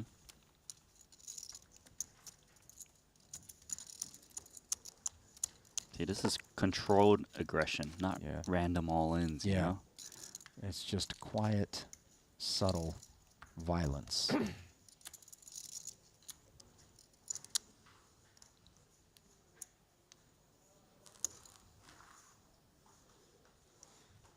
But that's the read you always had. When you look at Webster, this isn't a man that comes in with a blunt force object to do his bidding. He's surgical. That's right. Little stabs at you slowly. The final blow, you have no chips left. Yep.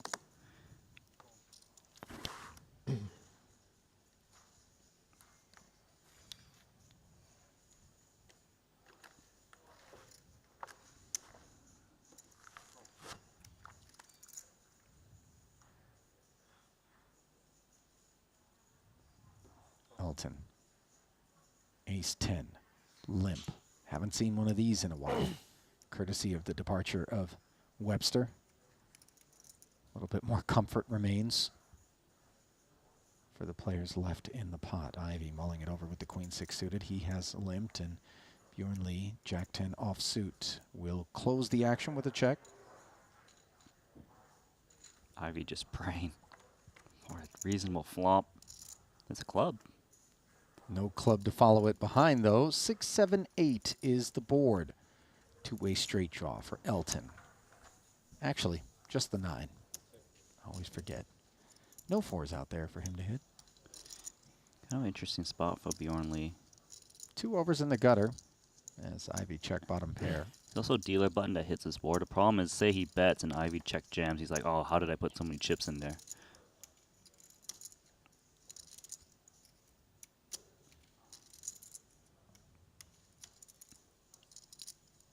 Elton thinking about representing that jack.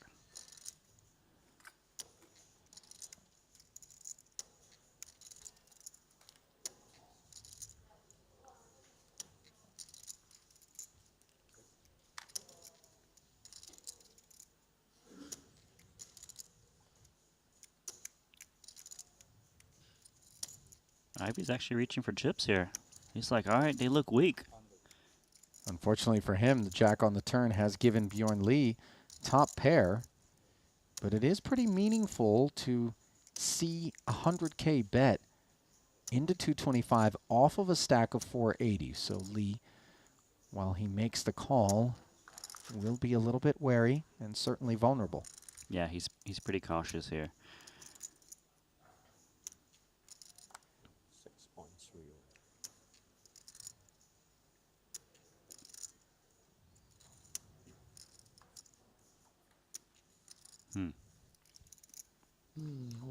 6.30.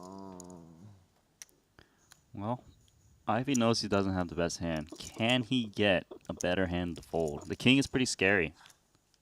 Bjorn could have a weak jack, an 8-9. Wow, Ivy reaching for chips right now. Come on. The man. Look at this. All in, 380,000. And that coordinated flop texture.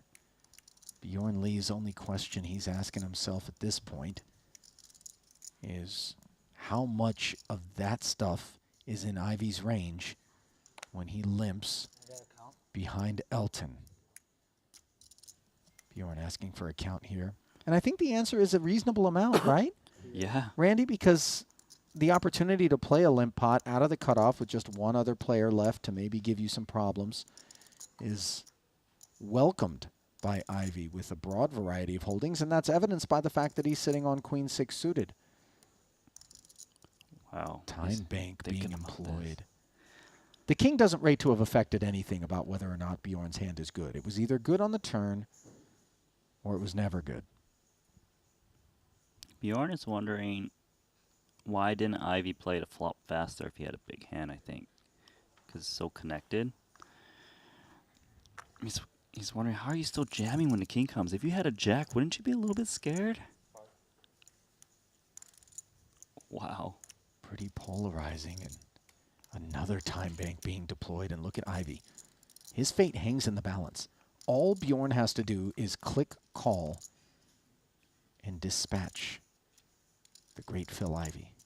Ivy's so solid, too. You don't know when he's bluffing. This would be an amazing call if he made it. Wouldn't it?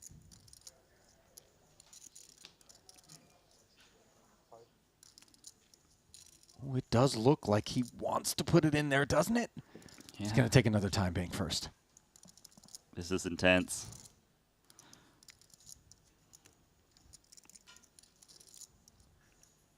$380,000 bet is no joke. Yeah. A little short of full pot. Credit to Bjorn Lee, by the way. You're starting to get a sense of why it is that this man sat with the chip lead for as long as he did. Thinking player. Understands short deck. Giving a second glance over to Ivy. You're not going to pick up any live tells there. And man, Ivy getting away with one there. He has to know that when Bjorn tanked like that, sixes were never good. Sick play. I just love it when Ivy bluffs, man. It's just so refreshing to watch. Good fold. Good fold. And he's giving him the good fold. So as to positively reinforce that behavior and future opportunities to maybe steal against his neighbor. Man, I don't think they can hear it, but it was like an ambulance for stealing those chips just now. Yeah, that's right. The cops have been notified here in Madrid. Running good. Running good, yeah. That's mine.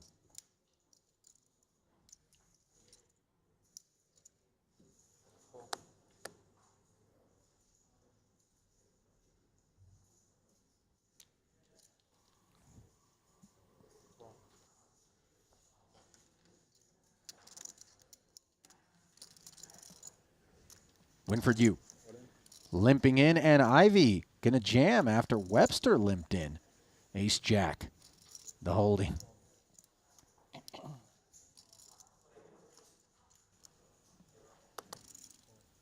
Now he's sitting 800 plus, and add to it. Yeah, he's getting healthy again, up to 1 million chips. Sturdy stuff. Patience being rewarded for Phil Ivy as we take a second to give you a glimpse at the seating here at Casino Gran Via. The Secret Lab Titan Evo 2022 seats, game-winning comfort for when the stakes are high, are available at secretlab.co/2022. Research-backed chairs that are extensively tested and engineered for optimal sitting health. And you may see them out there once it gets down to heads up. And Webster Lim rates to be involved in that heads-up process, especially if he can continue to play as soundly as he has thus far. Under the gun, limping, and might this be a bad spot? Look at Ivy. King-Queen suited, doesn't get tempted, respecting the limp from the chip leader. That is discipline. A lot of people will just get burnt right there. Yeah, Bjorn Lee. Suited connector. Now Wykin in the cutoff. He doesn't love King 6, but he does love a good deal. Yeah, this hand is just awful multi-way. Winford's laughing. He's giving away his hand. And he's like, he knows it's bad. Sure he wasn't just laughing at Wykin on the struggle bus for a minute with the king 6? He was.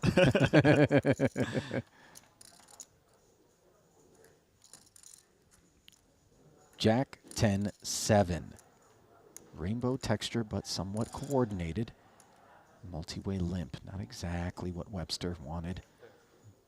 Out of position now against the full field, and of course Bjorn Lee having flopped the joint, and Winfred Yu with top and bottom pair are awaiting their opportunity as Ivy bets 100,000 with 30% equity. Two aces, busy in Webster's hand. It's just like in last place. Look at those equities. Yeah. So you see Bjorn just calling here because raising pretty much tells everyone he has a straight. This gives him the best chance to extract more value post flop.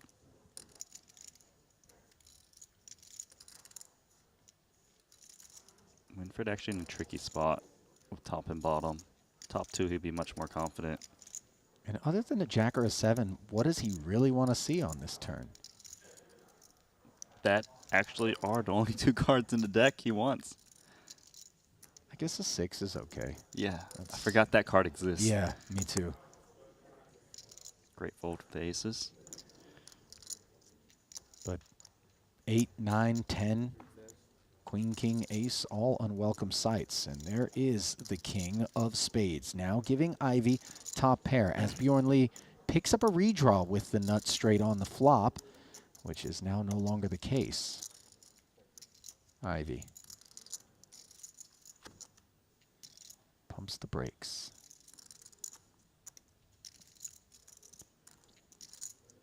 Yeah, only worried about ace queen pretty much. And we're not really all that worried about it in this specific spot as played, are we? I don't think so. It is possible Ivy's got ace queen just because it is an early position limp, but Where he would fire on the flop and then get there and decide to check? yeah, that seems unlikely. And then what about Winfred on the button? Maybe he would choose to put a little pressure on with the ace-queen. I think he's the most likely candidate. I Could agree. certainly check back.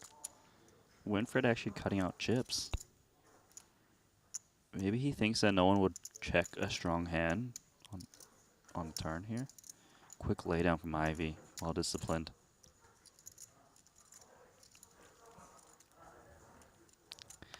Well, it is actually possible for Winfred to have the queen 9, right? Because he's on the dealer button. So Bjorn is thinking about that. But when you got 2 spades as backup, just in case you are behind, doesn't feel too bad.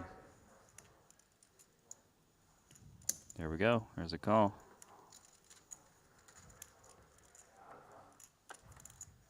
And the turn is a 7. Winfred makes the full house. What a magical development that is. And the check from Bjorn Lee is certainly going to be met with a bet. This is one of the most disguised full houses in the game. Definitely. You just don't have a 7 in your hand very often.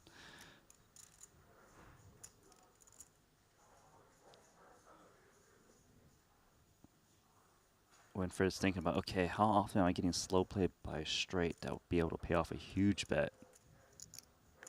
Or does he go smaller against Psy 2 pairs?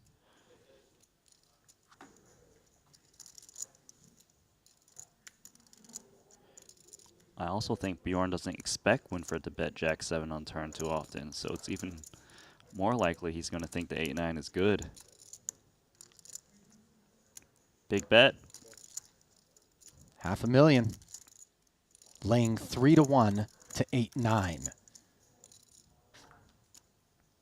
Queen 9.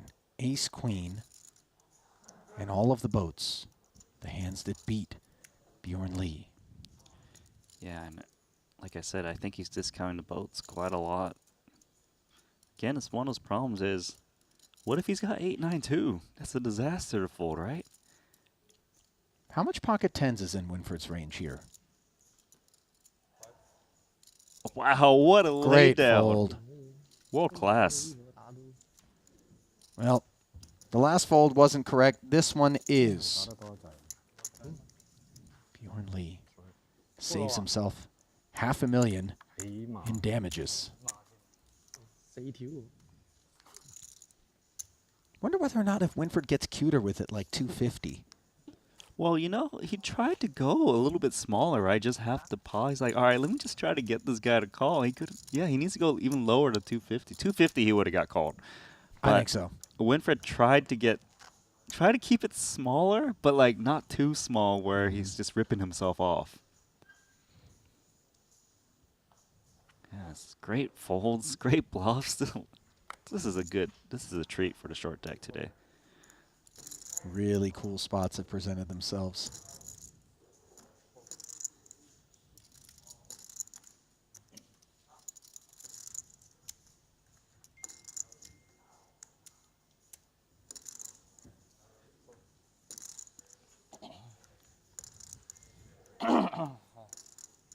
Two limpers with ace-6 suited and king-jack off, respectively.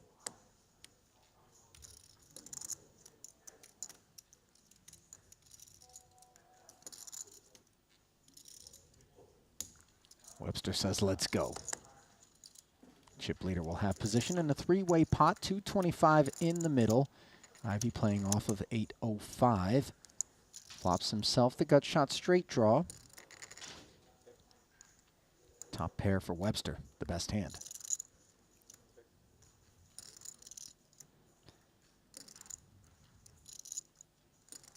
Let's see. I would think Webster would want to bet this. These hands are just too vulnerable. Just hope they both fold. It's one of those games where you just want people to fold. You don't want to call to see what happens. Sure. Like, yeah, I got the best hand, but let me see a 10, a jack, a king on the turn, you know, like not what you want. 75K bet clears the herd.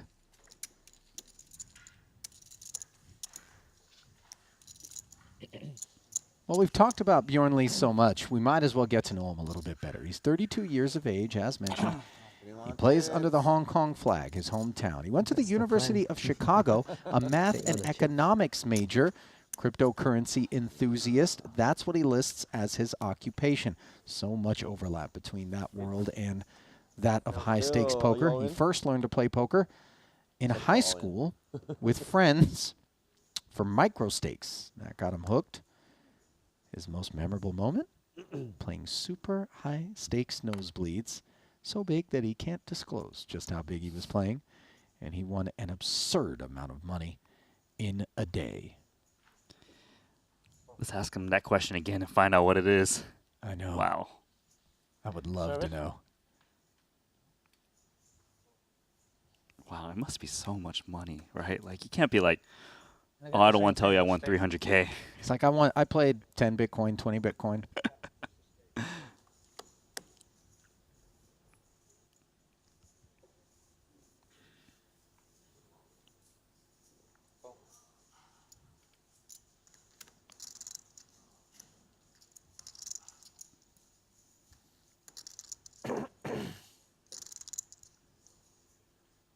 Ace-Jack suited for Bjorn here. His limp draws a limp from the chip leader and a check back from the button of Elton Sang. Jack 10-7, top pair against the two-way straight draw. Bjorn starts it off with a check. I think a mixed strategy of betting and checking is fine. This king 9 looks like he's going to go for it. I know it looks connected, but if people had just mid-pair, they would just be folding anyway, so you only worry about these top pairs. Good equity still. He's actually a favorite to win the king 9.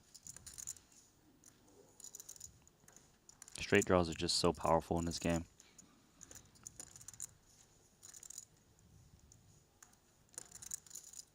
And Bjorn, well aware of that reality, not to mention the perils of squaring off against the chip leader flats. And the turn now gives Webster a pair of kings for the best hand.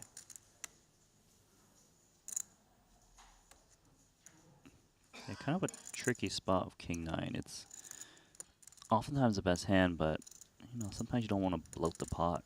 Maybe just try to slow it down. There we go. Sure enough, the check back, and now Webster gets there on the river. And the texture is just awful for ace-jack now. Yeah. Bjorn doesn't think he's got the best hand. There's no chance to, but he doesn't want to like turn his hand to a bluff and waste more chips. All right, confirming got the 9 in there, Webster. So what do we bet? Into 385, no less. And by the way, once he makes that bet, is there a size that could get paid off by this ace-jack? Feels like no. Just gonna play cautious. Doesn't want to get Wow. some crazy check raise or something. I'm a little bit surprised not to see Webster go for value there on the river, Randy. You? I am, but I suppose what he's thinking is, what worse hand would call me when there's an obvious straight out there? And he's like, I don't even think this guy would call 2 pair, so yeah, if let's there's just no avoid upshot. the trap. So we'll look at the chip counts as the ante slips forward to 25,000. I take it back. We've been playing 25K. Ryan Hume finished in 7th place, picking up $145,400. In 8th was Renee von Krevelen, 114,000.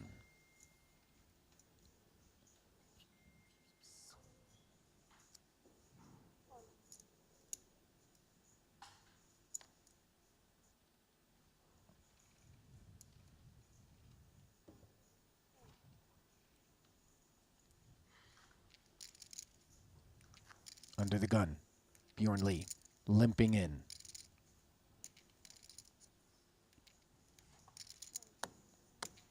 And he might be a little bit annoyed at the fact that he's sitting here playing 6-handed, 5-handed poker, because when asked what he wants people watching the stream to know about him, he said he would play anyone in the world heads up, no limit hold'em for any stakes. Wow. That is a big statement. That is a very big statement. Yeah, I remember him being a heads up, no limit cash pro for a long time, and didn't hear about him for a long time. And you know when I heard about him again? Triton Super High Roller Series, out of nowhere, just playing the highest stakes. You're like, wow, what did he do during this downtime? But it makes sense. Buddy, he bought Ether and crypto and stayed away from Luna. What? Simple economics there. Elton Sang wags his finger at the limpers with an ace-king. Saw it. He wouldn't have minded a little Saw action exactly in position. which card it was. Field doesn't oblige. Probably the same one. It's a good one. Yep. They were both good. Ivy's got a multi-core spread working back there. He's got the steak, the salad. That looks good. I'm going to post for you. I want to see someone take up Bjorn on that challenge. So do I. Just step up and be like, I hope Andy Beal's out there right now. Yeah, no. Listening, he's like, listen, young man. Any stakes? Let's play 15K, 30K, no limit. I know it's been played. Andy Beal goes busto. Oh my God. Can you imagine? It gets renamed Lee Bank instead of Beal Bank. Try explaining that to your board. So guys, I called this meeting here today. I want you to meet Bjorn. He is the new CEO and owner of Beal Bank. I believe we'll be renaming it.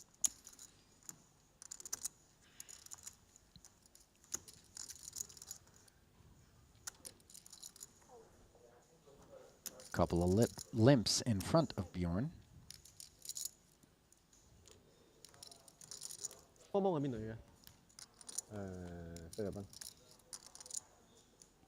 King 8-7 on the flop. Got shot straight draw for Elton. Same story for Ivy. Pair of 7s for Bjorn.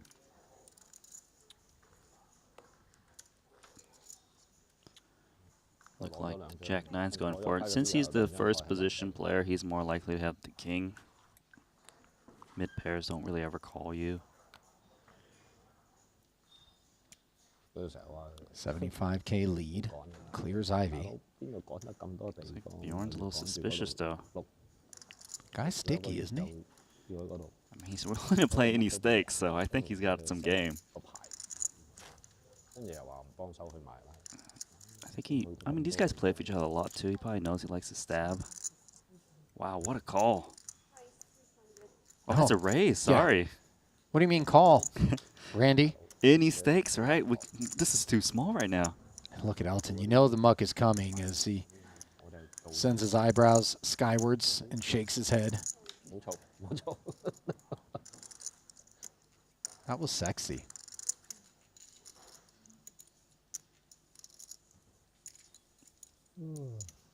Man, it's just, I guess all these other guys like, yeah, I think these short deck tournaments are soft, and they look at them. No, actually, they're very tough. Yeah. 師傅啲老人家都未。頭先啱啱同你去廁所咯喎。而家有冇太多茶啊？Okay.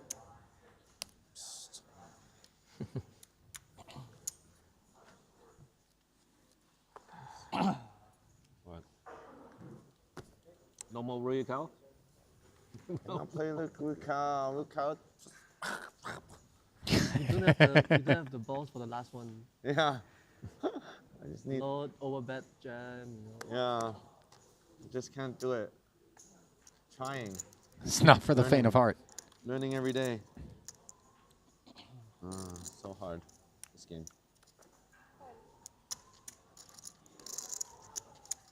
Webster's going to limp with black sixes. Elton happy to join the party with a queen jack offsuit.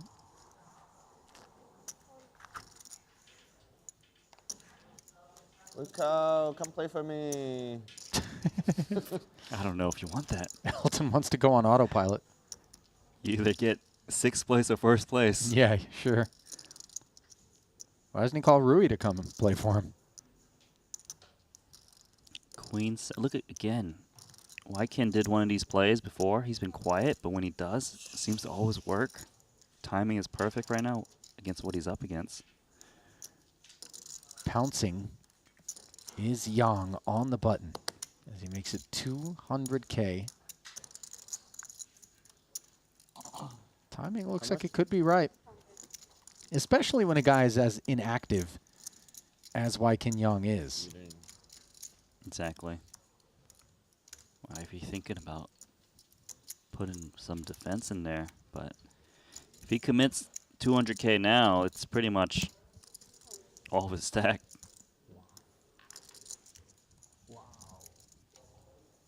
Great pickup there for Wykin Yang, who has been quiet here at our final table. Currently sitting 4th in chips.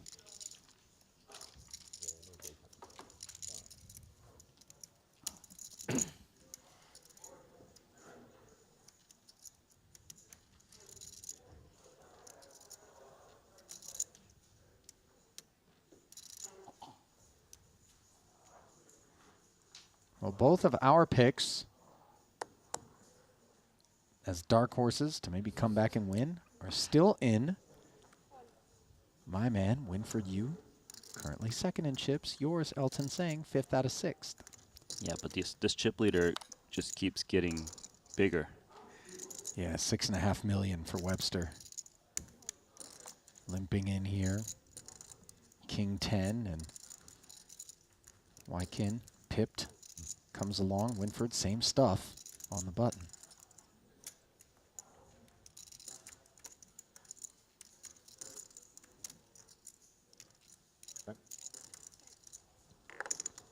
Love me, Phil? Yes. I think Bjorn just asked Phil if he got bluffed. Look at this board. King 9-7 as the case king hits the flop and Wykin makes top 2. Yeah. Something to call with. Jacks, I don't know. Something like that.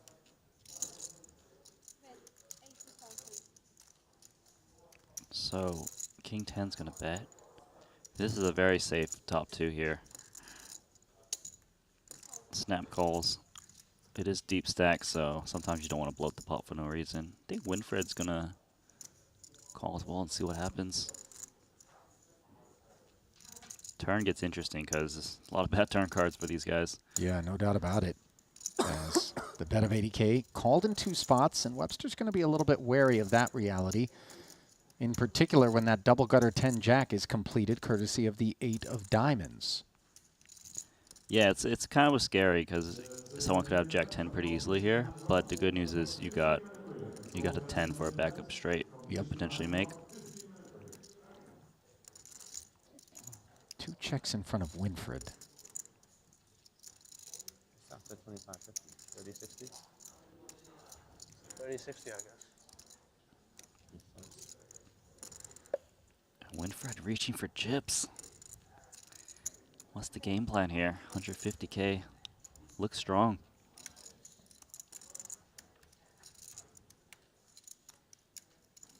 I don't think Webster thinks he's ahead, but does have clean outs.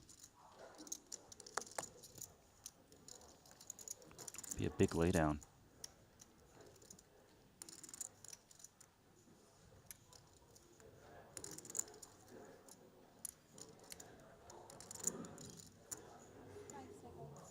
$450.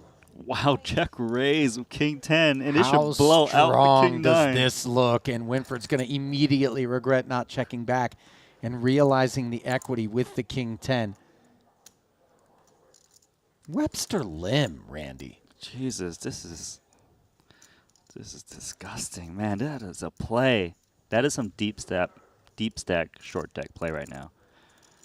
Winfred does not know why he bet now. He's like, man, he never expected this. No. And who could blame him? Winfred's self-aware. He understands that his reputation is being somewhat on the tight side. And if Webster's willing to make this check raise on the turn, on that board texture, in the face of that reality, respect is going to be shown.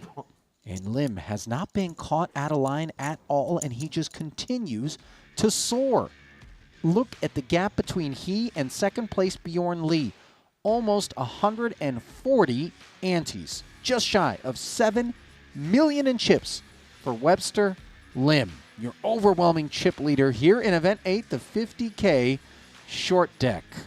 Short stack belongs to Phil Ivey as we are working our way toward crowning a champ. Antes will be headed up to 30K now as we welcome you back inside the broadcast booth. Players are going to be on a break. And Randy, do we have anything to talk about at this point other than the Webster Lim show? You should have let me pick Webster, but I couldn't. He was the top 2 stacks. Yeah, we had to pick a dark horse. Winfred, you could have checked back there, obviously, and realized the equity. Didn't decide to do so and instantly punished.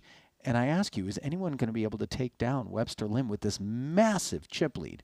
I don't think so at this point. He's playing phenomenal. He's making great plays. I've seen him play back in Montenegros. He didn't have these creative plays. Now he's just the ultimate player right now in the ultimate spot. Always evolving each and every stop as the learning curve continues. Here in Madrid, it is the Event 8 50K short deck. I am going to step out as the players are on a break. We are going to bring in Henry Kilbane. So I bid you adieu. Stay close, though. More to come from Casino Gran Via.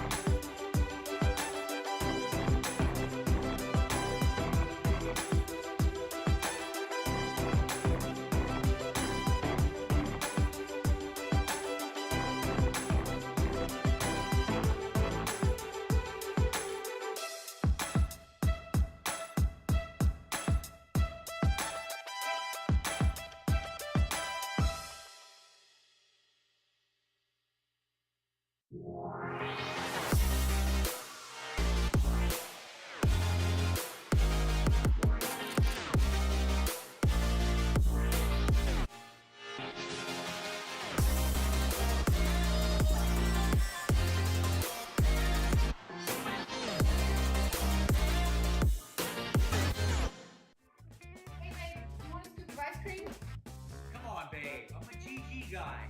Double scoop.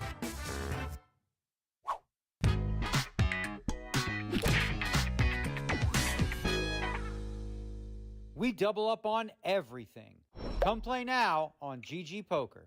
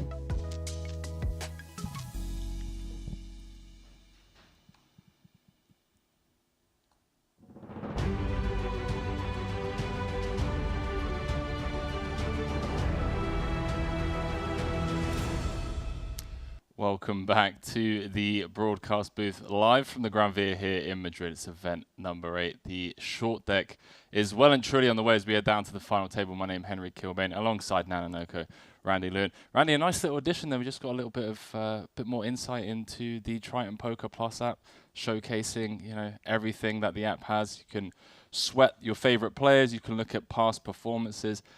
For me personally, I'm thinking of, taking it to future like home games, and when I'm hanging out with friends, maybe placing some bets when I'm sweating the FTs on the side. So a lot going on at this Triton series, not only history being made, but the addition of this app. You've had a lot of time now to go through everything that the app showcases, right? Yeah, I've been using the app a lot more. Before you would have to watch the stream. It's a little bit slow. Maybe you don't have the time. You want a quick update. You can see who's at the top real quick. I love the feature on the homepage somewhere. You can kind of go to past events, and then there's a cash game section. Yeah. And those are all the epic cash games that happened before, the biggest pots of all of our favorite players that we watch. So it's definitely a really cool feature to watch past content, but also the current event that's going on. You can see what's happening on other tables. So, how did Phil Ivey just bust, for example? You can look that up. Or how did this guy bust? And what's happening in No Limit Hold'em while you're playing a short deck? It's just a really, really great app to use. Yeah, well, looking at the app now, Nano, I'm hoping you're going to fill me in on this epic lineup, because we have Winfred Yu, who is a regular here at the Triton events. We've got Elton Sang, who is arguably one of my favorite players to watch on live streams. Obviously have Phil Ivey at the bottom of the pack. But for me, it's Wai Kin Yong sat there in 4th place, currently sat with 83 antes, looking to join the Badziakowski club of 4, if you will, or 4 Triton trophies. So what's been going on? Yeah, Wai Kin definitely is capable of doing it. He's a very solid player, and he's kind of been chilling, and then occasionally he'll just make a big play, and it always works because. And he doesn't play all the events. He skips the small ones. He only comes for the short deck. He'll play a main event of No Limit here and there. So actually for him to have 3 trophies is really impressive given the amount of events he plays relative to Badziakowski and stuff like this. So I think he could steal it, but right now the chip leader is hot. Chin Wei Lim, known as Webster, is just crushing. He's got a big stack. He's flexing it. He's making moves. Really, I don't see anyone taking away from him right now. So he's the man for me to look out for in terms of what's been happening up until now. He's been pushing everyone around. He's been pushing him around really hard post-flop, pre-flop. Just amazing player. And, again, a humble player. A humble player. Well, Wai Kin Yong also comes across as incredibly humble, but his results would speak otherwise. Looking to cross that $10 million mark today, his 10th cash, and going for his 4th title would be quite an insane resume when you think of like conversions from 10 cashes to 4 actual Triton wins would be insane. So I'm pulling for him. And we are going to head back down to the floor nano, where these final 6 players of event number 8 are going to be looking to lift that trophy and the better part of 800,000 euros. Let's check it out.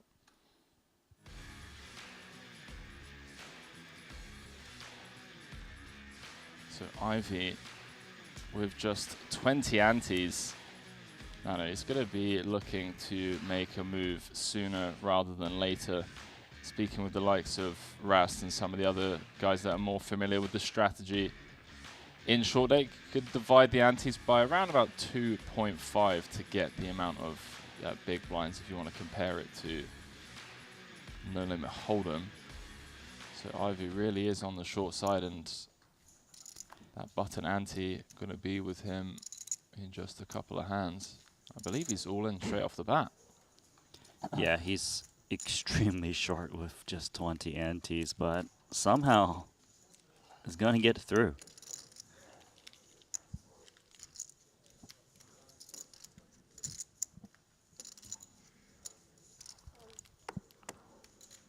So Webster obviously incentivized to make some tighter folds against Ivy. Wants to keep him in for as long as possible. Nice to win it. Yeah, Ivy's been having a swingy day, but made an incredible bluff of Queen 6 earlier. Got Bjorn to lay down the best hand. Yeah, I saw that. The Jack 10, right? Yeah, it was amazing. It's like 8, 7, 6, Jack, King. Never see you at the table like just like. Bjorn used many time banks on that one and laid it down. It's hard to catch Ivy. 2 jacks. Also a good hand to shove. Yeah, good luck, boys. Back to back open shoves from the 75k short deck winner in Cyprus. If I'm not mistaken, 2 titles.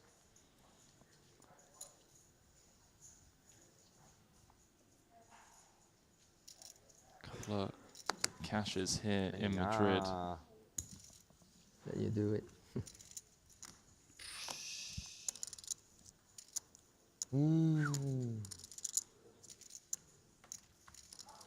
I find that incredibly impressive. Like, this is Ivy's 3rd cash. 7 events. I mean, talk about, you know, consistency.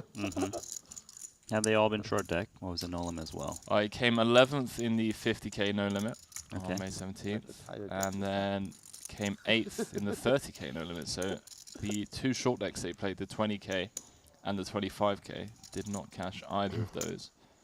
So has managed to add a short deck cash to his resume. One black chip. Yeah, bottom. This chair is comfy. I actually leaned back for once. Be careful, man. I'm going to fall asleep. All right. Eight. Ace King, Wow. first Easy position. money. Just 2 hands, you're right in the game again. A lot of guys limp Ace King first to go, just because when you raise, it's very defined as Ace King. So now you can kind of invite some traps behind you, and look at this, Ace Queen. A lot of incentive to raise, and then Bjorn can just rip it back in. Yeah, from early position, you're going to need stronger hands to jam, to keep it balanced. You favor jamming the suited stuff, limp folding the offsuit stuff, and throwing in some traps with the bigger ace X and big pairs. Bjorn Lee agrees. Could be a great pickup spot here, especially if there are a couple of calls behind. Yeah, you usually won't see too many calls, though. They'll be so afraid of Bjorn just pushing it back. So all these hands should be going in the muck. How much you start with, roughly? 2.4.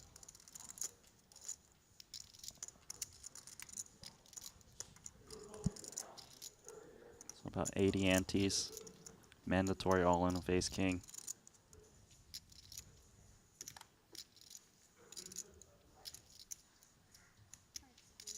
All in. Feels bad for Wai Kin Young.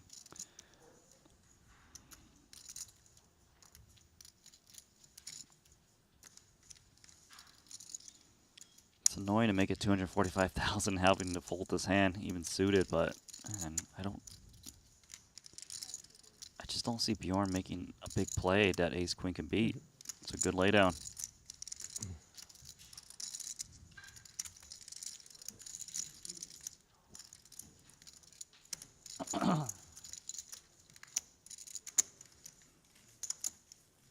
Yeah, what are you hoping to see there when you call off that he's just come back over the top of the hand like 10-9, Jack 10 suited, and even still you're flipping, right? Exactly. If they happen to do that, you're not really that far ahead. But the chances of them doing that with a tournament structure is so slim. I think cash game might be quite different, but here I wouldn't expect any of these guys to make that call.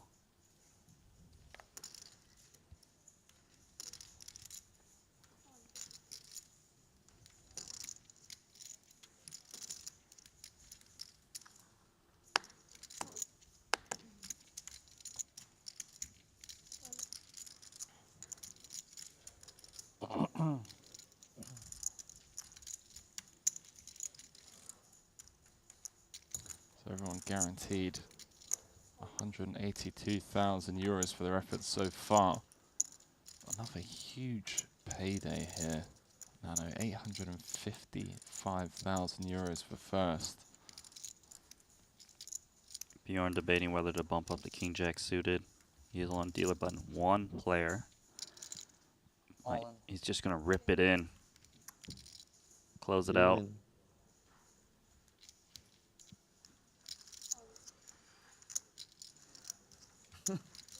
I wonder if that's binding. You can say that and just still call. Of course you can say that and still call. I didn't say fold, right? Yeah. You win is doesn't really mean anything. Yeah.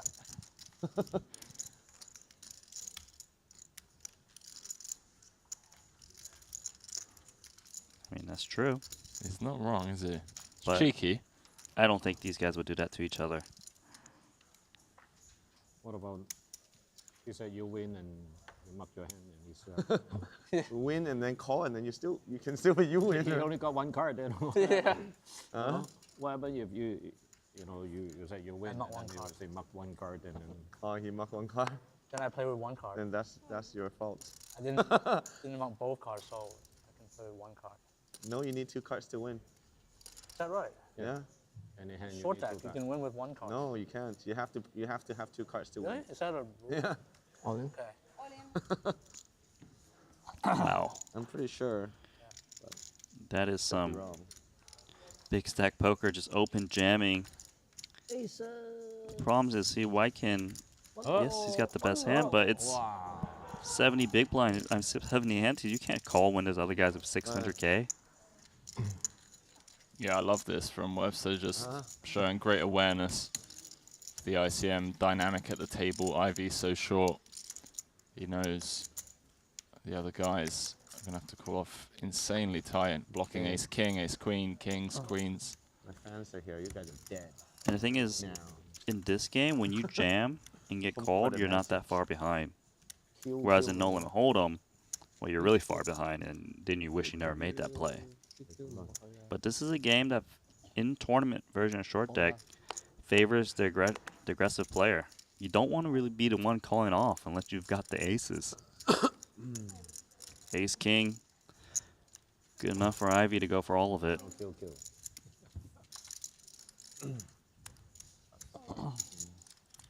Ivy yet to run into a hand wants to look him up. Always, huh?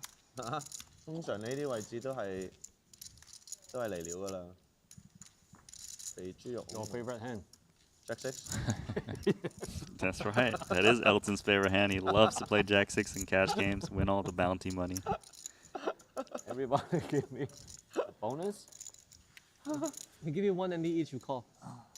Just to give you boys and girls an idea of how much these guys have played short deck against each other. 5. 5. No. You only have 30. Bjorn Lee with the Everybody give you Liverpool 5 shirt on. cents. Let's How about we go. play our own Jack 3. Controversial, seeing as we're in Anybody Madrid. with Jack 6, we give them 10K each euro out of our own pocket. That's not a bad idea. Huh? It's not a bad idea. I'm just trying to spice up the tournament right now. Ivy snap calling as well. It's like, you know, yeah, that's not a bad idea. Because they always played a Jack 6. I mean, I did some commentary on the Cyprus short deck game, and they went nuts if Jack 6 was 10K a person if they won and showed it to everyone. Funny thing is, this is a group that would even consider it.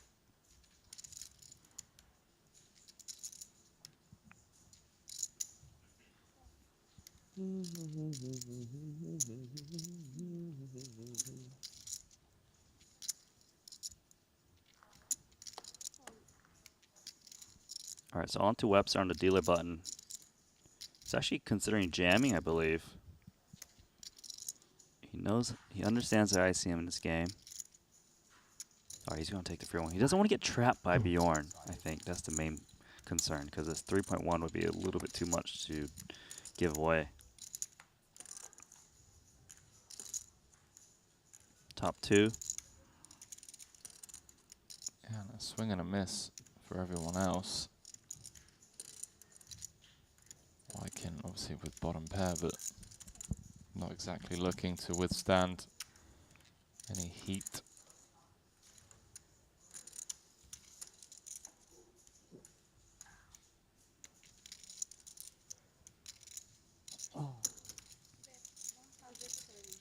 Yeah, no piece for anyone.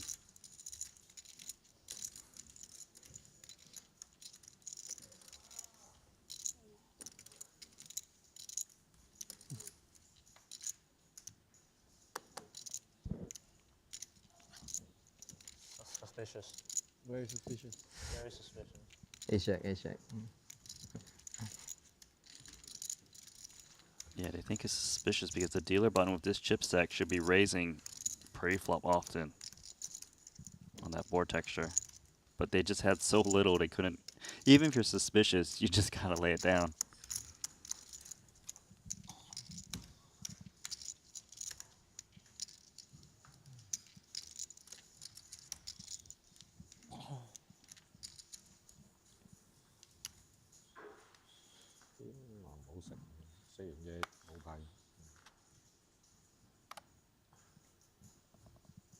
Looking forward to the theatrics of Elton Zhang. So he gets involved in an all-in pot. I'll tell you, he'll be laughing. He'll be laughing? He's always laughing. Oh, he's always laughing, he's yeah. He's like the happiest guy ever. I honestly, like, when I say he's one of my favorite players to watch, I agree. In Cyprus, he was absolutely hysterical. So Wykin trying to lay the trap for one of the short stacks to go for it. Can he bait Webster to maybe make a move?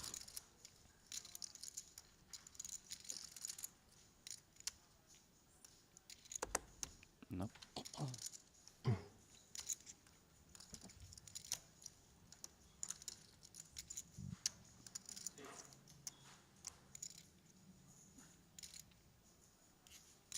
Elton Zhang gonna make them sweat. You guys on 3 million, 2 point something? Yeah, he wants to know the stacks to see how often they would limp these stacks in rejam if you want to kind of make a button raise play.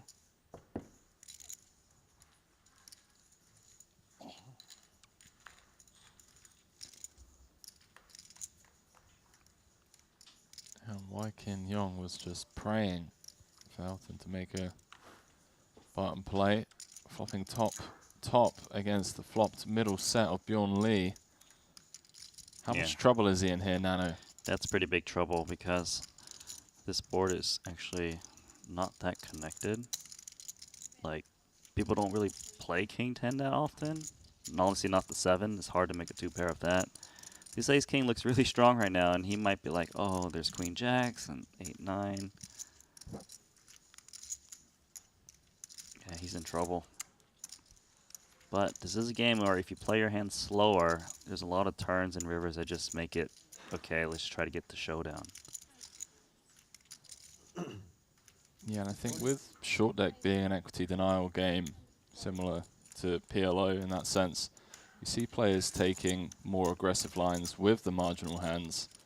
'Cause the ability to kind of check value bet is so low by the river compared to Hold'em. You want to deny as much equity and get as much value early in on the flop, for example, when visibility is a lot clearer. So I'm not surprised that White can raise because, like I told you, it's so unlikely for someone to have a 2-pair on this board, and he knows a lot of straight draws. Bjorn's in an interesting spot. He doesn't think he's behind. He's just wondering if he raises, does it look too strong? But he is out of position, so he'd have to give up the lead if he just calls here. Lots of stack to play for. All in. Wow, just gonna rip it in. I think he's trying to represent like a Queen Jack. Queen Jack can definitely make a play like this if it was a bluff.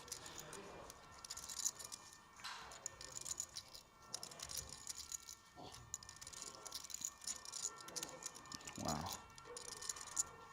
This is the problem with raising sometimes, is that if someone wants to be aggressive with a straight draw, you could accidentally fold the best hand.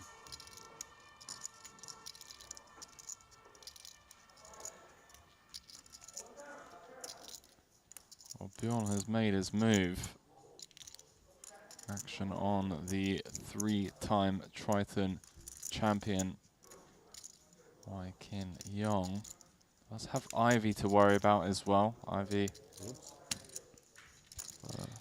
very short stack, just 32 antes. Elton Sang as well. Nice laydown. And he does manage to get away from it. Throws in a blue time extension chip. Doesn't want to run out of time. Good fold. Especially at a final table.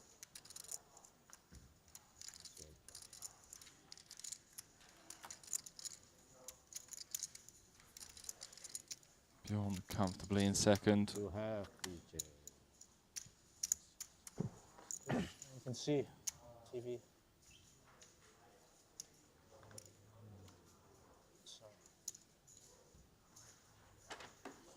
It's okay. Oh man, come on Elton. Someone get him a Red Bull or a coffee. Oh, Bjorn getting slapped in the face by the deck at the moment.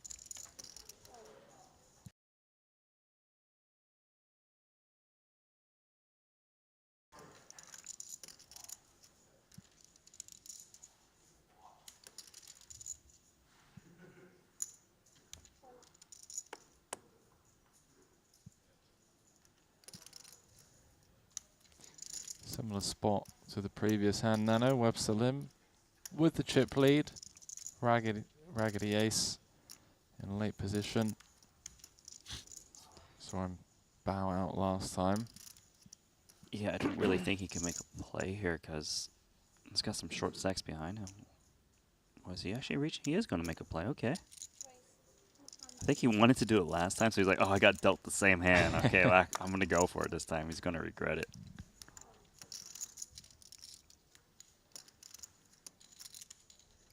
There's 120 antes of Ace King suited. But if Webster is ever making a play here, you just pick up so many chips for free by jamming. You don't want to re-raise small. It'll be a mistake because you don't want to play unpaired post-flop.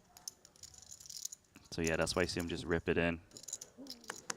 Nice spot.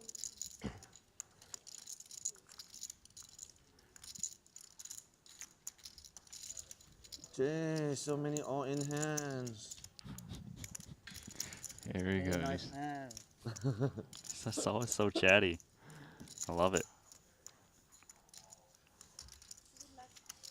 I'd love to just see him in, you know, like a 2-5 PLO cash game, just absolutely going for it.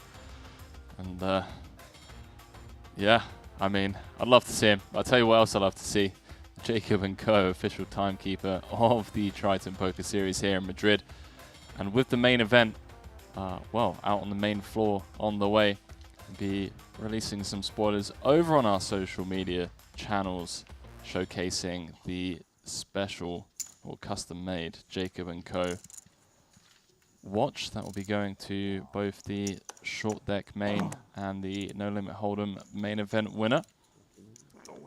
Really looking forward to those pieces arriving. I believe they arrive tomorrow, if I'm not mistaken. They look so fancy. My gosh. I really love the one that looked like a bunch of planets.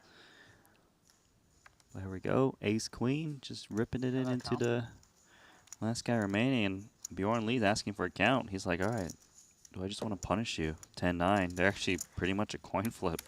So it would be the correct call if he could see Ivy's cards.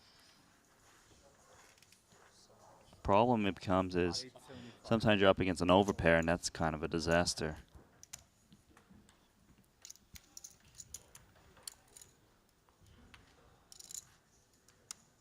Ivy just, you know, sticking around.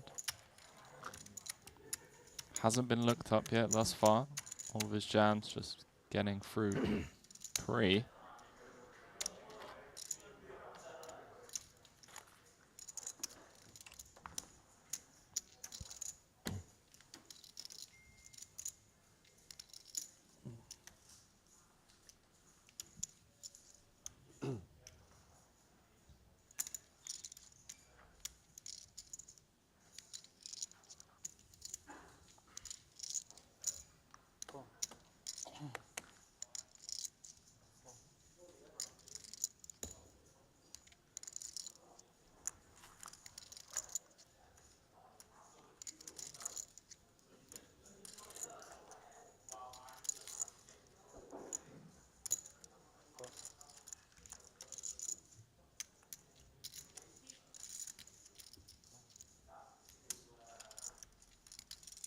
How much you got, Elton?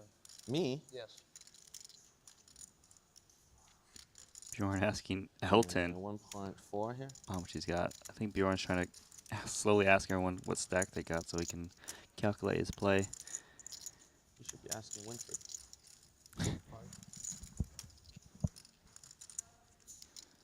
300. 300,000. He wants your chip. That's why.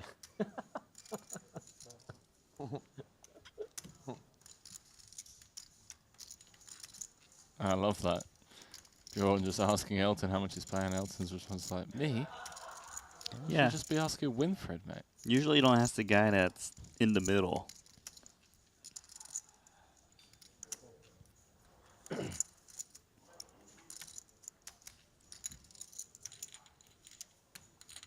So another pickup pre-flop for Bjorn. 睇下睇下，唔見晒籌碼。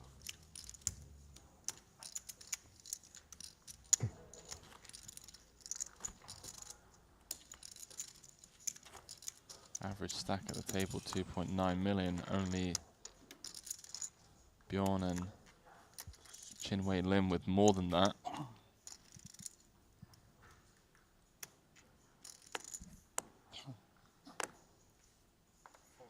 Doesn't feel like it's going to take long now, Nano, for a couple of these shorter stacks to collide. Yeah, I think especially once the blind goes up one more time, like, it's going to be a lot of pressure on those short stacks.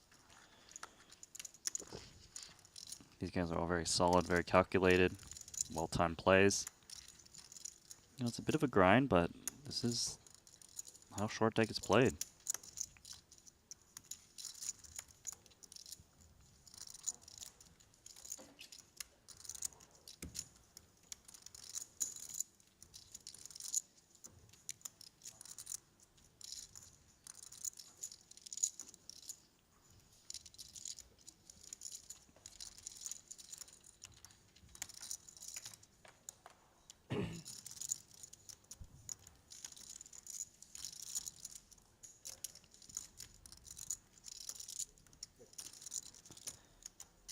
Alrighty, so a little pot brewing up here.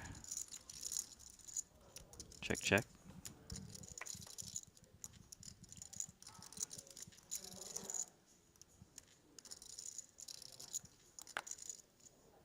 Ace-8 actually picks up a little straight draw, since the ace double downs as a 5.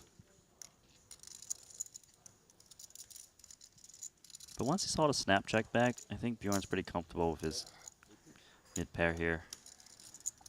Doesn't want to give those free straight draws a chance to draw.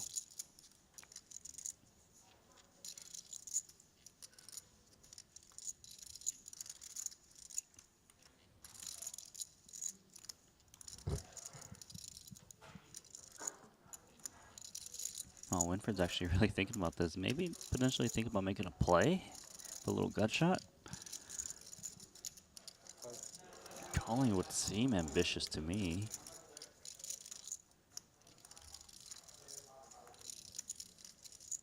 Yeah, drawing to a straight out that you're not sure is actually good would be completing 2 higher straights if a 9 did roll off. Exactly. As Nano said, maybe it just feels like Bjorn's at it a little bit. But Winfred's got a little bit of a tighter image, so if he does make a play, it's very credible.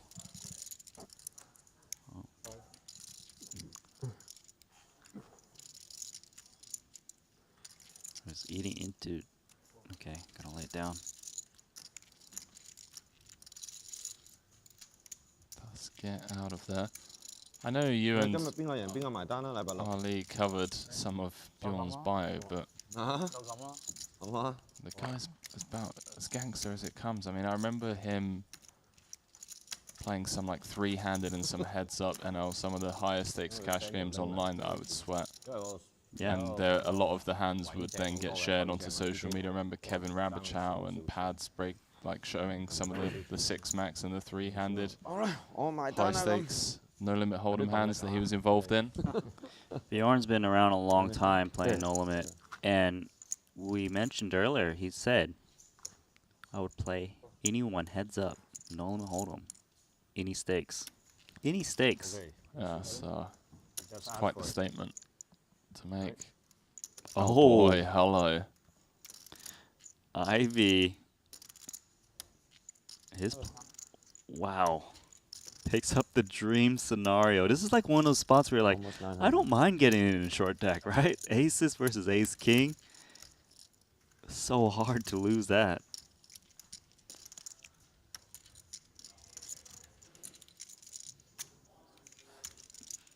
Ivy just rips it in. It looks a little weak, but actually it's the nuts. All in. Yeah, Bjorn not interested in taking this hand multi-weight. ISO jamming over the top of Ivy's all in.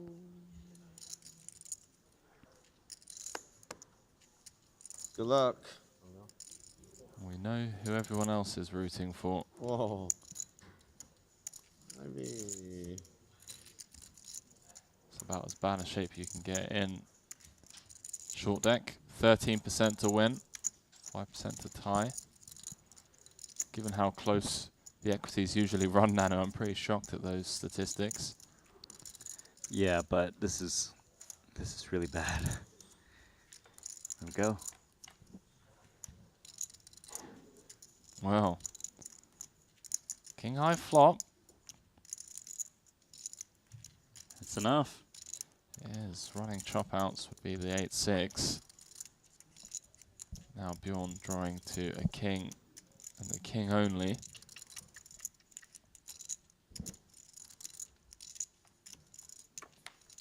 No dice. 10 of spades. Ivy gets the full double. They cannot get rid of Ivy. Bjorn had the opportunity to get rid of Ivy. Could not hero call him to Jack 10 earlier against the Queen 6, and now he's sending him even more chips. Oh, 965. Ivy's been playing short deck since day one, showing you his experience. He's so solid. Yeah, so just looking around at players' profiles over on the Triton poker app. So Bjorn, just the single cash at Triton. Kind of annoying. Going for his first W. Ivy looking to join the 3-time champion club. Winfred Yu looking to join the 3-time champion club. Pretty stacked final table here. Wykin Young obviously looking to ruin Makita's week, if you will, seeing as he only became the solo member of the 4-time Champions Club just 2 days ago. And Elton Sang also going for his first trophy. Yeah, so Elton's got King Queen suited. Definitely a solid hand, worth raising unless you think you're getting trapped. I know, Elton seems like he's itching to win some chips. Kind of been bleeding down lately.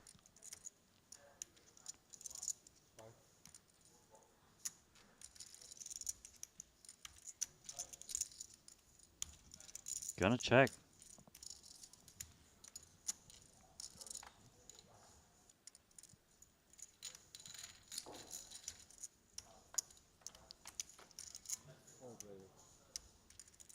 What a flop for King Queen suited, huh?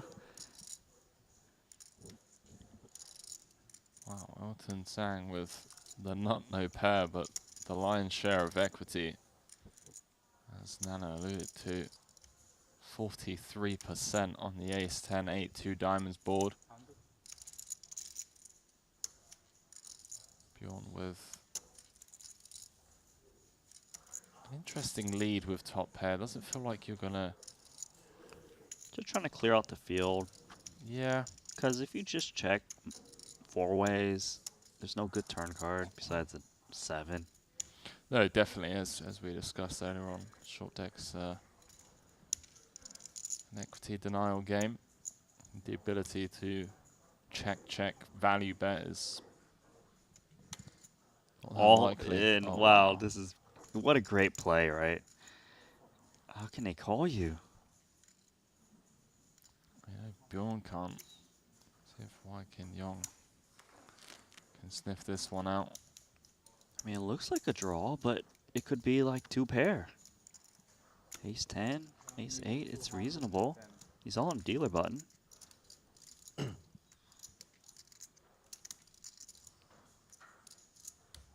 be slightly ahead if he can make this call, but for his tournament life, Wykin did lose a little pot recently too. Yeah, Wykin down to 1.4 million. If he calls and loses, be left with around about 7 antes. See, Wykin doesn't think Elton's got ace queen or ace king because they would just bump it up on the dealer button pre-flop. Yeah, and having the ace of hearts in your hand is interesting as well, because you can only really have the offsuit variants of ace 10 and ace 8 if you assume that ace 10 of spades, ace 10 of clubs would go in pre. Big laydown. Wow, got away with that one. Nice bluff. It's getting tight down there at the bottom of the pack, Nano. He told him nice bluff. Elton's not sure what to say. He's like, kind of. It's like I had 43% equity against top pair. Kind of wanted to call.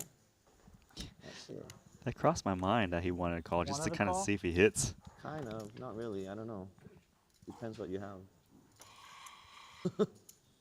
Oh shit. Sorry. Now Ivy now in third. Courtesy Yeah. of that double with the aces through Bjorn. He's been to short stack like throughout the final table. 40 antes going for it.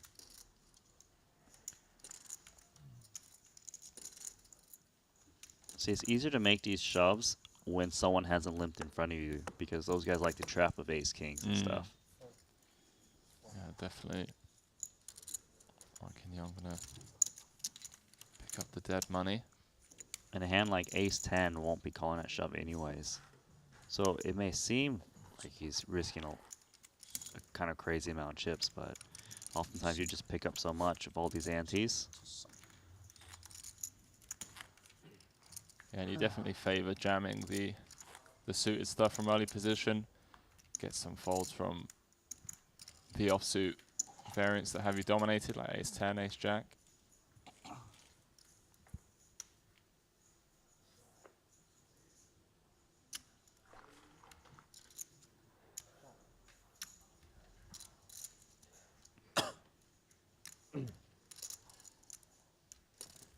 I feel like I would be way too tempted to just VPip 90% of hands nano.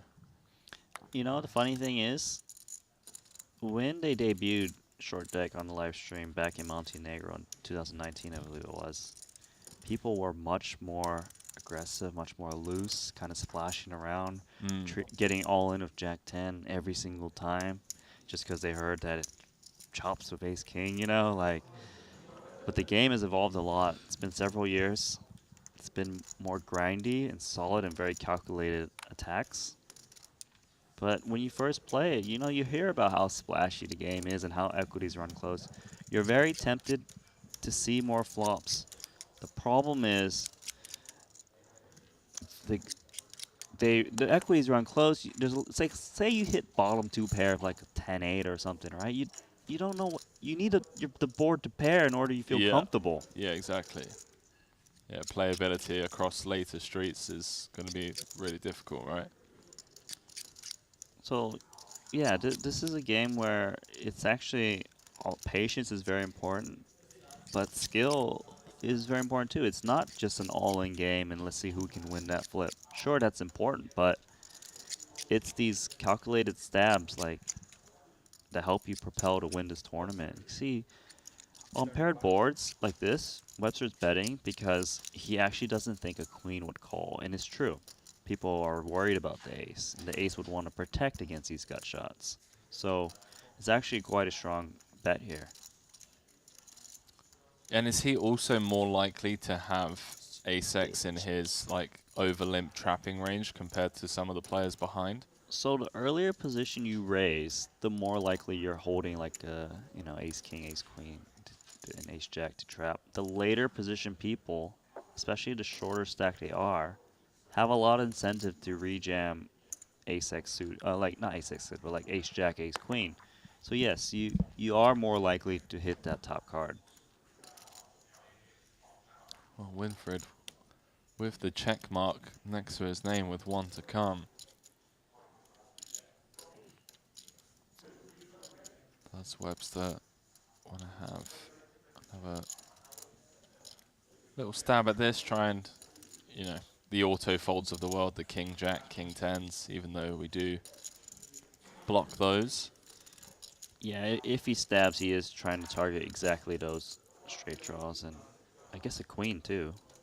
But he's going to only take one stab here. There's no way he'll fire the river as well, I believe. You know, sometimes you get a sticky queen occasionally. All the thoughts going through Winfred's head right now. I mean, there's no amount of posturing or posing that, you know, if you call, your hand seems pretty face up, right? Yeah, but there's no reason to bloat it because there is an off chance your opponent is going to attack again. But also, let's say your opponent trapped the ace king pre-flop. Well, he can hit a king. You don't want that to happen. Yeah, exactly. You're getting free rolled.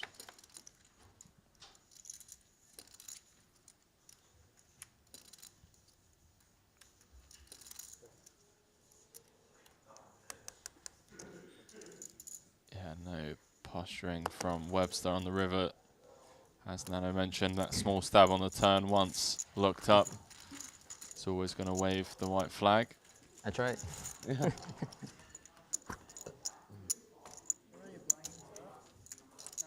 Even announcing that he tried, Nano. Give credit where credit's due.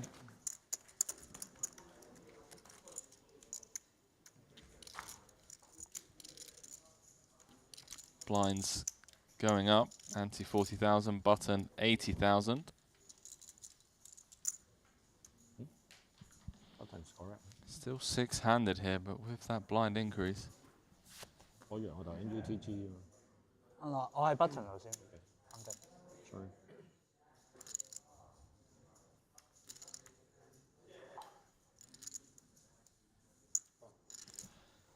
So with that blind increase, Nano, you mentioned it about 30, 40 minutes ago. You felt like it's, you know, these guys are going to continue feeling each other out a little bit. But now, you know, 280,000 in there pre-flop. Time for these stacks to just collide, right? Yeah, look at Webster. Oh, just, wow. Wow, Webster jams. Trying to put ICM pressure on everyone, but Ivy wakes up with the dream. Ace King. This guy was down to $1 million, doubles of aces. Another dominating spot. Calls. You never want to hear that. Webster in trouble.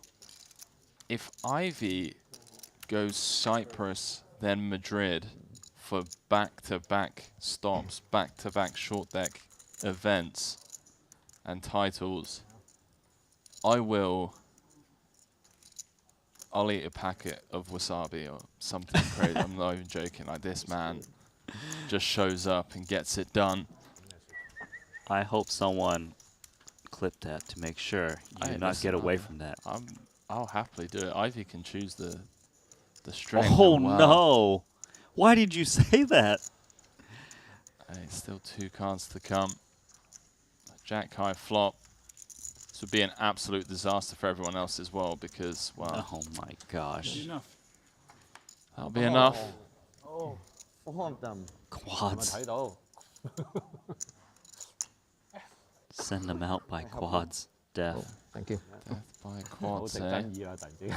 Phil Ivy got it in good. Ultimately finds himself GG, man. taking the showers in 6th. See music to everyone else's ears, Nano, as they have now locked themselves up an additional 51,000 euros. Ivy going home with 182,000 and change. GG's in the chat for that, man. I'm sure we'll be seeing more of him. Third cash here in Madrid. That was brutal. That was the big stack trying to put the pressure on. Ivy played amazing today. Really did. But this is the game where variance is a very big part of it when the all-ins do clash. Yeah. Open season for Webster Lim now with over half the chips in play, 5-handed. And Webster understands tournament poker. He knows he can just keep ripping it in. 8 million chips. You're going to keep picking up these antes, running away with it.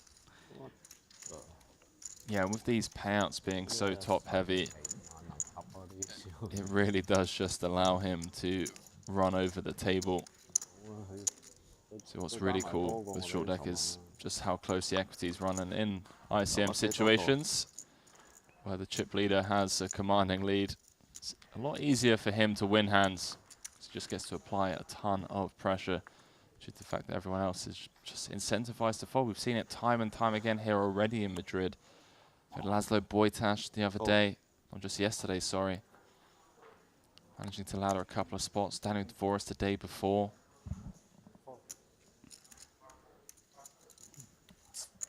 You can make money folding. I remember when I first started playing poker, Nano, I didn't believe people when they said that to me. But now, these guys have proven it time and time again. Take these away, and also You can also he make has to- money betting. You can.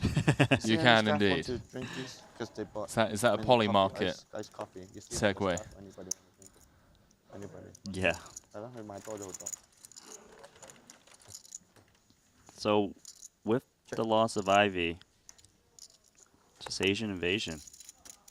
Asian invasion, hey, here in Madrid. Yeah, just all the Malaysians, Hong Kong, repping this final table. I mean, these were the guys that paved the way for the rest of the world, right, to play short deck. Mm-hmm. It's no Came surprise out of that their they're dead. backyard. Yeah. Yeah. I do believe the other Western countries are improving a lot, but it's not like these guys don't get better too. No, of course. The only other countries that I could really say seem to have excelled compared to the rest of the world seem to be the Americans. They seem to have, more options over in the States to play, short deck tournaments and cash games, whereas us Europeans, we're kind of left stranded almost when it comes to battling at the highest stakes. Yeah, but even like the Americans, they don't really choose to play this game very often. I guess they would go to PLO first. Yeah, so I think they still got some catch up to do. Yes, and I apologize. I should say the North Americans because there are a couple of Canadian crushers that come to mind straight off the bat. Yeah. Some Watts, You got like Michael three. Watson, very solid short deck player. But yeah. Well, Webster's putting on an absolute clinic on the people right now. Jack 10. Gonna start for call. You always got to be a little bit scared of the first position limp. A lot of times that guy's got ace king, so that's why he's not just ripping in Jack 10.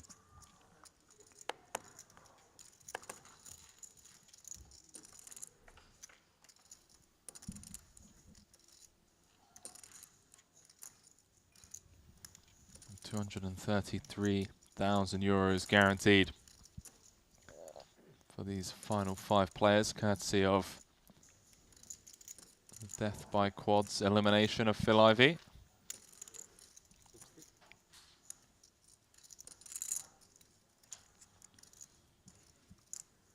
I think the Jack 10 is just enough to call, I think, right? Oh, no, he just lays it down. Okay, sorry. I thought the bet was kind of tiny. I guess he was a little suspicious of Bjorn already. Didn't want to be drawing dead.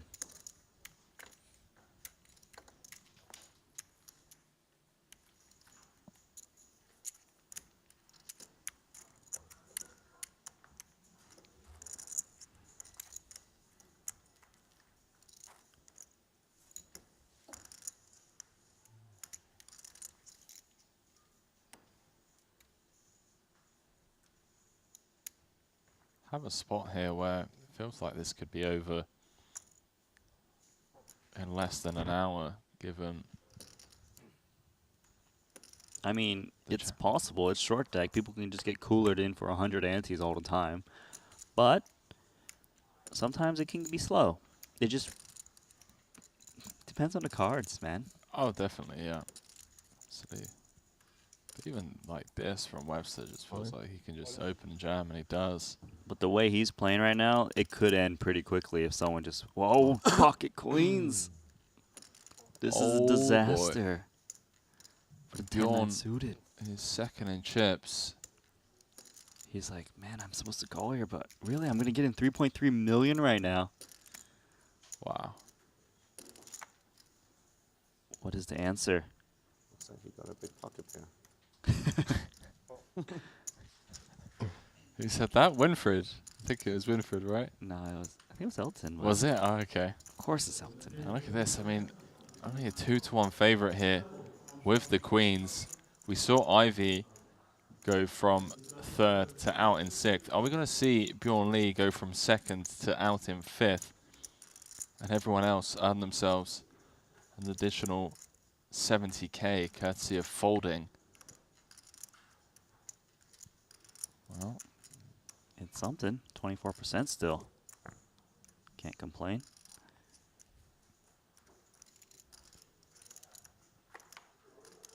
Ooh. Changes the outs, huh? Does indeed. A 9 or a queen needed to score the KO. No dice. So Bjorn with the full double. And now finds himself chip leader here. Event number 8. Yeah, Webster was playing great. Finally lost the chip lead, finally. Bjorn, the man who will play anyone, any stakes. No limit heads up. Chip leading it. He's dangerous. DJ wants to pay for the party. I really want to pay for the party. Uh-huh. I really want to pay for the party.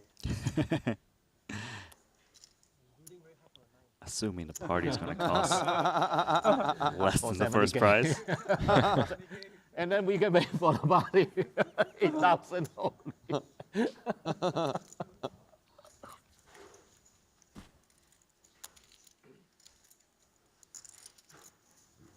I bet these chaps know how to party, I'll tell you that much. This isn't just, you know, a casual glass of wine, call it a night, little boogie on the dance floor. Oh no.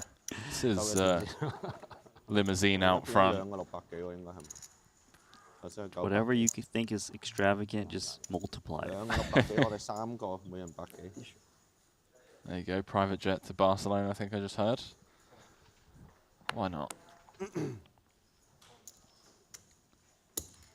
You know, you buy in for, what, 50K here? Like, you're getting your money's worth if you intend to party. Even if you bust.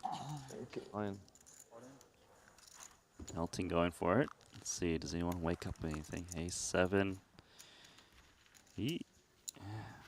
Oh, I think Wai Kin Yong peaked the ace first. Mm-hmm. Seemed very disappointed.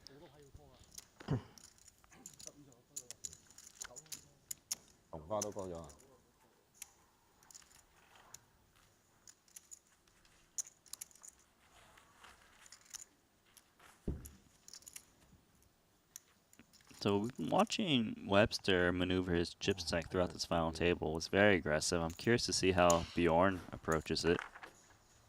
Bjorn's more of a cash game player, I believe. Yeah, I know Elton plays a lot of the high stakes cash games as well, right? That is his bread and butter, man. Yeah? Yeah. Tournaments is for fun. Even the $1 million tournament he played for fun. He won the one drop way back when, $1 million buy-in too, where it was just the recreationals allowed to play. He won $1 million buy-in tournament. You didn't know? Yeah, you know how the one drop? It wasn't a Triton event, but yeah, he won it. Wow. Okay, no, I definitely didn't know that. Google it. Let's have a look. So he's just out here playing $1 million buy-ins for fun, eh? Yeah, and that's also a small game for him, you know? Wow.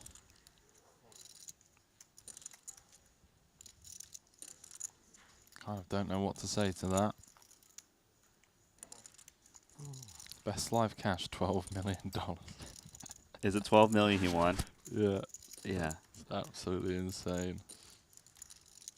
Back in 2016.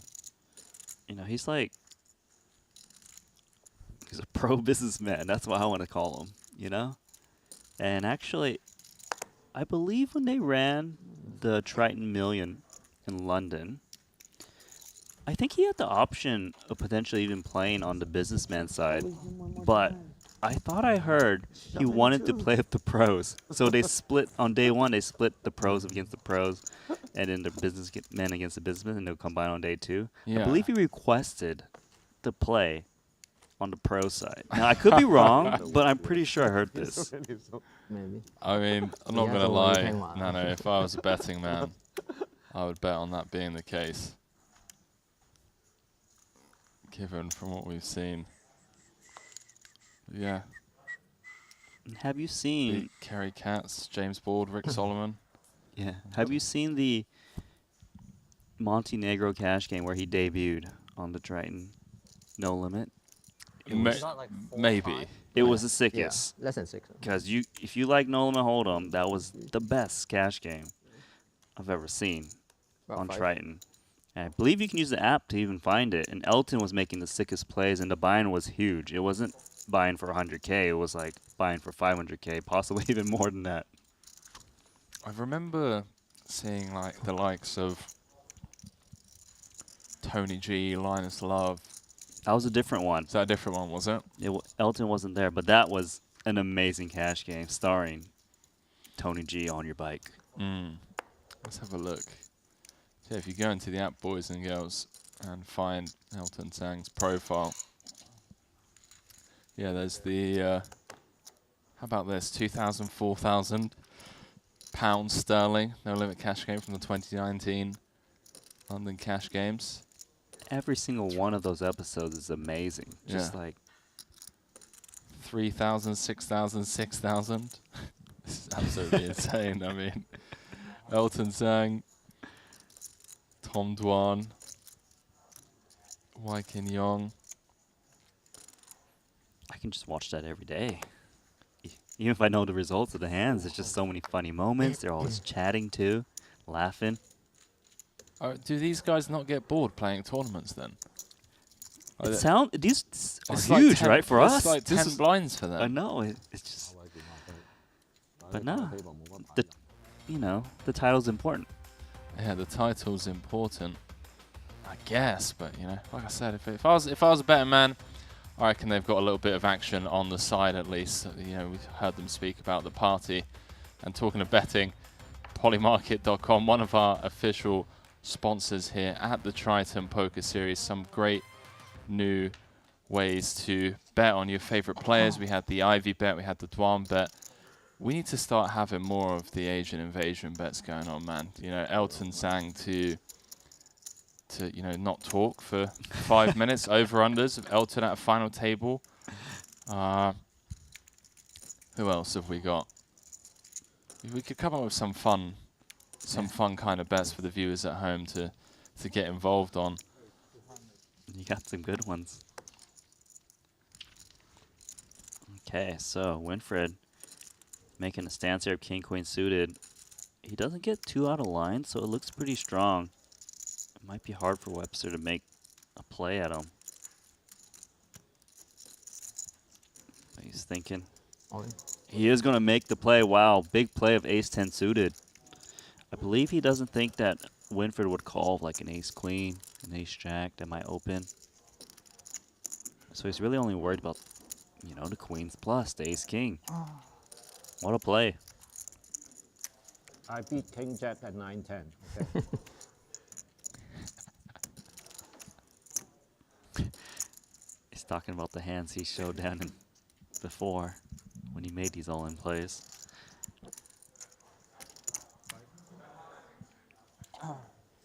Well done.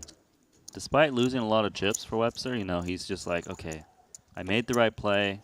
He woke up a hand, but he's continuing to play his game. Excellent player. He's really evolved in short deck.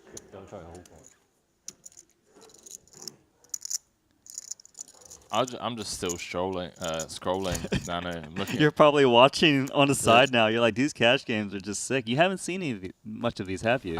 No. You really should. 2018 Montenegro cash game short deck, 2,000, 4,000 with a minimum 200,000 euro buy-in. And if you thought Elton was chatty from the tournaments, he's like 10x chattier in the cash games. Really, it's worth your time. Like, next time you think about grinding, just don't play and watch instead.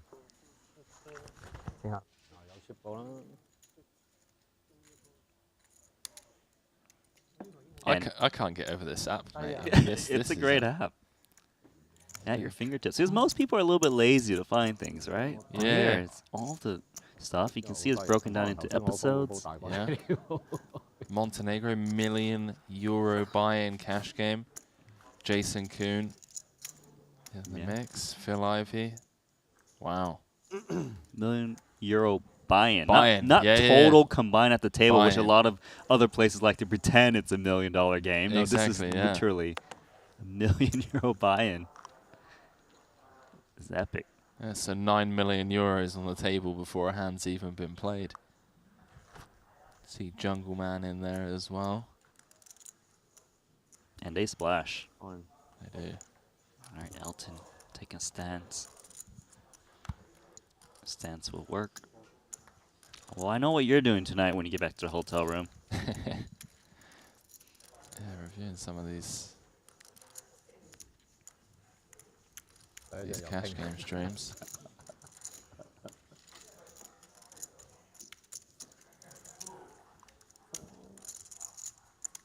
I think we got someone to download the app, right? I think so. I think we've done part of our job at least. 理智啲，唔好急，理智啲，理智啲，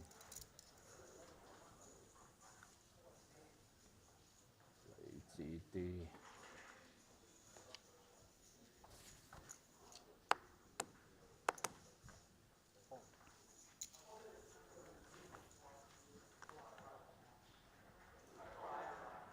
So Bjorn Lee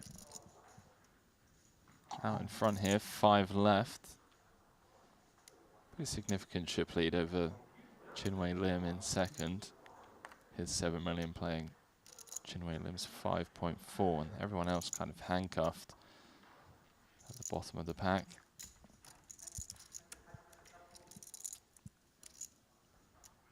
Not a great hand, but if you can get a free flop, you could try. That's what he's going to try to do. Yeah, note how this is all the short stacks, Nano. Yeah. Before, when the antes are small, like they can hang around a lot more, but now you're going to see a lot more shoving. And Winfred, see? Jamming this Jack-10. If it was an ante level before, you wouldn't be making this play probably. 老鋪又唔係對到佢兩個。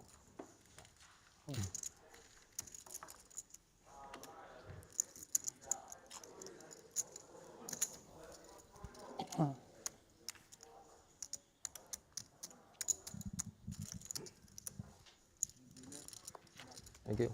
Wonder how we get an invite to said party after this event is closed out.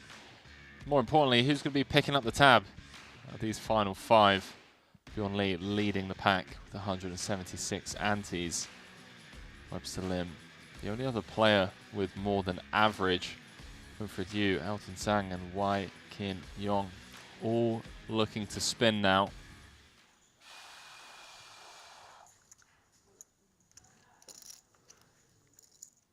The difference between 5th and 3rd, around about 170,000 euros. But now that Nano's told me that most of these guys are playing $1 million cash game buy-ins, I'm kind of not sure that ICM is as important to these guys as it would be to someone like myself.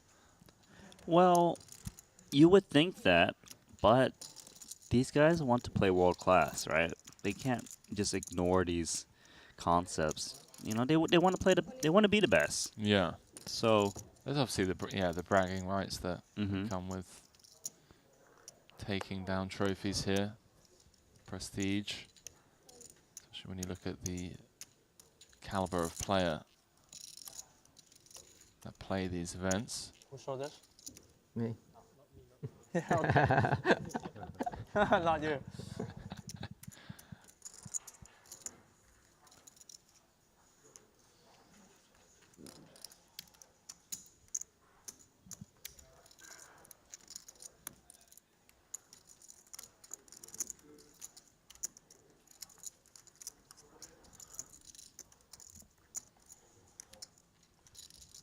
Bjorn saying that this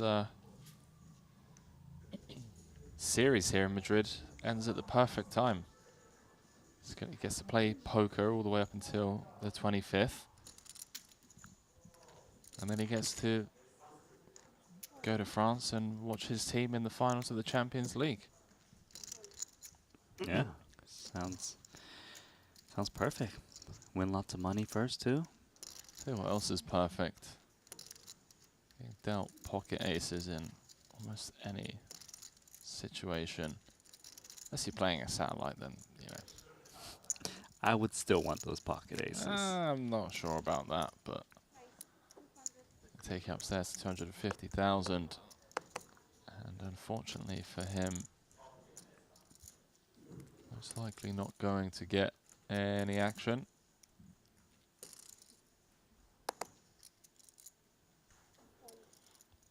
Queen 10-0 on the button for Elton.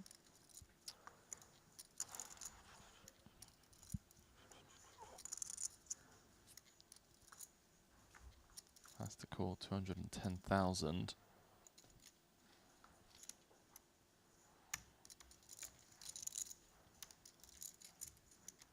In order to see a flop. Does just get out of the way. Yeah, he made it kind of big, huh? 250,000.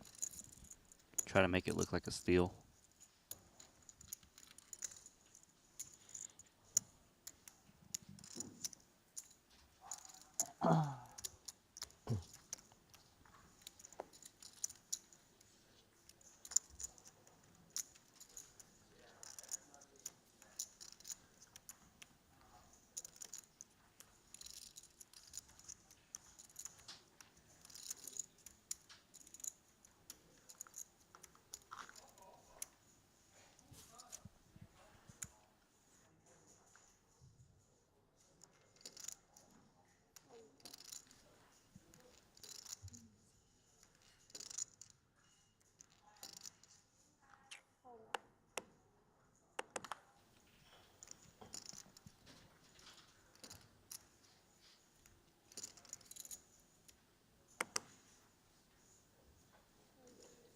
Well, Elton finally picking up a hand that I'm sure he'll be more than happy to go with, especially cutoff versus button.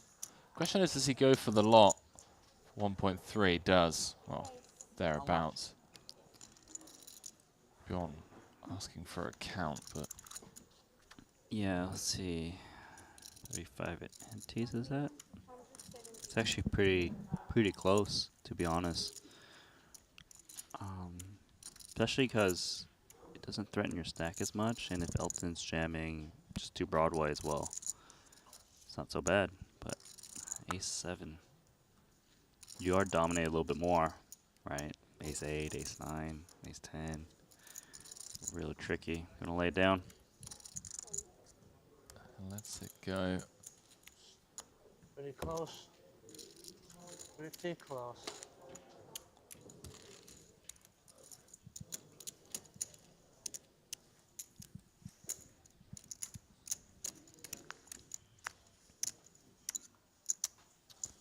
It's gonna win some flips.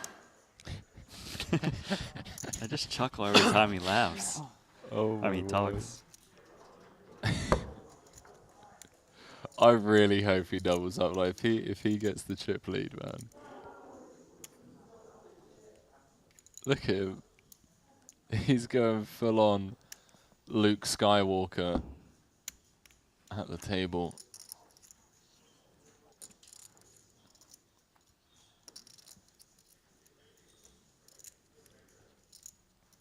Winfred Yu. Ace 9 of clubs. Gonna limp in.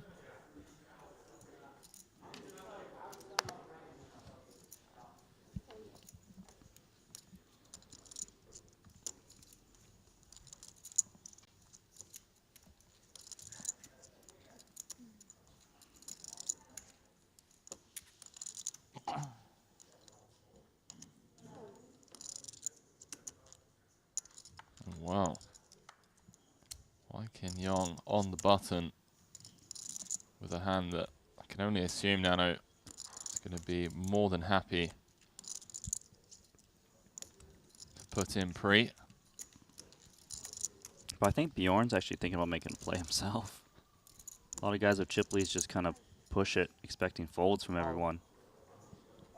All in for Bjorn Lee. This is chip lead play. Wow, Wykin into tank. I guess he's also trying to figure out the frequency that someone's jamming, like him jamming King Jack suited, Queen Jack suited. Don't think he thinks Bjorn would jam like pocket aces. Wow, he makes does the call it call. off. Could be down to 4 players, but if Wykin Yong manages to double here, Nano, to be straight back in the mix and still knocking on the door of the 4 titles club. Obviously an uphill battle all the way, but hey, 52% favorite. At least in equity for now. Left himself behind. BJ. BJ.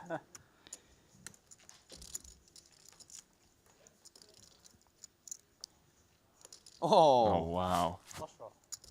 Versus flush draw. 4 outs only. So he flop a straight. Yeah, flopping the second nuts. Wykin Young drawing to just 4 outs. A lot harder to make it flush in short deck than it is in Hold'em. Potential huge hold here for Bjorn Lee.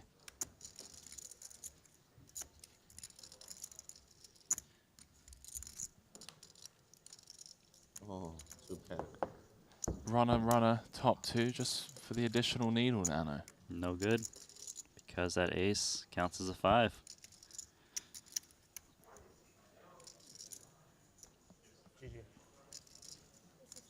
Oh, you flipped it straight. Oh, fuck. I didn't know. Oh, no. I really didn't realize. What the fuck? No way. I was wondering why I didn't counting his flips. I really didn't realize. Oh, wow. At least it smiles all around. Nano, he didn't realize that veteran Bjorn had flopped the straight. We do lose Wykin Yong in 5th place here, event number 8, going home with 233,000 euros. And we're down to the final 4 players. It's pretty brutal. I was like, he's counting out the chips. I thought, oh, that's very nice of him to make sure they're stacked in 20s for his opponent to put into his stack. But GG's all around. Down to the final 4, Bjorn Lee, considered as one of the best heads-up no-limit players in the world, finds himself chip leader here, looking for his first Triton Series title. As the 3-time champion exits in 5th.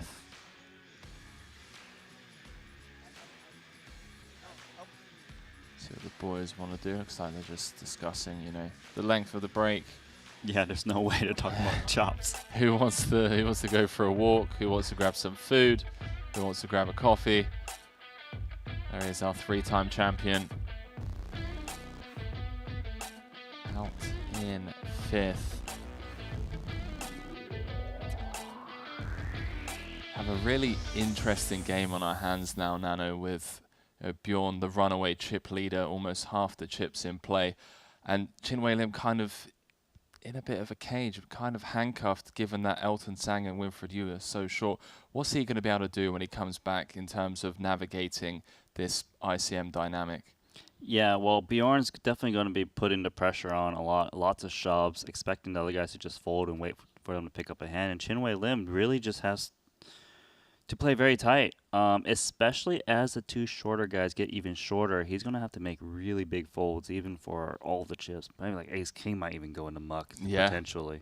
It wouldn't surprise me. Well, Chin-Wei Lim with over 2 million in Triton earnings and 5 cashes. So, I mean, hey, this guy is no stranger to playing in big buy-in events and looking to secure himself his biggest Triton cash state by taking this down. Does find himself currently in 2nd, and as Nano was referring to, gonna just have to be really patient and kind of wait these short stacks out. When we come back from the break, boys and girls, we'll be crowning ourselves a champion here from the Gran Via in Madrid. See you guys shortly.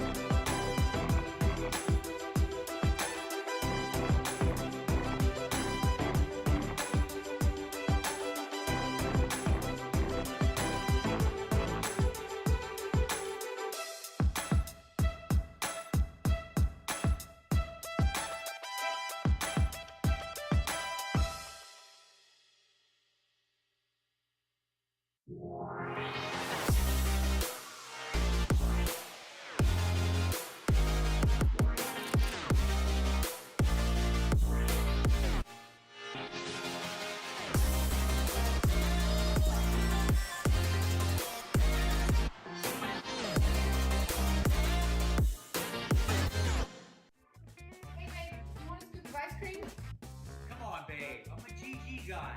Double scoop.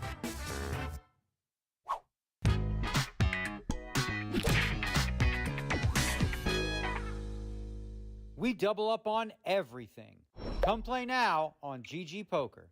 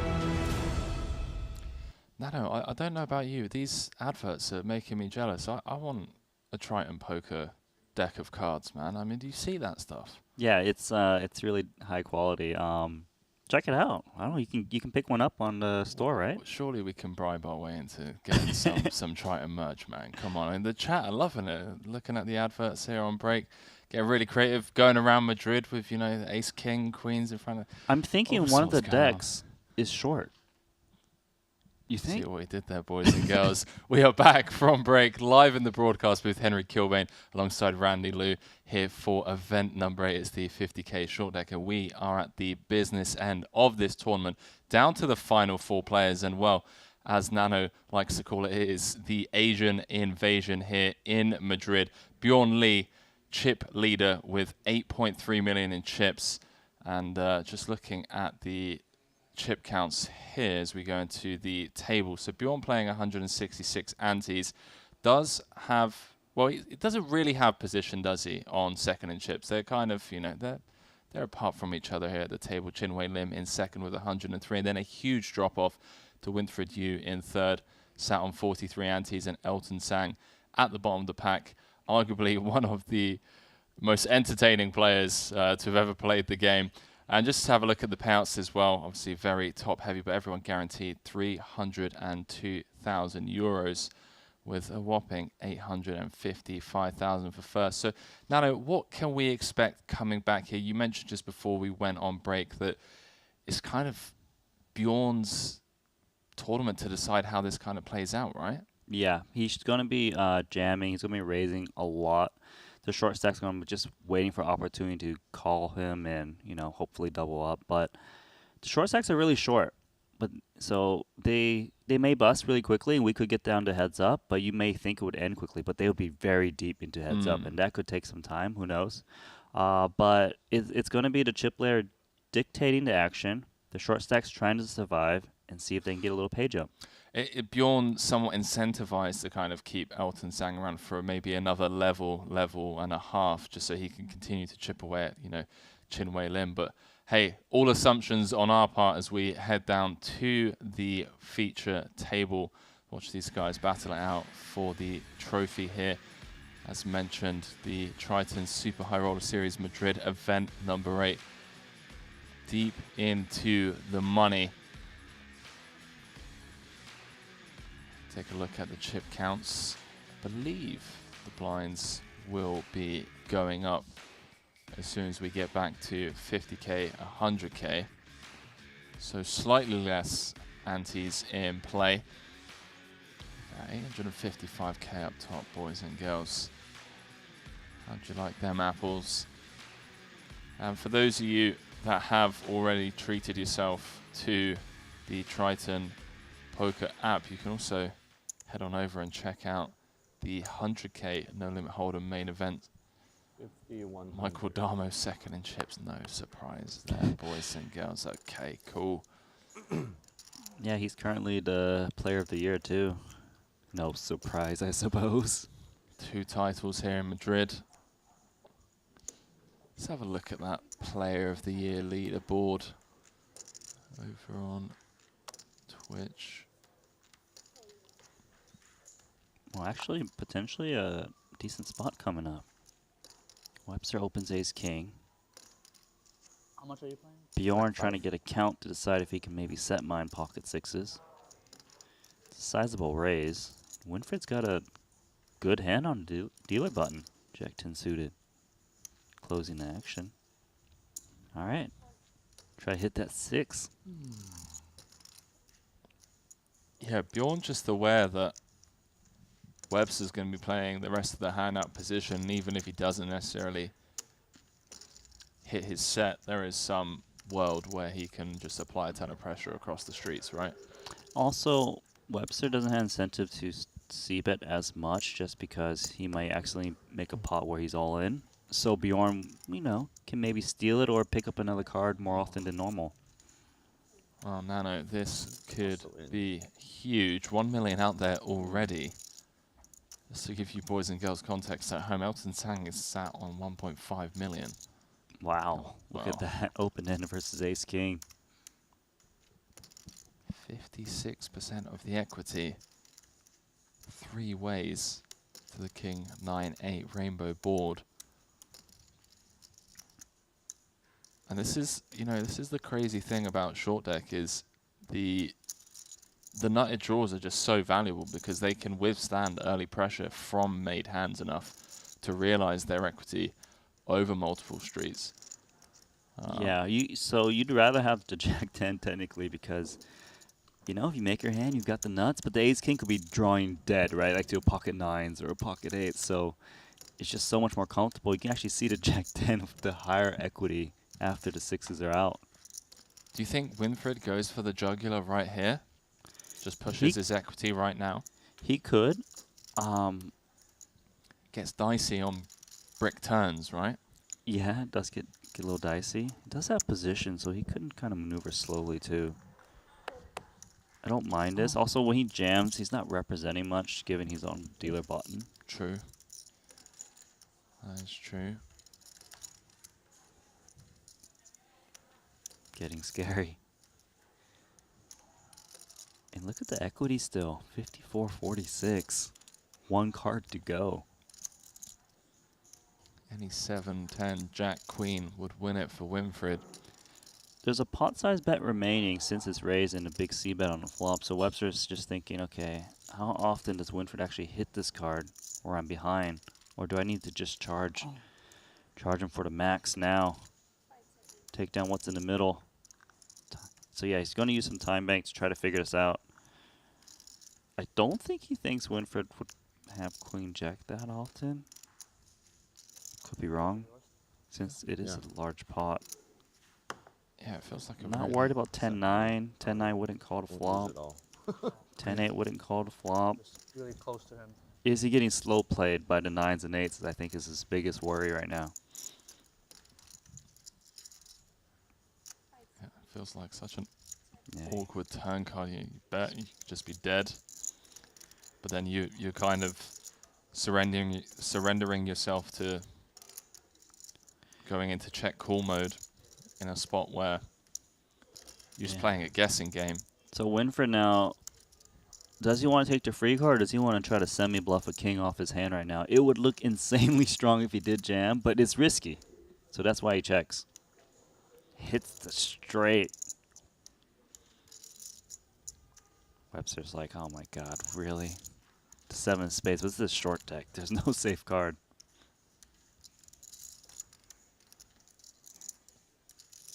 Yeah, with this pot, Winfred going to be up to over 3 million in chips. Pulling away from Elton Sang. And nipping at the heels of Webster Lim. Those 3 between them with half the chips. And Bjorn Lee out in front, flying over 8 million. Just gonna be cautious. Doesn't think he'll get called by worse. Occasionally he's getting trapped by like a queen jack or some spades. 中咗射都唔打完就又花喺度嘛，我打佢都未必會 call 啊。I believe he just said that. Just wouldn't get called by worse. 穩陣啲好。 Which is, I think, is true. You can't really get called by worse on that board in a raised pot. Yeah, it does make sense.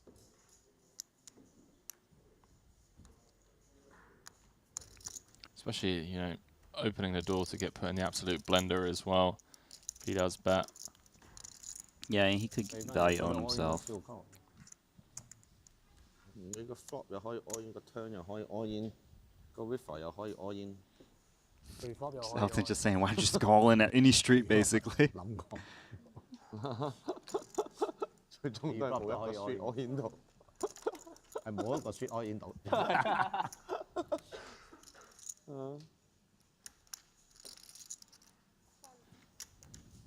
Action player.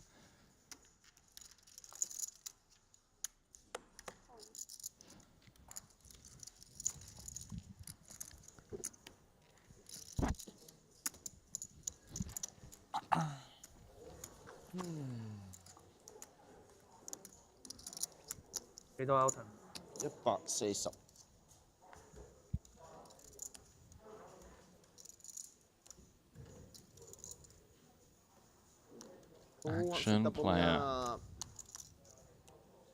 feel like he's done a very good job at image building over the years at these Triton events as well. Yeah, he's playing the long con, right? He really is.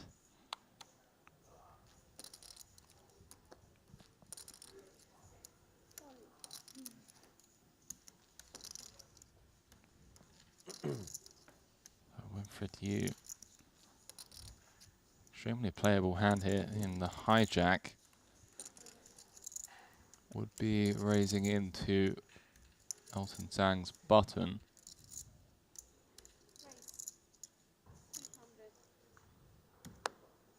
Makes it 6 antes. Solid hand, king jack. But it is Winfred opening, who shouldn't be raising too light given the stack distribution. So he might be a little cautious. Maybe he plays, maybe he folds, maybe he jams, who knows? I think fold's the right play.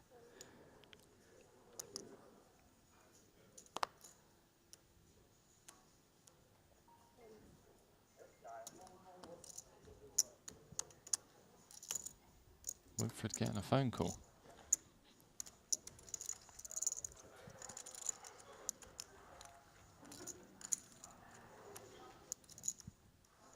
It's like, I'll answer it later on. I've got more important things to deal with right now. Mm-hmm. It was probably the guy asking about reservations for the party. Who do you think's invited? Did you have to play this tournament in order to get an invite? You have to play this tournament, man. What do you think we're gonna get in? No. We might be able to get into the car ride, at best. I bet I could get us invited to the party. Alright, you get us in? Yeah. I think I can get myself in. I just don't think I can get you in. I was just trying to save myself. Wow. Wow. The need of the shade being thrown in the commentary booth right now.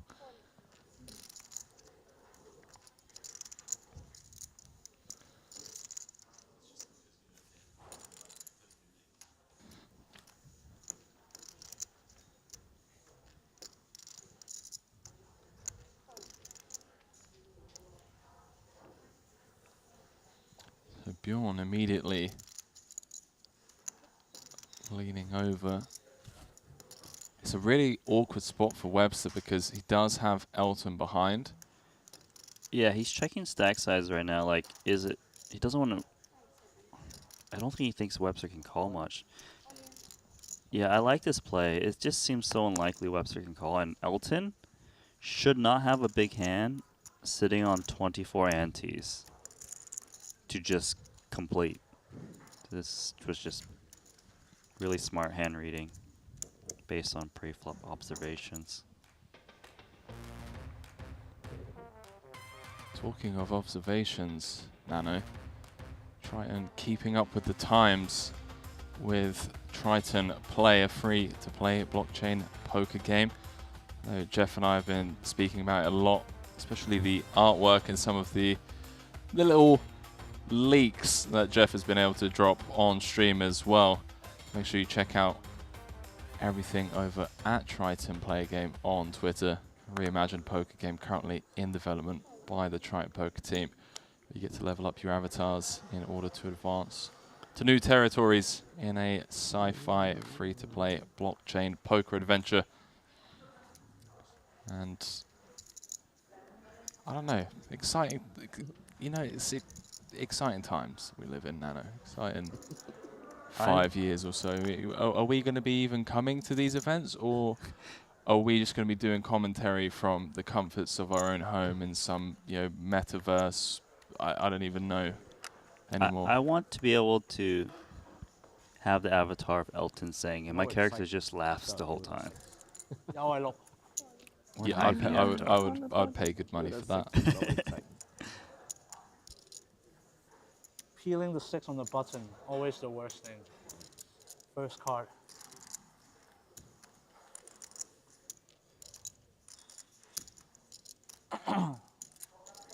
Cry me a river, Bjorn. You have half the chips in play, and you've locked up 300k. And he won the pot.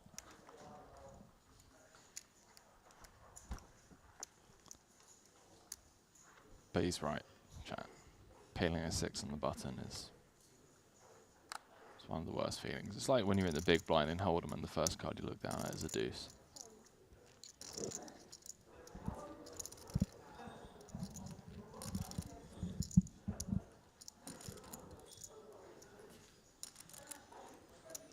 Don't forget, boys and girls, once we wrap things up here with event number 8, this 50k short deck Ante-Only tournament, we will be jumping into day 1 of the 100k No Limit Hold'em main event. Some of the world's best are battling it out for one of the biggest prizes in poker. Just to give you guys a couple of names from the top 10: Timothy Adams, Patrick Antonius, Michael Damo, Chris Brewer, Kevin Pack, Orpen out there in the mix, Christoph Vogelsang, Henrik Hecklin, Steve O'Dwyer, just to name a few.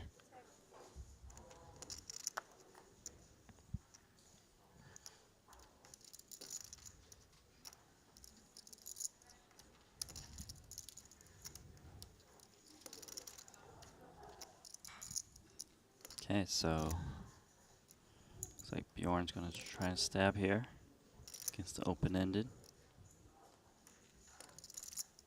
200k is a sizable bet into 300,000 though. Drawing to an obvious straight. Looks like he's still going to call.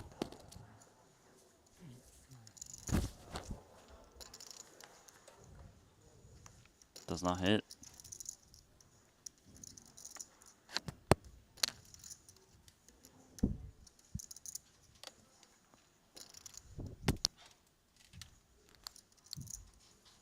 Bjorn improving to top 2. Is there ever a world, Nano, where Webster turns this into a bluff versus a bet?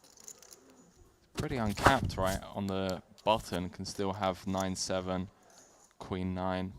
Feels like it's just the absolute nut bluffing combo. Yeah, but you gotta be worried that Bjorn actually has a big hand himself. He's got the chip stack, can play a little bit looser. Could even have ace queen, it's possible for sure. I mean, he didn't relinquish his hand right away, so it's definitely think about what you're saying. I feel like Bjorn never really has ace queen. This was a limped pot. He does let go of the ace 9, and Bjorn Lee extends his lead here in Madrid, looking for that first Triton title. He's already secured his biggest cash here. If he was to go out in fourth.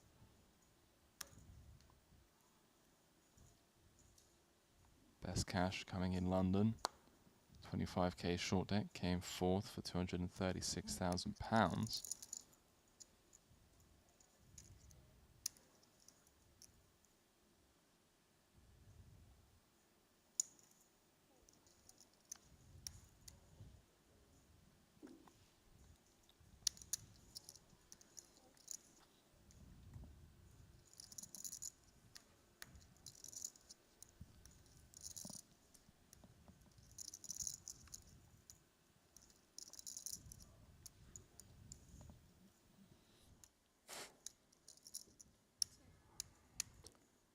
Elton just taking a sip of water before checking his option.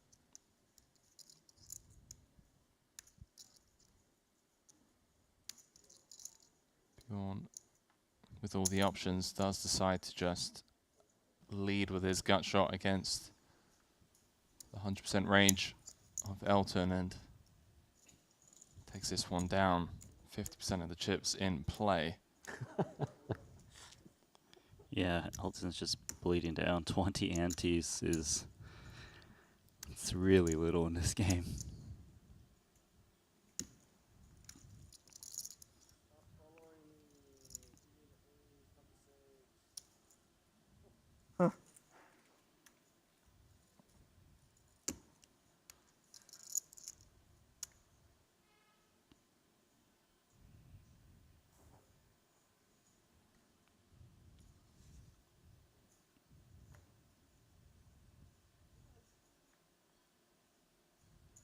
Okay, well, Elton's got 20 antes, king 6, last two guys remaining, lays it down. Ace-9 would have called him for sure. Keep following him, sixes. Keep following him.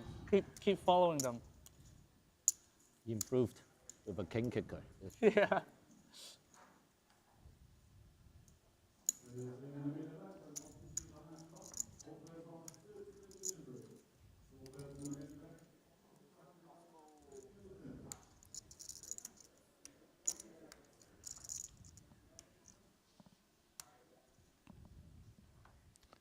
Let us know in the chat who you guys at home are rooting for, both in this and in the main. If you haven't already, take a glance at the field in that 100k. This should be a jam of Ace-9. Less than 20 antes. Just hope for the best. One fold down. Queen-Jack suited. Ooh. How much? How much? How much? Like, normally you'd be folding, right? But for 20 antes, I think this is a call.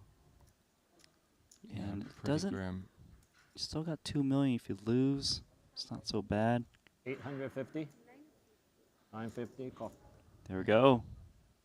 As announced, call. If Elton can hold here, it's going to be tied with Winfred on around about 2 million in chips.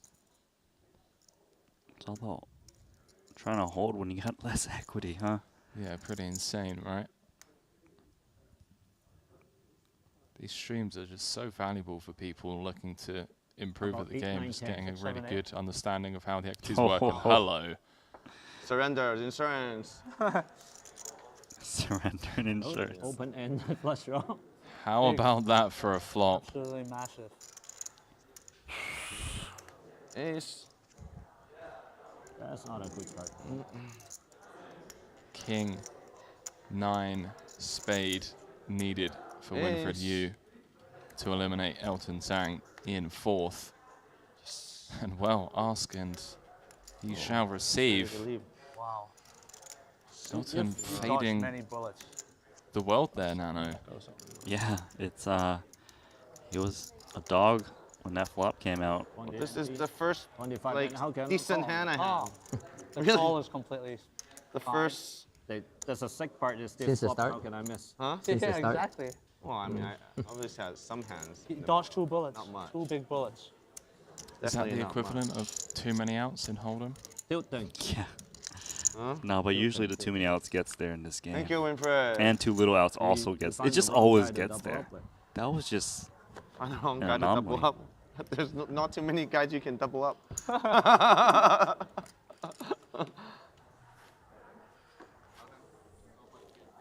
Okay, it's not How wet. you're gonna miss that friend and me? Surrender and insurance. Eh? I'm under the gun again? Oh no. Oh, wait.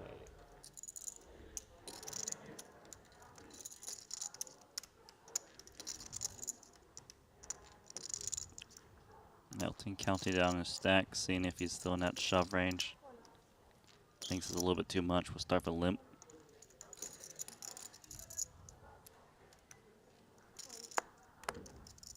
So sick.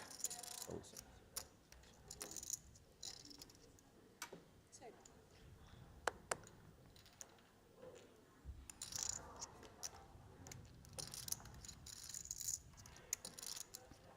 Alright, so it's going to be top versus middle pair. Both the same kicker.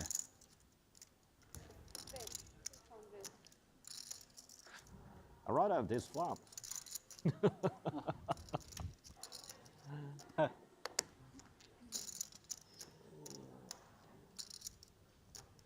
Webster's got top pair, going to start for call. See how this turn develops in position. Melton is under the gun, so is repping that top card, but can't be feeling too good once he got called. Now I become the short stack.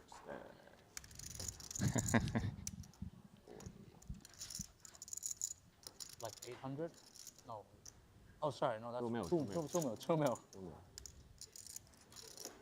Alright, so Webster of top pair. I think he thinks that Elton would keep betting if he had queen 10 beat. But wants to stay cautious. King's a bad card for both players. I think Elton knows that his hand is no good, but can he get a better hand to fold? And it is risky given what chips he's got remaining too. Gonna give up. Jack. Queen.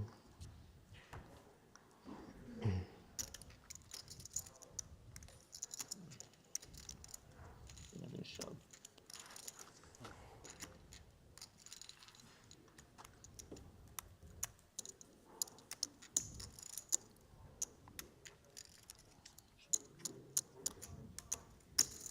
Wasted 200k again. Hard-earned chips. Don't need it no more. Get from Winfred again. Can I have a Okay, ice, okay. a glass of ice? I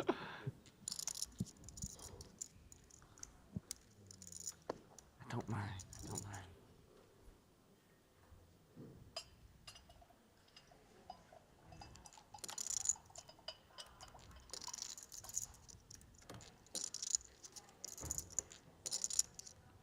Not a good hand, but when it's suited and you got all the chips, I guess why not? Yeah, I was about to say, no, give me 7-6 suited with the chip lead, full-handed in Hold'em, and I'm in there. Yeah, it looks like a good hand, but it really isn't. Ace Queen gonna go for it, hoping everyone's got nothing. And indeed. Lục chạy à, lục chạy.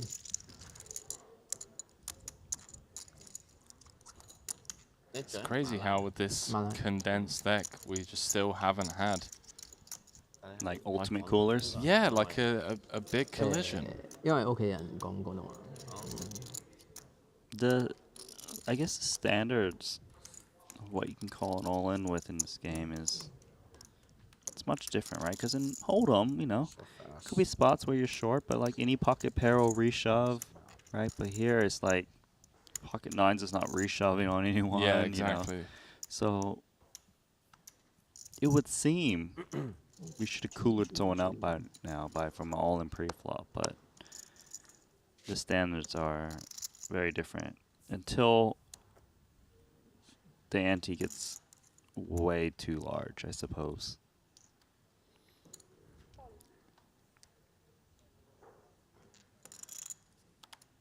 So Webster. Yeah, this could be Olympian. interesting, actually. 32 anti-jam incoming. Is ace-10 good enough? Elton going to be jamming hands like King, Queen, Jack 10, even like If 10, there 9? was someone at this table who's more willing to do so as a shorter stack, I think it's Elton. Yeah. Owen. Oh boy. Gonna go for it. Great spot for Elton Sang.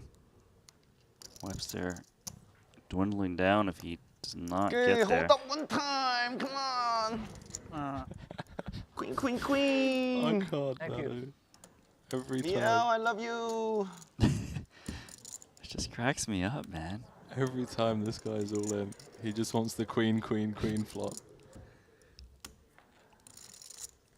What a legend. Queen it is, but Jack could make a straight. Yeah, Webster with more outs now. Put a 10 out maybe?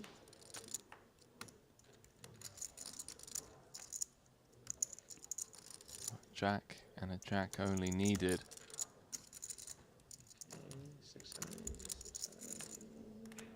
No.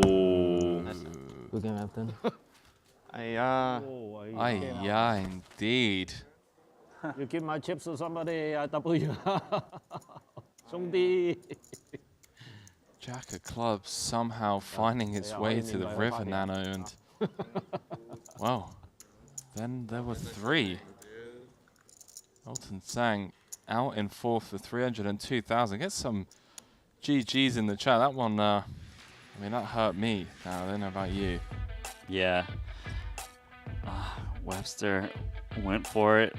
He's gotten there on the river several times this final table. Rewarded.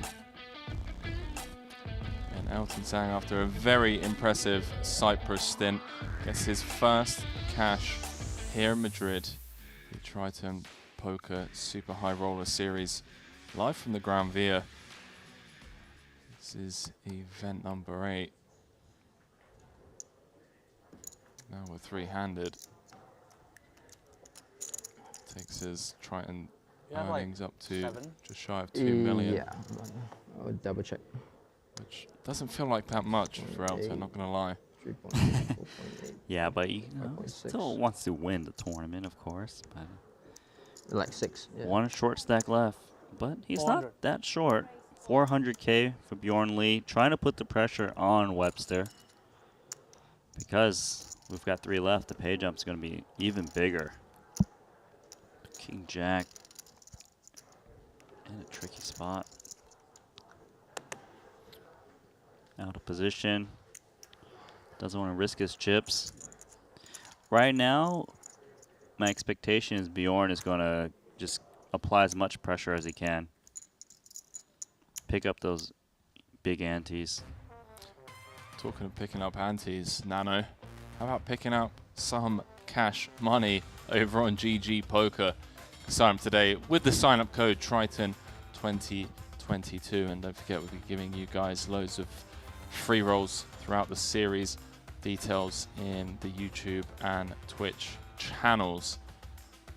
And I mean, I love this advert because they showcase the emotes, which is literally one of my favorite parts, which as a professional poker player sounds extremely weird to say because I love money and I love competing, but spamming emotes in a poker game in 2022 has somehow become one of my favorite things to do.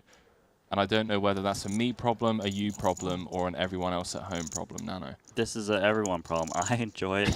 Everyone enjoys it. I've watched these final tables, and I see like people like Linus Love doing it. You know, like, yeah. And you're like, these are the guys who probably you don't expect them to do that.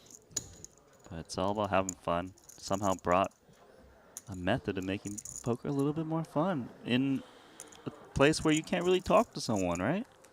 Yeah, even you can even take like the 10-second like webcam shots as well. Mm-hmm. For Yeah. yourself. Very innovative. Yeah, with final tables where you're in cash games. Done that a few times. I've I've played with. Oh, see now. You played with Linus Love. No. With Rotterdam in the PLO streets on a couple of occasions, and it's been sending me some memes whilst we're playing big pots together.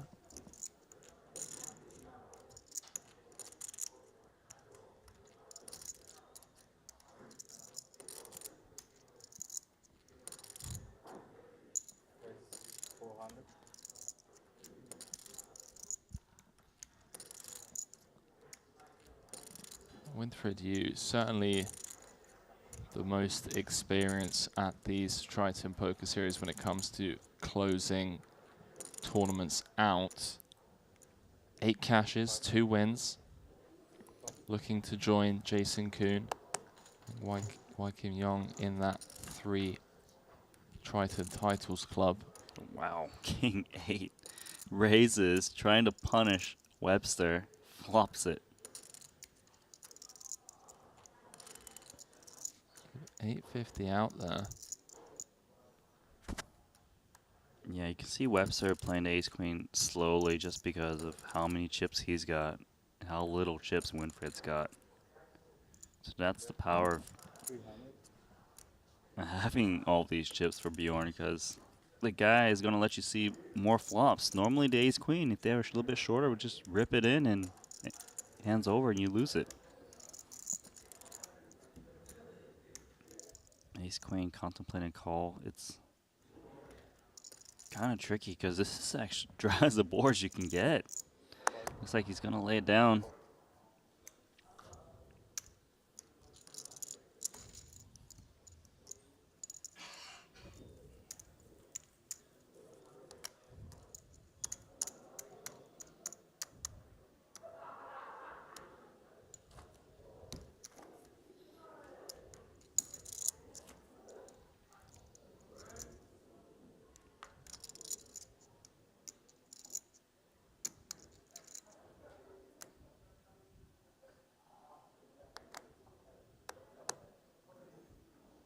Okay, 2 queens, that's a monster. Laying the trap, looking for the limp jam. Wow, Bjorn's got ace jack. This could get kind of interesting because he's been kind of punishing a little bit. What if Bjorn just jams all in? What does Webster do? He's got 100. Okay, some people. So you just raised to 400,000, but you know some people get a little excessive. They're like, oh, I'm feeling good. I'll just jam it in. That would have been very fun to watch. But as played, would expect Webster to be jamming this back in just because Bjorn's frequencies have been way too high on raising so far. Yeah, what a grim spot for Webster. Not only is he in a bit of an ICM cage, but having Bjorn on his left, certainly not making things any easier. Does just take it upstairs. It's like 6. Oh, less than 6. More than 6? Less than 6. Less than 6. Yeah, just a bit too much. But this is why you limp big hands like queens. You let the chip leader go for his plays. Wow, he's asking for a count. Is there ever a world where Bjorn calls here, Nana? Or is this just posturing? I don't think so, but technically he doesn't actually know how much his opponent is shoving, so you do want to know. It's 3, 4. Webster's 5. been pretty solid. I don't think he's doing that with, you know, a worse ace, a worse like a jack. So yeah, quickly lays it down after. I think he was more interested in the actual count. Just that additional way of making your opponent sweat, you know. You ask to do this for a count for the pure masochists out there. Blinds are up. I think someone needs to tell Bjorn he can use the Triton Poker app to get the information a little quicker. You know? He's going the old school way. How much you got? That would be one way of doing it. So blinds going up. This is event number 8 €50,000 buy-in short deck Ante-Only. Yeah, down to the final 3. And don't worry, boys and girls. Once we've wrapped things up here and crowned our 7th champion. Well, no, it would only be our 6th champion because Michael Damo has won 2 events already here in Madrid. So once That's we've right. crowned our 6th champion, coverage of the linchpin of the Triton series, the main event, will commence. Trip 9s. Looks disguised. Won't even surprise him if Bjorn even stabs, but he's gonna check because I guess it wouldn't be too credible if he starts betting all of a sudden. Yeah, and Webster Lim on the button gonna have more 9x right in his range than Bjorn would from UTG. Yeah, he's going for some value, hoping his opponent's got an ace and looks up multiple streets.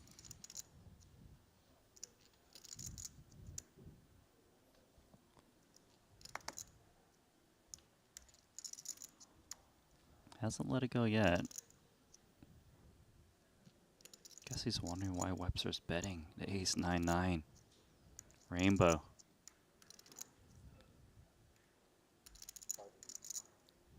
Bjorn's a really smart guy. Can you figure this out? Wow, actually raising. I think he's just thinking, look, if Webster doesn't have a 9, he's folding. He probably doesn't, and he's also thinking Webster has no incentive to bet an ace on this flop. Just there's no draws. So he's literally saying, you got a 9 or you don't have a 9. And if you don't have a 9, you're not calling. But he's got the 9. Yeah, and Bjorn gonna have more strong ace-x in his range, right? Gonna have some ace-king, ace-queen traps, maybe even some aces. But I don't think ace-king and ace-queen would be check raising here. True. It doesn't really make any sense. Yeah, that's very true. This is kind of a game of chicken, almost. But when one guy's got it, I guess it's not a game of chicken anymore, is it? 800. So he's going to repop it. He thinks this looks the weakest. Hoping Bjorn had a 9. Pops it back in a snap fold from Bjorn, and also waiting for the next hand to start now and receiving confirmation from the team behind the scenes. The team that are responsible for bringing this production to you boys and girls at home. Got another giveaway going on. Get involved in the chat. Try and Poker Madrid 2022. You can check it out now to be eligible to win a pair of joggers, a mug, and an autographed t-shirt. What you need to do is head on over to the link in the chat. Give yourself a chance of winning some Triton merch. And if you haven't already, that Jason Kuhn giveaway as well, up and running over on our Twitter.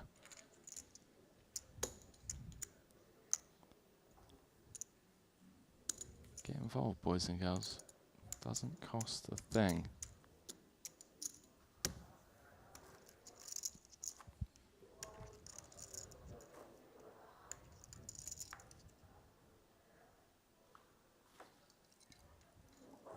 Some room for you.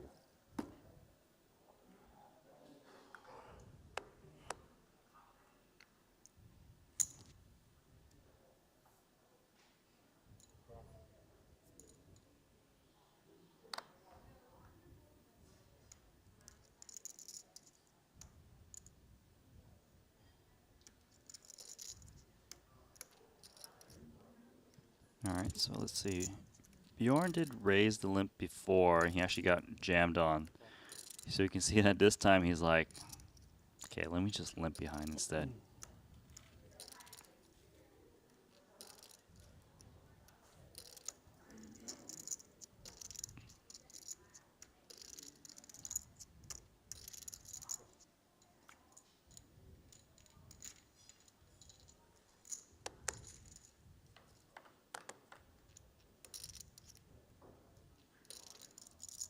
Okay, a little bit of something for Winfred. Other two guys, not too much.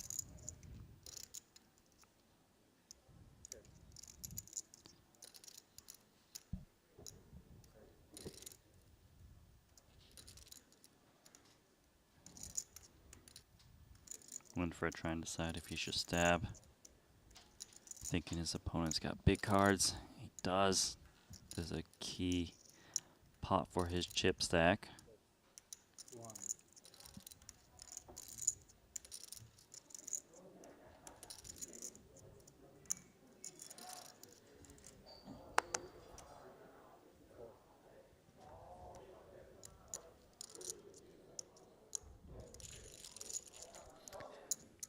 So much quieter now. No Elton? No Elton, yeah. It's business. All he needed to do was fade the 4 outer.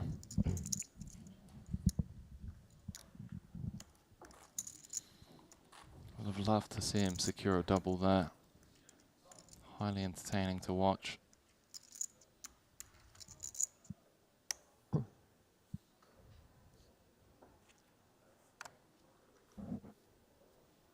Okay, it's a pretty good hand. Ace queen. Gonna try to trap Winfred, it seems. Winfred's got but Webster's got ace king. This could be a little bit of a clash. Should be very interesting. What happens if like Webster opens and then Bjorn's like, ICM jam on you or something? That'd be crazy, wouldn't it? This is for 100 antes. If he makes it something like what, 400,000? 450. 450. There we go. Bjorn needs to think how often Webster's actually taking the stance here.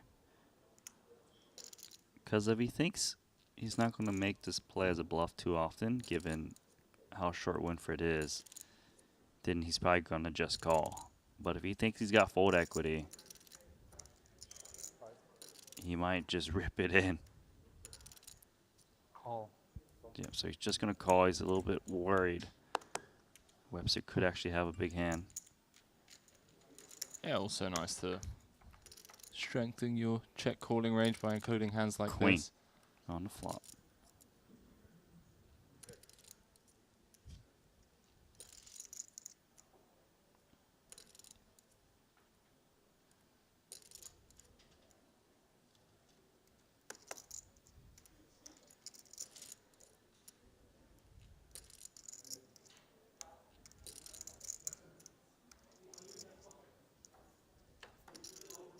Hits the king on the turn after checking it back.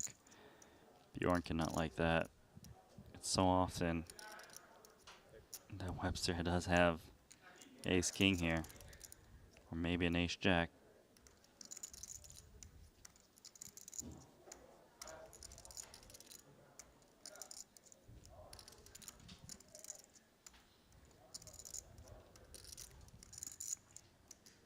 Webster trying to decide if he wants to bet. He's going to stay cautious. He doesn't want to get check raised and just bloat the pot for no reason now.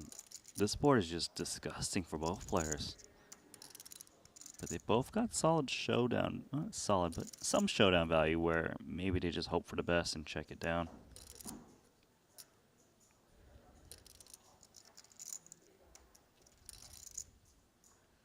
Ace queen.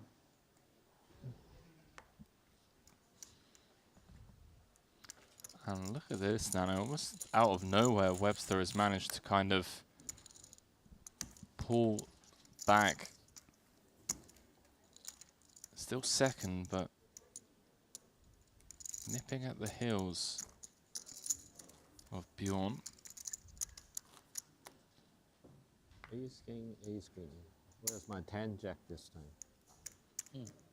Winfred just watching on from the sidelines as these two play big pot after big pot.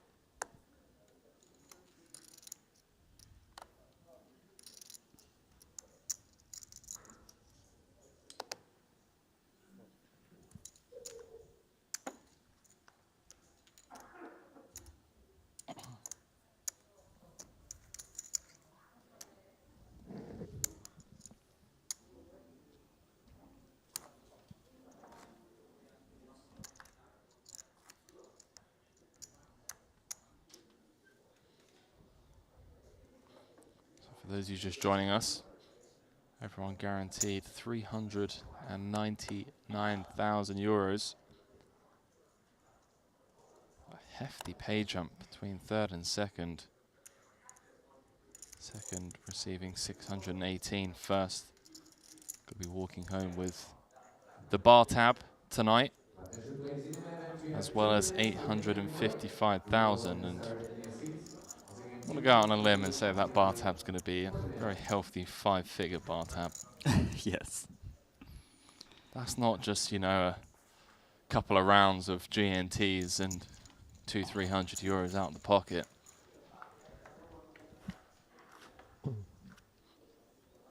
Okay, that's top 2 versus inside straight draw on 2 overs, so definitely going to be a little bit of action at least. Bjorn wondering if he should bet or let the dealer button try to rep that board. Gonna just fire out himself, it seems. Well, it's pot size. Trying to get Winfried to commit sooner than later. That's played though. I would love to see Winfried just call. Try to spike the 9. Sometimes some low cards come and they get checked to. You can represent them.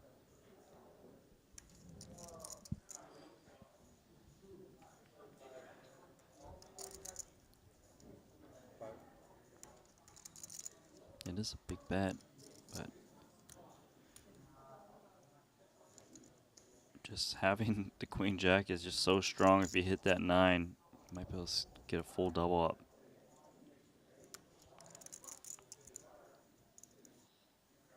But I think Winfried is a little confused at the size of this bet right now. It's more than he usually expects.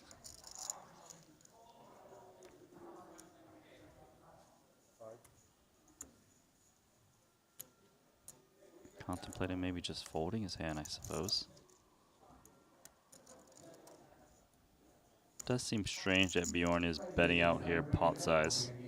Here we go. Start for call. 900 out there, 1.7 million behind. Turns a double gutter nano. Yeah, double gutter. A little bit scary for Bjorn Lee. Could be up against better 2 pair now. All in.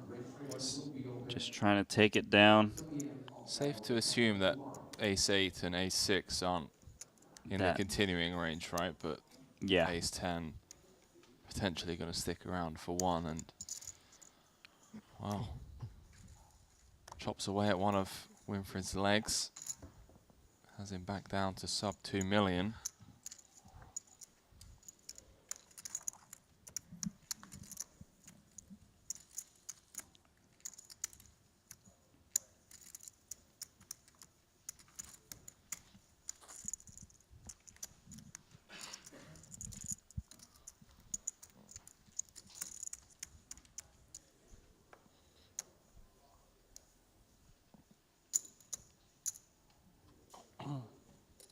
Certainly a game of patience, this. Nano, that's one of the things I've realised might be a good game for me to get into, just to discipline myself. Yeah, you actually would get a lot of discipline from this game. It is patience. You do need to pay attention to pre-flop a lot because it kind of defines people's hands better for you to make well-informed post-flop decisions. And, you know, like, let's just say it's been a couple hours and not much is happening. You might get a little antsy, and if you can avoid that, you know, it's just a good trait to have as a poker player. Well, I'm not even out there at the table, and you can confirm that I'm getting a bit antsy in here. I'm pacing around up out of my chair, 3-handed for quite some time. Yeah, so if you can't handle like patience and consistency and type things, like you're bound to make a mistake in this game. I play pot limit Omaha cash for a living, mate. I think that summarizes pretty well where my patience threshold is at. Yeah. Ooh, Bjorn just taking a stab here. Queen 6. Webster thinking about making a play. Does have a double gut shot. That's right. Could hit a 6 or a 10, couldn't he? Another one of those spots where it's going to have 600. way more Yeah. 9x. I love this play. Sorry. It's so easy for Webster to have a 9 here. Same flop, same result. Up to 7 million now. Last time I have a 9. You? In that hand? Last time. Yeah. I was so pissed off I didn't limp. Yeah. And then, yeah, boom, boom, boom, boom. But Getting I think I owned lost my kicker too. on the ace 9-9 flop.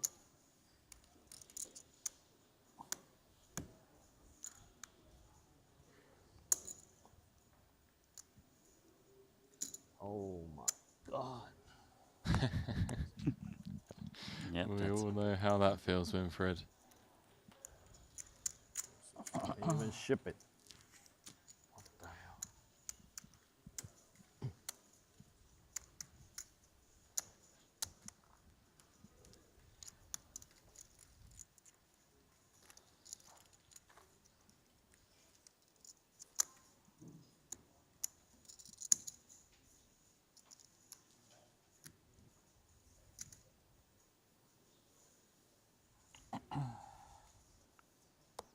Suited ace for Webster. He's actually got 7 million chips. Grinding up.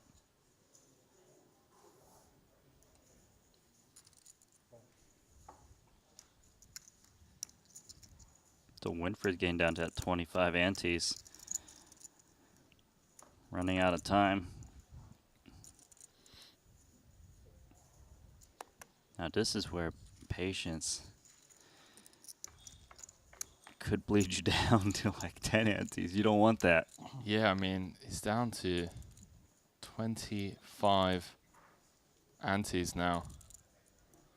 Equivalent of around about 10 big blinds in Hold'em.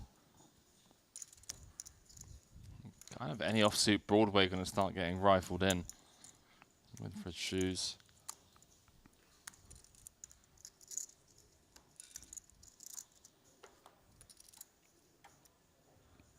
Hello.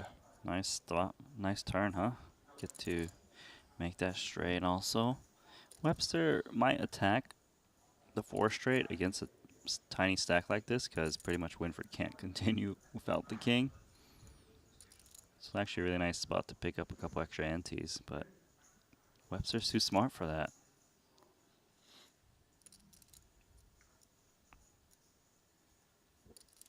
Fine. Winfred's just like, let me keep it simple. Just rip it in. It's kind of excessive, but maybe Yeah, thoughts maybe on his that? patience is being tested right now. He just wants to say the words all in at least once, yeah. Yeah, I don't really agree with that sizing, but You kind of fold out everything you have beat. It's like, I don't want this guy to tank. Let me just... The rare occasions that he's actually limped ace-king from under the gun. Yeah. All right.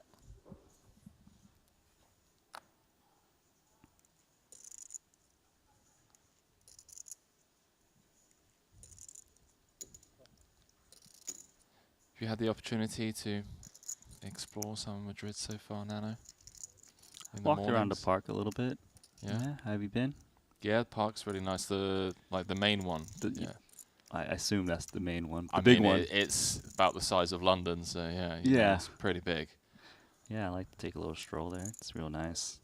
Yeah, I saw Jungle walking around the park the other day as well. Is that right?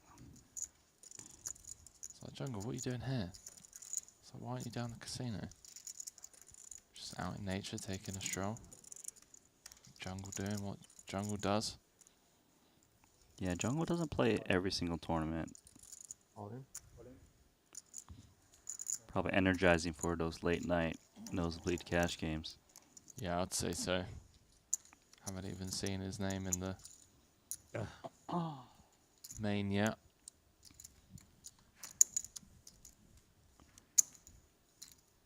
Jungle more of a see how I feel on the day kind of guy.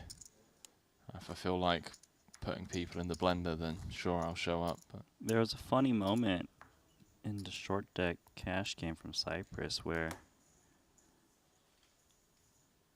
Phil Ivey, well, someone sat down and was like, oh yeah, I sat with you in tournament all day or something like that. And Jungle Man had no idea. And Phil Ivey was like, Jungle, you didn't know he was sitting with you all day. And he was just like confused. He really had no idea. Winfred getting a jam through. Yeah, well, there was one of like the first live events that we had back earlier in the year out in Cyprus, playing some like 50, 100, 200 PLO. And without exaggerating, Jungle is literally asleep in between hands at like 3 o'clock in the morning. And it's like Yoni Yukamai and Jungle, and then just like a bunch of like VIPs, and it's the only reason Jungle gets to see it's because he's Jungle. It's like, hey boys, do you mind if I play? And literally within like 30 minutes, he's just passed out at the table. He must have got a good chuckle around the table. Yeah. They literally brought an extra chair, like seat to the table just so he could play it. Yeah, within. These guys going in the long hours.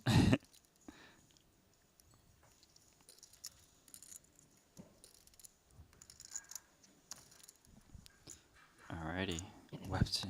So I've noticed Webster and Bjorn Lee, when they get some solid hands, been trying to trap Winfred to just jam any kind of like Broadway type hands and just get caught.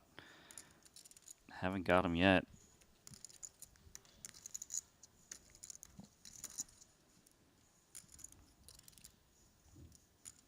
But yes, if you want to see that whole thing about Jungle Man not knowing Ferdinand Putra it was, I believe, who sat with him all day, and Ivy just laughing about it, you can check it out. Triton app. Go to the Cyprus short deck cash game. It was actually one of the best I've seen for the short deck cash games.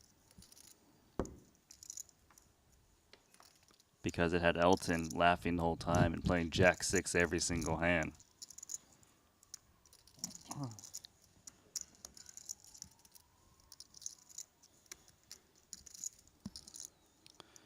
So onto this hand, what's happening? A little bit of weak holdings for all three players. No one wants to take a shot.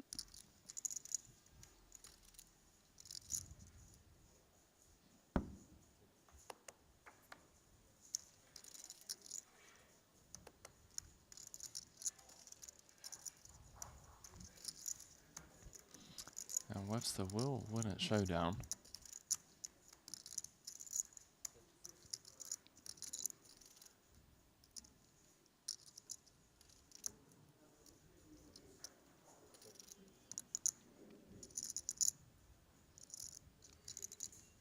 Ace Queen. Ace Queen, good, my friend. And Webster now just 600k less than Bjorn.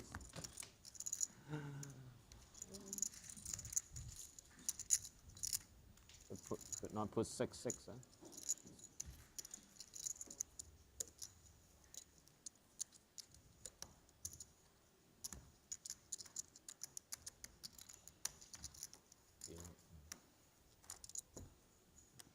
Might be here a while, Nano. It's going to be a very deep heads-up match.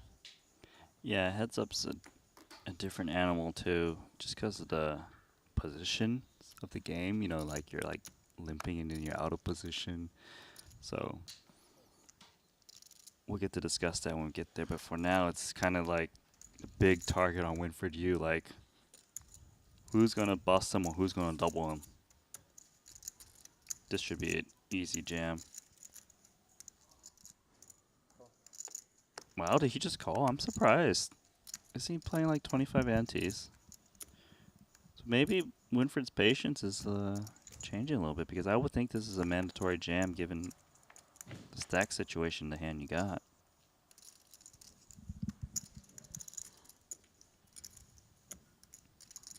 I would love to see Winfred bet here. It's just so unlikely Webster's got a piece of this when he's got this big stack. Winfred's sitting on a short stack. I like this. You can't even call it bottom pair.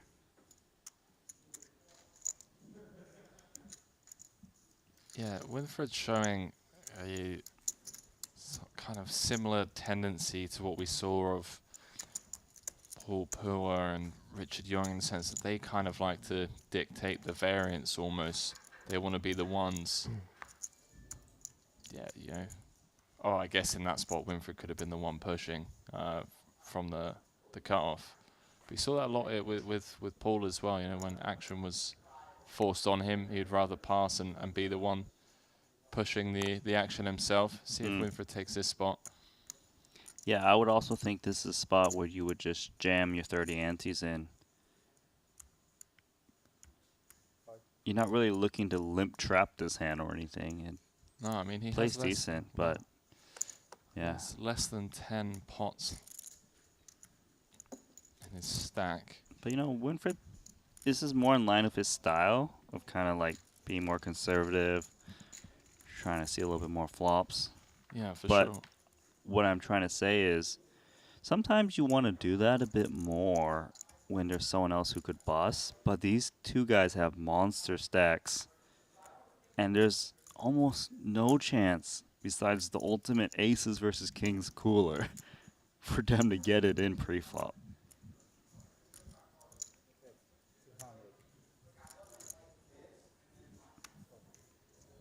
Yeah, I think I recall, if I'm not mistaken, in event number 2, the 30k that Paul actually won on the bubble, Winfred was the shortest stack on the outer table, and on the main feature table they were kind of like Tom Dwan was joking that, okay, well, Winfred, although he's the shortest stack, he knows how to nurse a short stack, so it doesn't necessarily mean that he's going to be the one to bubble. And everyone seemed to kind of just like, you know, jest in agreement that was the case.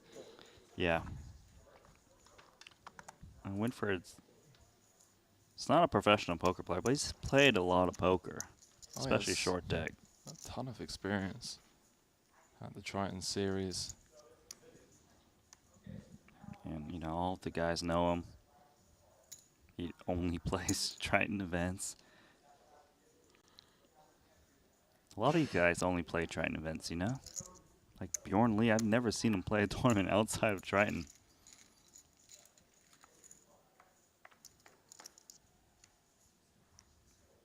Okay.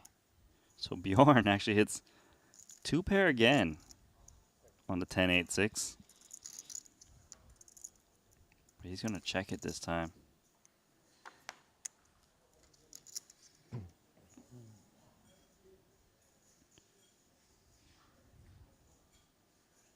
So Bjorn saw the snap check, probably thinking, okay, well, Winfred definitely doesn't have a 10. Pot size again. Should be good to scoop this. So look, Bjorn's grinding right now, right? Like, doesn't mind playing these small pots with Winfred. Can I get a service? Doesn't want to just splash it all in and accidentally get called by a better hand. I think he's happy just trying to bleed him down. You have like 7? Yes.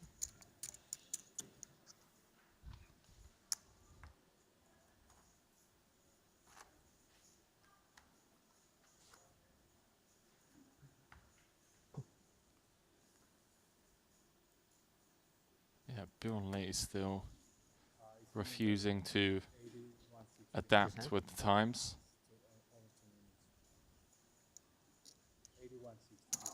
Some players that, you know, will only use the app for chip count updates. 8160.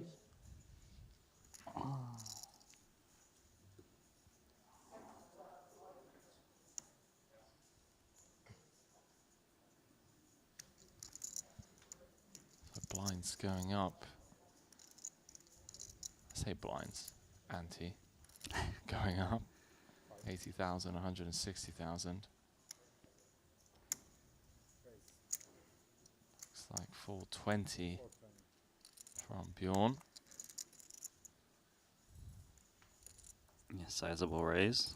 Gonna get 2 quick folds. 420. 420 meme. 420. See if Elton was here. Just start laughing, right?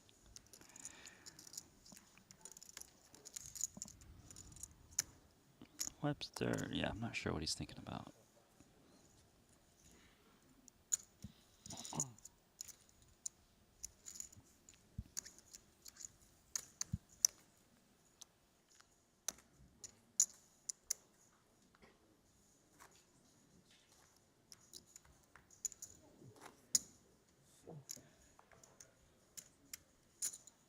Chinwei Lim knows he's here for the long haul. Gonna order some food by the looks of it. Can't say I blame him. Just get me this.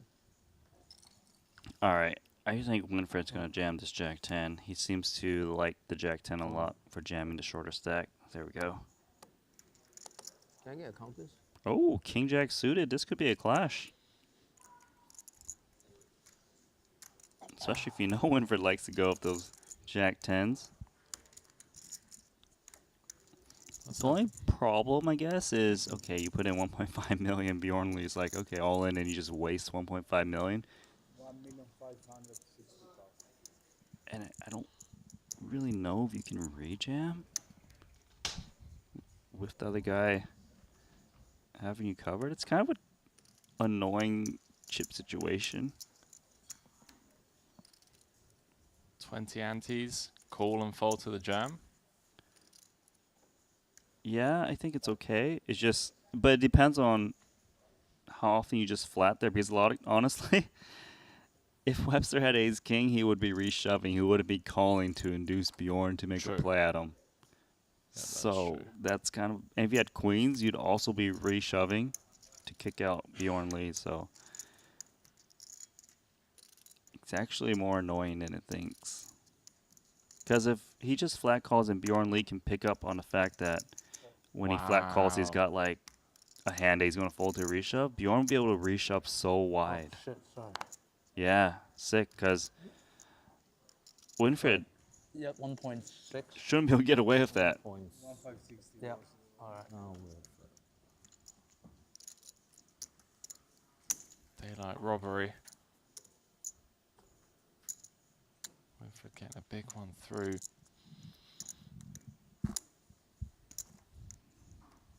Yeah, they're like, you want to take us to heads up? Nah, we're not even going to give you that opportunity.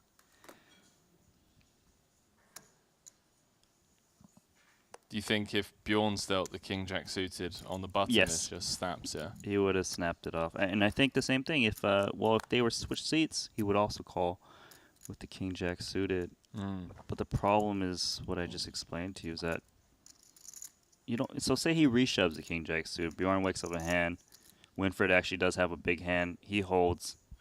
Now he gets third place. You don't want that.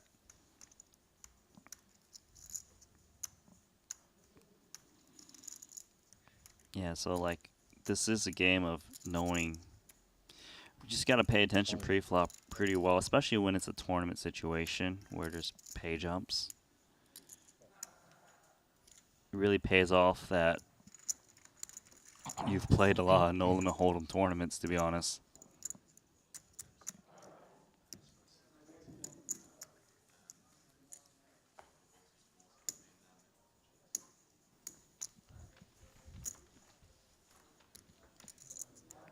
You can see Webster is like stretching his legs. That's what we should be doing.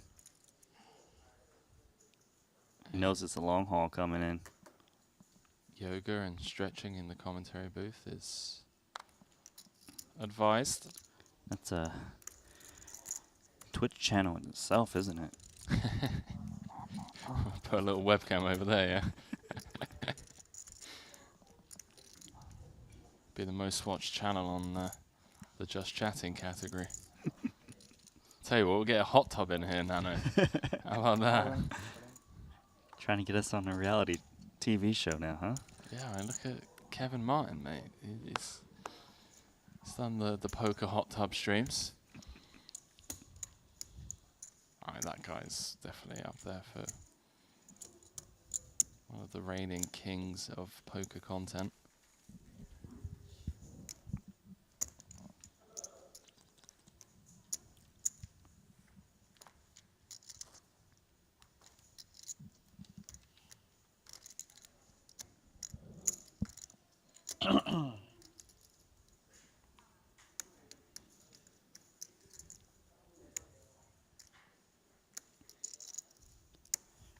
Well, we know this should be the easy jam. 25 antes. 6-6. Nice. All in. Let's see what they pick up. Ace Oh, queen. wow. I don't think he's laying this one down. Yeah, I was about to say, passed up on the close spot just moments ago with the king jack suited.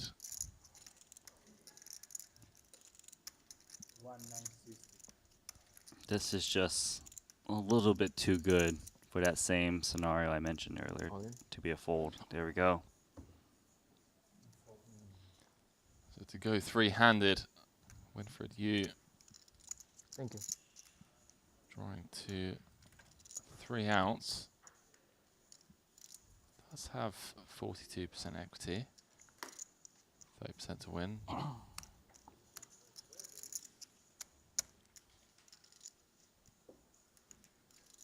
And if Webster can hold here, he'll be coming into heads-up play with the chip lead. Well, good job.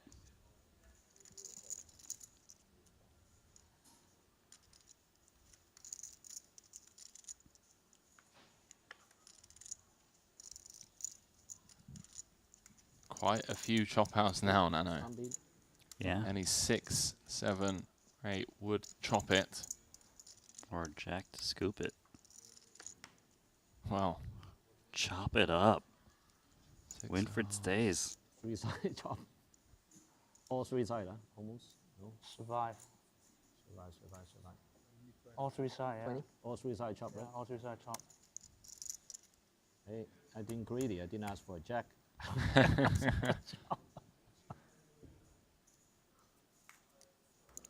we say all, all Not 3 greedy, sides like chop. you. And I Yeah. have like 15 outs. I'm wondering if it's No. like the pips, you know, Yeah, like the pips for in the the car. back pips Yeah. or something. Yeah. These guys, man.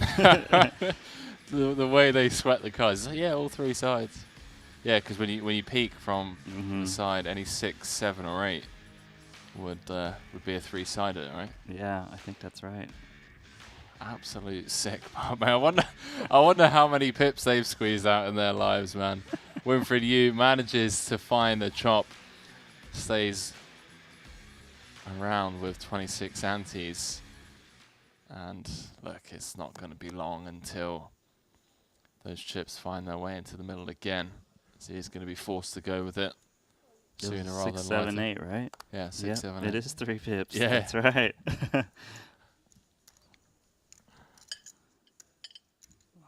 That got me some energy just listening to that one. I like that. Yeah? Yeah. That was You a gambling man, Nano? I can't tell you. Uh-huh. Yeah. All in. Why do you think I'm in the commentary booth now? You know, I can't play anymore.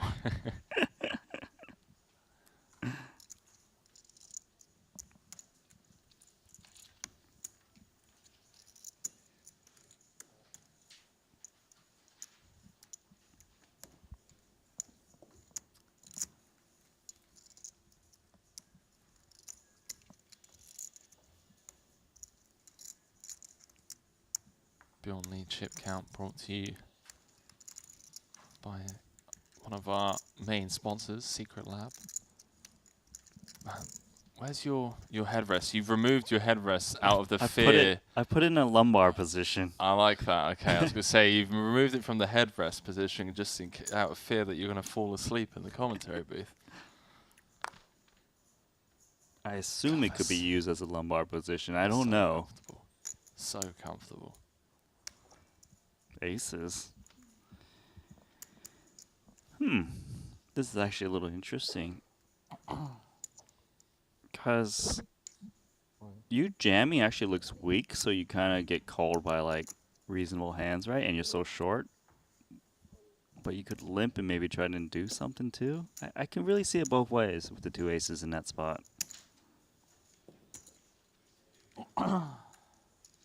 Could you argue that most of the hands that are jamming are calling for 20 antes anyway?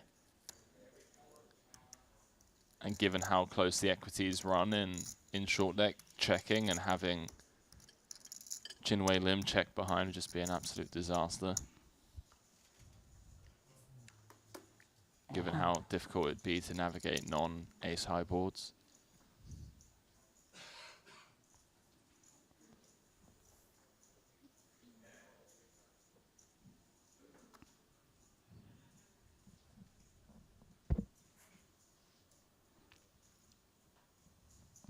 Let's go, King Jack. 25 antes? No, just go. You know what I think it is? Go on. Winfred, when he's got 25 antes, treats it as a bigger stack. Whereas the other guys, they see 25 antes like, oh, jam, fold. But when he's got 25 antes, he kind of still limps a little bit with these kind of hands.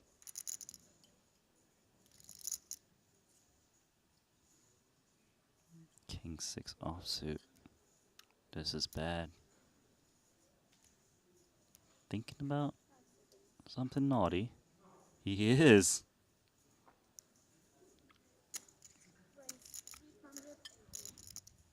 I think the logic for Bjorn is he doesn't expect Winfred to be limping with goodish hands that often. So he's just thinking he's limping some kind of please see a flop hand. So he's just raising to kind of steal it. I think that's a pretty good read because if Winfred was holding ace jack, ace queen, 25 antes, he probably would just rip it in based on what we've seen so far on how he approaches that stack size. So again, like these little subtle things help create an edge while you play these tournaments. But it's very grindy, you know, but you've got to notice these things in order to make this extremely profitable for yourself. No, that's a really good point, Nano, in regards to just how aware someone like Bjorn is. A lot of us would just, you know, look at that spot and think of it, you know, standard check on the button, whereas he's just picking up on so many things, and it just goes to show just how high a level these guys are thinking on. Yeah. And obviously they're not saying it out loud or anything, but these are like little secrets you keep in your head as you play. Same as the secret on how you knew that 3 pips sideways is 6, 7, and 8, yeah? Keeping that one close to the chest. Yeah, I know. So you can see here Bjorn, it's actually trying to trap Winfred with the ace-king suited here. It's kind of like he's got a game plan. He's like, okay, well, if it's Winfred, I'm going with this strategy. Chinwei Lim, I'm going to try and pressure him. What, did he just flop a straight? Hello, Winfred, you. The old 10-6-0. This is why you jam ace-king suited pre-flop into your short guy. You don't let him flop it with 10-6.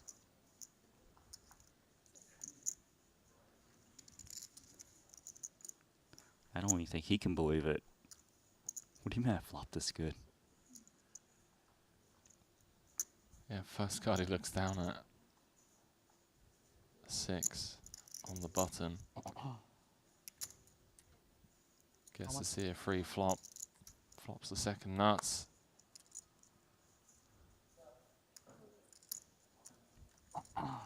You ever like slow play a big hand sometimes? And the flop, like similar to this, you know, you like slow playing ace king and it just comes 7, 8, 9 and you just get to check fold. You're like, oh, well, yeah. Try and look at things on the positive side, and I saved myself money, you know. I don't think anyone does that. They're just like pissed off. Yeah, you're just fuming, right? You're just raging inside. I might just open muck, you know, just be like, no. Out of spite.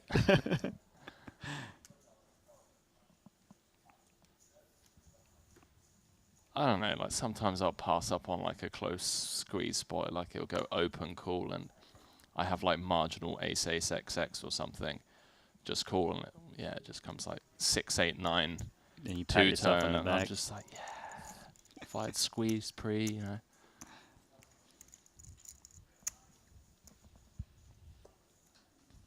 Very results oriented, obviously. Yes, yes. I suppose in PLO there's more ugly flops though. But like, ever slow paid aces and Nolan Hold'em, it comes. I don't know. There's not really a bad board, is there, in Nolan Hold'em? Well, yeah, like 9, 10 Jack, for example. 3 spades, you got red ones. Yeah. 5 ways. But here we go. Just gonna push it.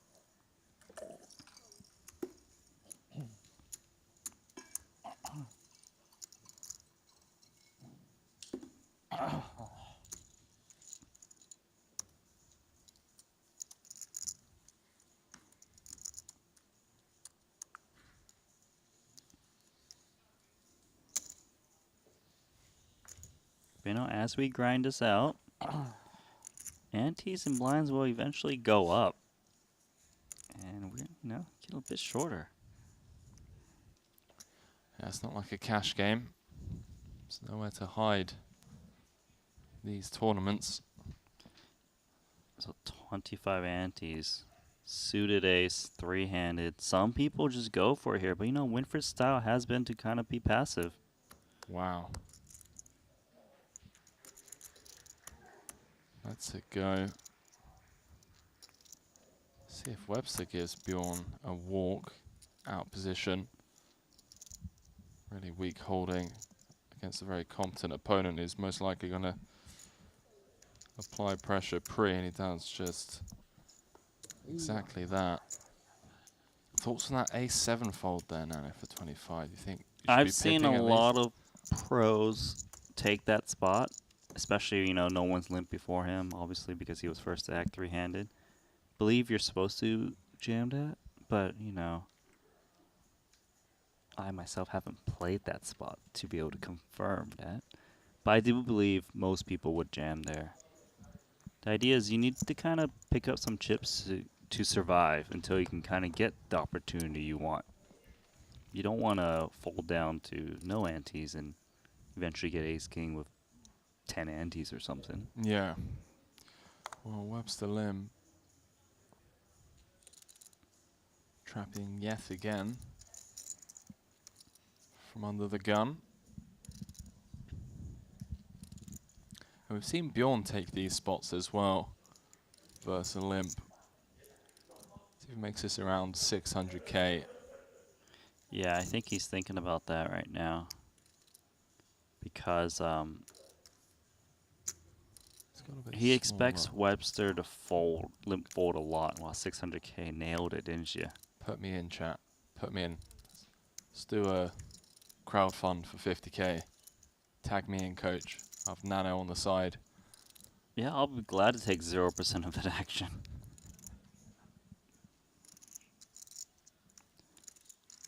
Jam incoming.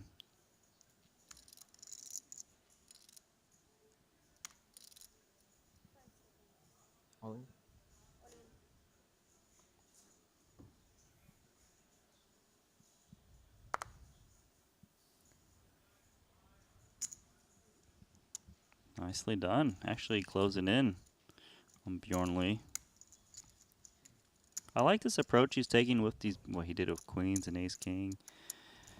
It's just like, Bjorn Lee has so much incentive to put the pressure on him, so he just makes so much more by doing so.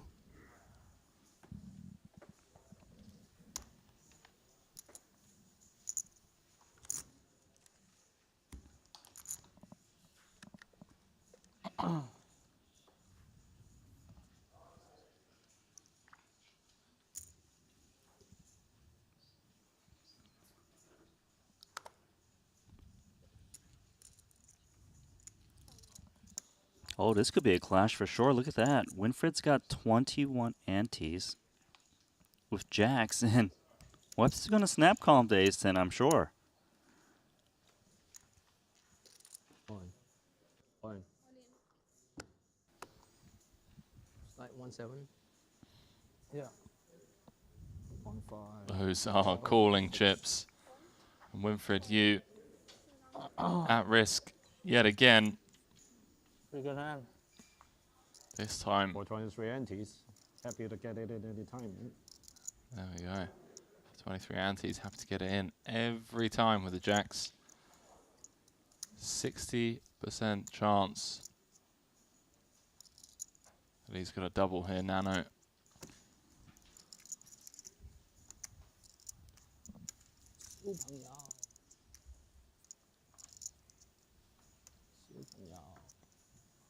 Wow. Oh. Hello.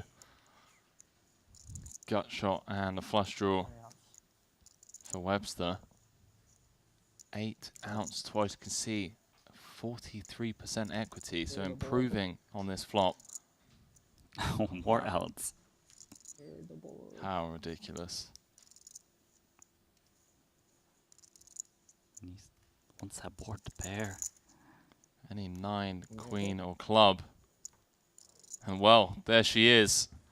Queen of Hearts on the river.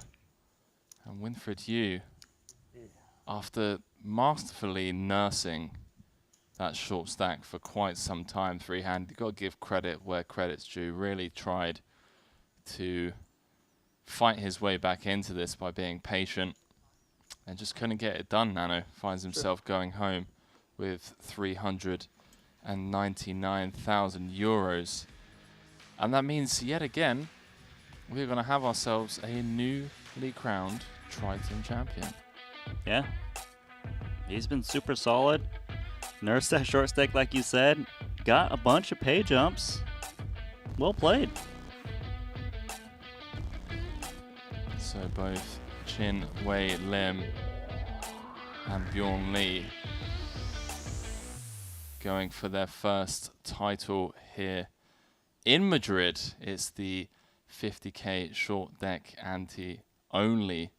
Nano, if anything, I know it's tough to say given the fact that they were both kind of waiting out Winfried Yu. There wasn't really the chance for any of them to really shine through. But from what you've seen, if you had to pick someone based on what we've seen up until now, who would you say coming into this heads-up match is going to get it done? I mean, I've been very impressed with Webster's play throughout this final table, but I'm going to go with Bjorn Lee because I believe Bjorn Lee has more heads-up short deck experience and probably short deck in general. So, yeah. But Webster, he learns quick. Primarily was a no-limit player, but now is able to play both games. He's got a chance, and they've both got massive stacks. Definitely. And do you think any of that high-stakes heads-up no-limit experience that Bjorn has just, arguably some of the most experience in the world of is going to come into play here? Surely that's going to help him out, right? For sure it's going to help him out. He's going to understand the grind mentality. Going for small pots is important. He's just got so much more experience in heads up than Webster. Webster is a ring game player. He plays tournaments. He plays ring game cash games. So his experience is from making deep runs in these Triton events, which he does often, but he's just going to have less experience. But I wouldn't count him out. It's not like an amateur playing a professional player. This is still a really strong player, understands how to play post-up really well, but heads up short deck is a different animal than no limit heads up. It really is. Well, both of these players guaranteed 618,000 euros for their efforts so far. And when we come back from break, we're going to be closing this event out and then taking a further short break before coming back for the main event. See you guys very shortly.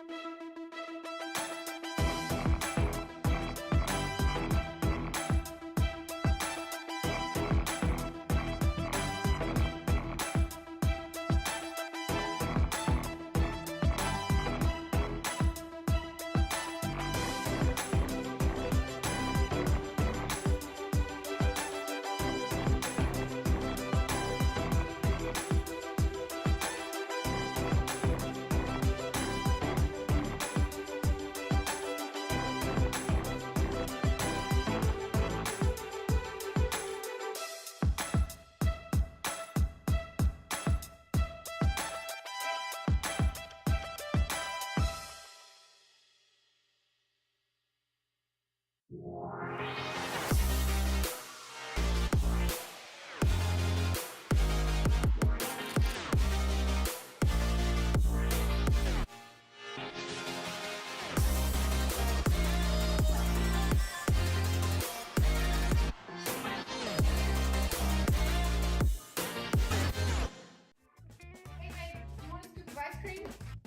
on, babe. I'm a GG guy. Double scoop.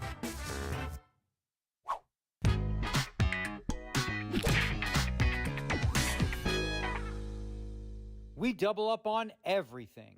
Come play now on GG Poker.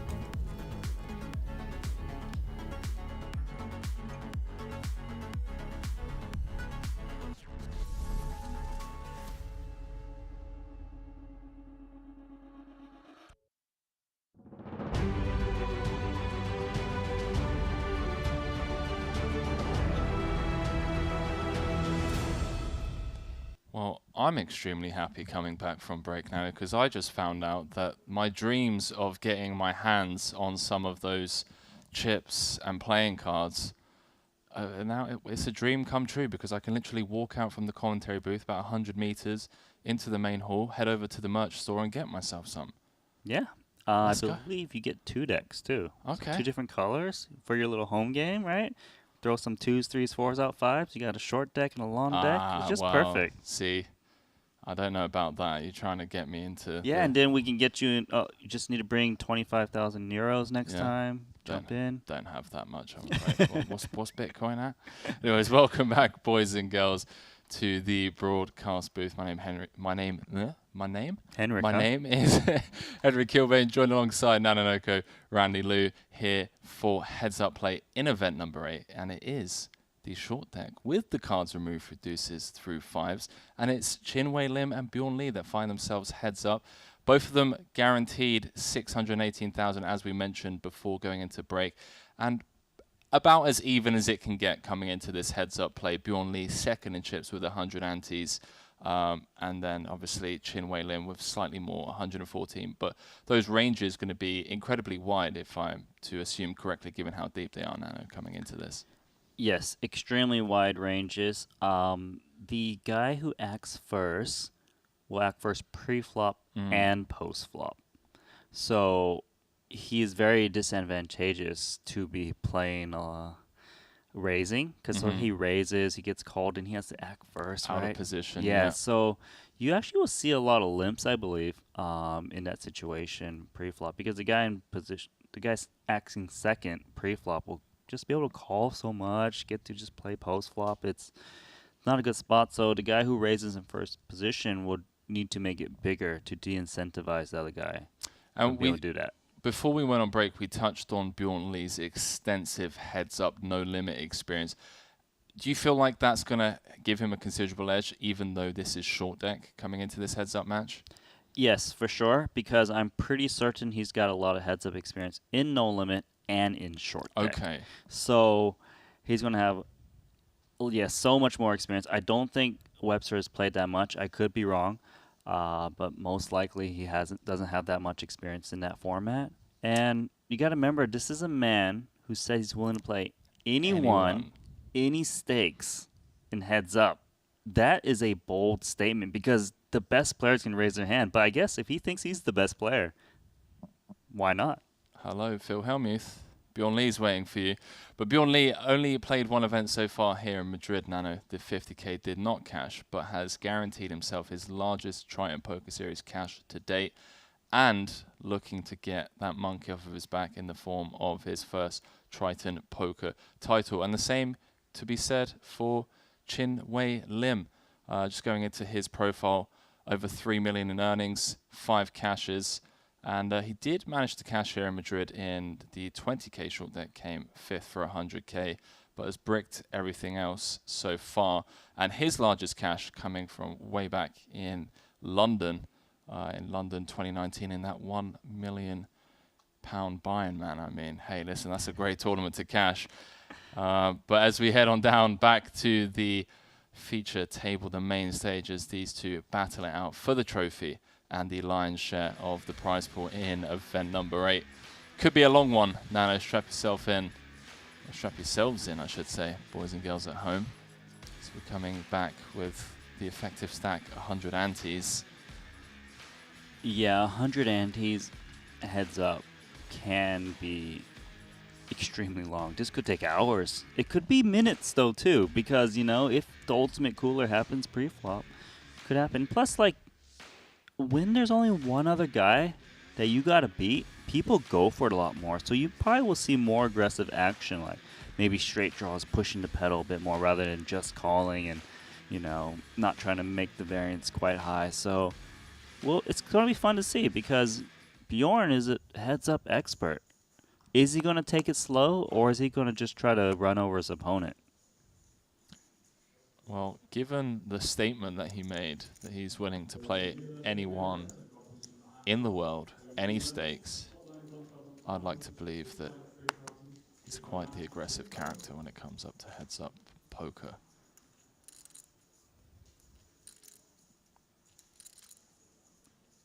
So you can see here, Webster was the first one to act, and now he has to act first. Unlike in No Limit Hold'em, the other guy has to act first on post-flop. So just gonna fire out top pair. But, you know, Bjorn's got the overcards, he got a little straight draw, he's got position. Definitely gonna be continue in some fashion.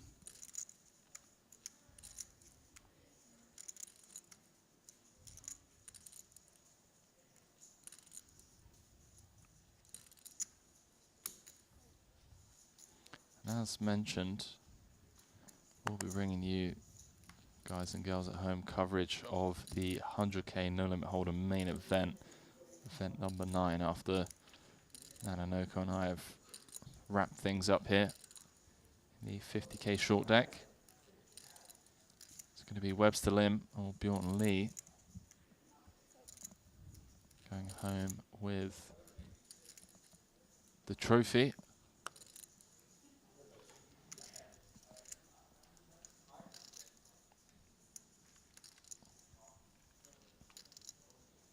That's surprising, huh? All the usual suspects at the top of the list over there. Nano, Michael Adamo, chip leader. On pace for the third. You notice very few No Limit events. There's only so many. It's not like he's played 20 events while in Madrid. Mate, if he runs deep in this, I don't even know anymore. Are we doing the wasabi thing still, or? I don't know, but I know that I have a lot of bets against him at the World Series coming up, and the form he's been on, I'm kind of regretting betting against him right now, not gonna lie. Yeah, good luck there. Well, onto this hand. Bet on flop, check turn, and just checking down. King is good. Closing in, just 700k difference right now.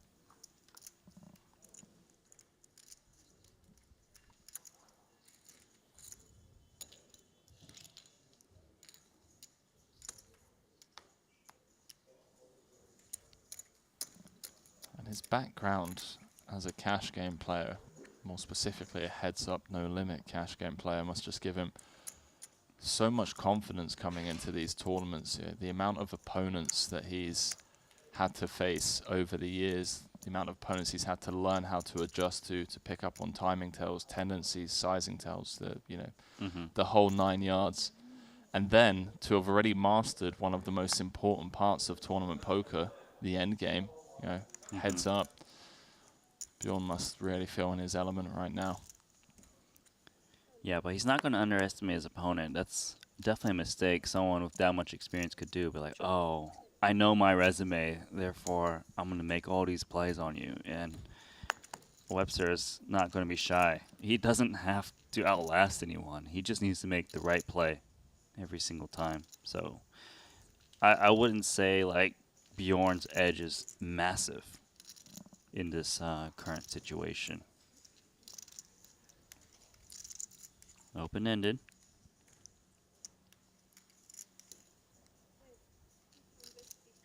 You never know, because, you know, Webster doesn't... He might just be a crusher, like a heads-up crusher himself, but just doesn't tell anyone. There's a difference in, you know, the way he wrote his interview questions was very different. Yeah, that's true. He's like, I like being a dark horse. Someone who might randomly win. Just gets it quietly, eh? Yeah. See, he cashed, what, $1 million in that Triton event. No one even knew. That's very true.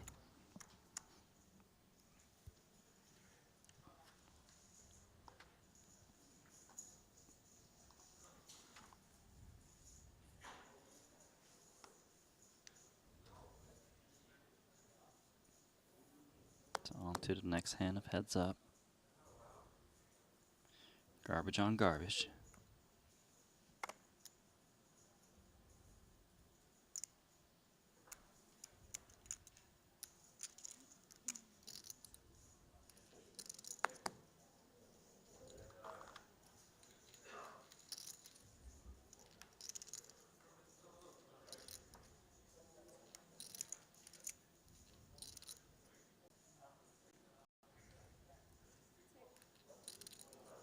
Okay, so we got a little weak pair on weak pair action, but, you know, normally someone bets, you just fold your mid pairs or bottom pairs, but here in heads up, it's going to be kind of more like the no limit style where you just don't fold any pair for at least a tiny bet. It's actually a pot size bet, but still the ace-7 seems strong enough to continue.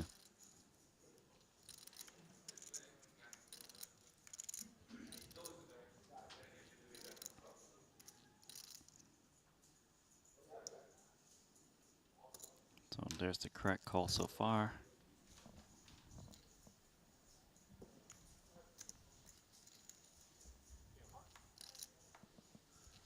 Oh, 2 pairs. Spicy turn card, Nano. Bjorn turning an open-ender and potentially put a ton of pressure on, you know, the 7x, Jack X that called flop. Yeah, I kind of think that Bjorn should consider betting again, just because a Jack would have so much trouble calling another bet right now.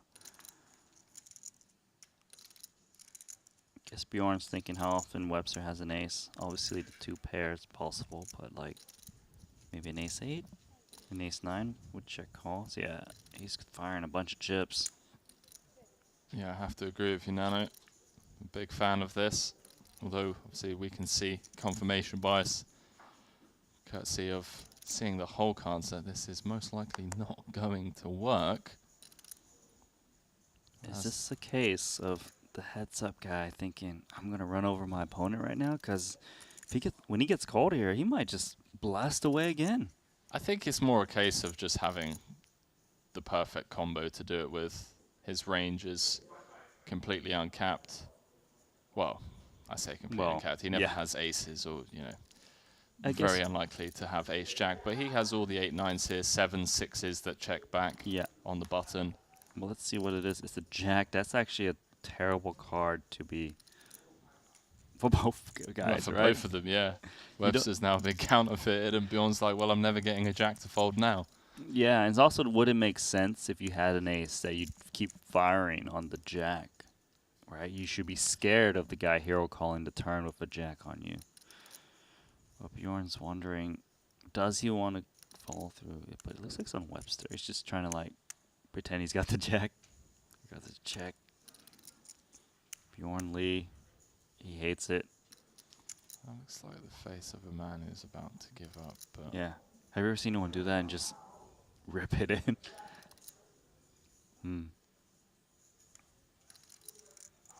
Oh, he's gone back to the betting face. So he wants to bet. Okay. Yeah. Does give up.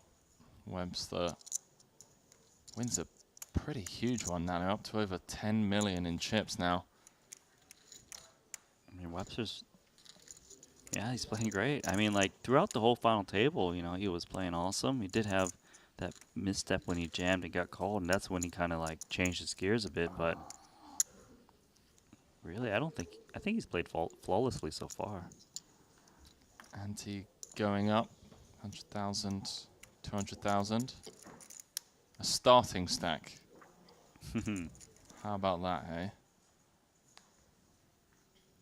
50k on the button every hand.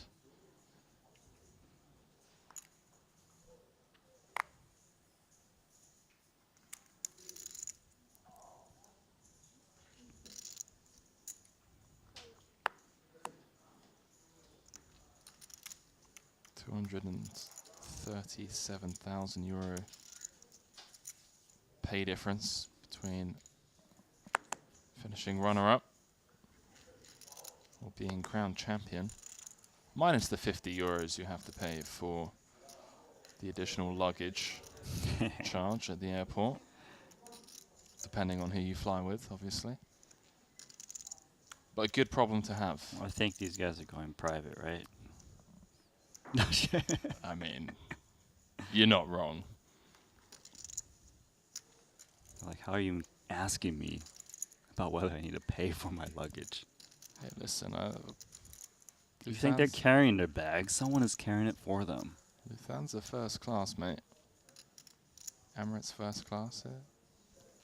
About as good as private, if not better. Yeah, but private, you can play short deck on there, right? You can. All right, so Webster's betting his top pair that he's got on that turn card.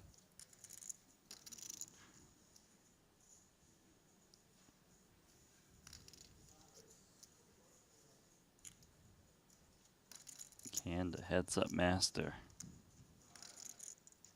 just throw this one away? Is he gonna put 200k in there? Looks like that's folding, right? No. Okay. Well, he's gonna peel here. Just bottom pair. Just hoping, I guess Webster's on like a king X that took a stab. Banks it. How? Short deck, ladies and gentlemen. 2 pair. Good. Yeah. Oi. A little bit like, that's not the 2 pair I was expecting to see. Yeah.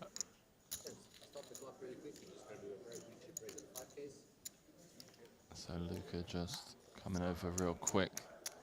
Color him up. Get rid of the 5Ks. Tell you what, man. Luca, one of the best in the business when it comes to running these tournaments. Webster Lim out in front, 99 antes, 99 problems for Bjorn Lee. But still a long old way to go here. 72 antes effective. Plenty of playability for both these players. Plenty of time for Bjorn to turn things around. Just in case he doesn't, €618,000 for dessert. No trophy though. No trophy, and he was really keen by the sounds of it to pick up that bar tab later on tonight. He did. When they were five-handed. He's like, I'm not worried. Just let me get the trophy.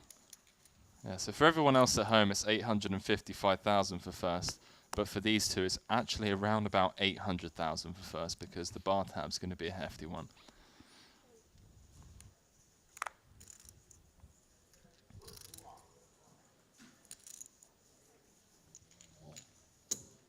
So you can see like Webster limping king jack suited for his position. Obviously a great hand and heads up, but like I told you before, this out of position post flop thing is quite significant. of a disadvantage.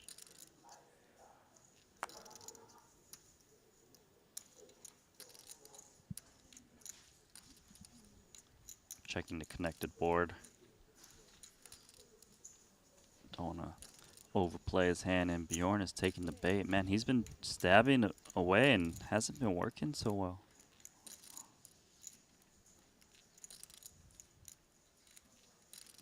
Webster's been super solid, patient. Top pair, good enough for a call. No reason to raise. Why bloat it up? Yeah, these pot-sized bets from Bjorn. Webster's been plucking them out of the sky correctly so far. I've never seen a blanker card in this game. It's the only card that's a blank.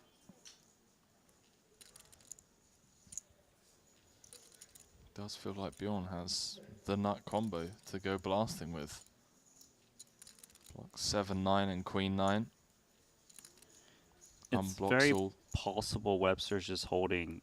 Oh, we can, like King 10, Ace 10. Can they really handle the heat? Yeah, exactly. I'm blocking all of the one-street calls, like the King 10s of the world. I mean, last time he multi-barreled, he ran into Ace 7's 2 pair. He's going for it again. 1,000,000 chips. He's bleeding. Webster Lim, 75% favorite to win this hand if he can get it to showdown. Very tough call. Oh, he lays it down. What a laydown. That is a big, big laydown. Incorrect, but wow. Bjorn wants those cards on camera. He's like, let me get those on there. What a steal. I'm surprised. I think Webster was thinking, okay, it's a limp pot, your dealer button. You could just have so many random 2 pairs. You can have that random straight. I just don't want to deal with a 3,000,000 chip bet on the river. Yeah, he's up against the 100% range, right? Mm-hmm. Bjorn going to check back Queen 9, 7-9. Sick play. Now that's what people who specialize in heads up do. A rare walk for Webster. Bjorn dealt the nut low.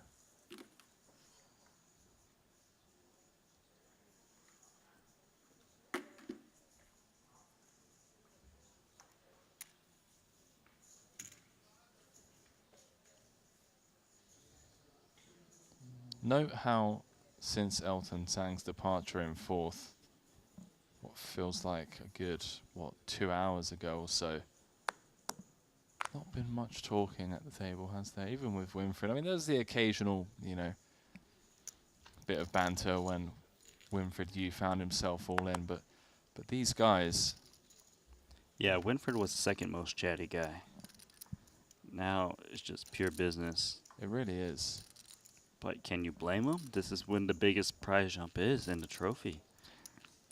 The thing that scares me is that they're going to share a drink or two later on after this, I mean, no friends at the poker table, eh? They're probably going to be talking like the whole time, laughing. Yeah, exactly. Completely different characters. At least 600,000 euros richer. What's not to like? Life is good. But right now, not a word being exchanged between the two. As Nano alluded to, it makes sense. This is the biggest jump. That's where the trophy is. They've never tasted the trophy, as you said, right? Maybe that's it, yeah. Because like if you with a friend and you'd both had like a couple of trophies to name, maybe the pressure's off a little bit, but to be the person that denies your friend of a trophy whilst you get your first trophy, yeah, there's a lot to be said about that, right? And these guys, they often talk about like their trophies and their rewards, like what they've done. So like, especially Paul, right? Like he's always like talking about his second places. Now he's loving it that he finally won one this trip. Yeah.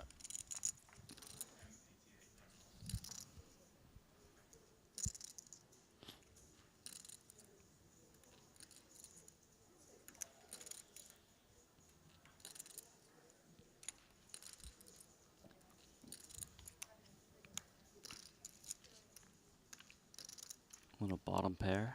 Checking. Getting dicey. Bjorn's got up and down.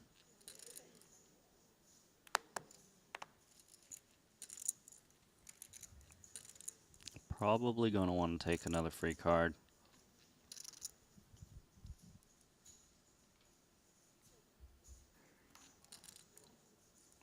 That's a straight. Not a good straight, but enough power and heads up for potentially a tiny bet. I think Bjorn ever turns his hand into a bluff here. I think so. It's very hard for the 8 to be good here. Yeah, let's Like, try I'm just trying to imagine some hands. I can't even name one. Can you? Ace 6? King 6? Yeah, let's try and get some single pair holdings to fold. Does go for the river probe. Gets looked up. 6, 7.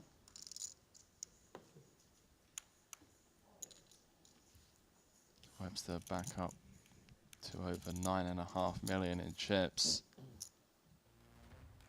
Playing very solid so far. Randy, M88.com. It's the official sponsor of both Triton, Madrid and La Liga. Makes sense, seeing as we're here in Madrid. And of course, MM88 is your source for the most competitive selection of sportsbook, some of the largest collection of your favorite slot games, with the most immersive live dealer experience in the world. Join M88 today and get involved over on M88.com. We see these two get involved in yet another hand. Ooh. Oh, hello. Little trappy. And we haven't seen any raises yet pre-flop. But Bjorn is going to start right now with Queen 9 suited.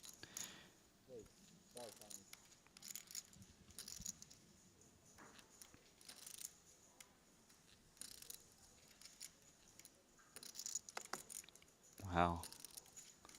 Webster's hike. Finally got you.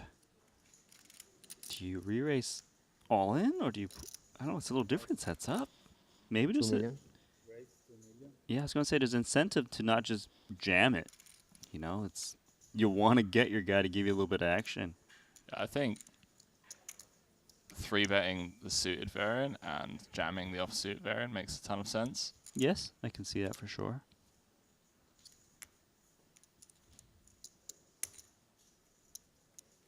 Solid pickup. You can see that Bjorn's trying to... We haven't played that many hands of heads up, but you No. can see he's kind of pushing it every single hand, but it's not working out right now. Yeah, and the thing is, you know, if you step out of line on just 4 or 5 occasions, all of a sudden you find yourself a 3-1 dog, 3-1 chip deficit. There's a lot of variables in heads up poker now. Yeah. And obviously, we know he feels very confident as a heads-up player. But, you know, Webster right now is just playing that kind of calm game. Let me play solid. If you want to give me a few extra chips here and there, I'll take it. This flop missed me check, but he's actually holding top 2. I think it might get Webster to throw a bet out there. Yeah, Webster with the gut shot. Backdoor diamonds. Oh, I can think of a very dirty run out, actually.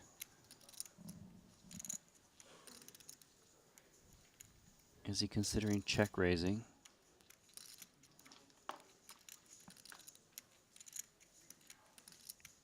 Bjorn.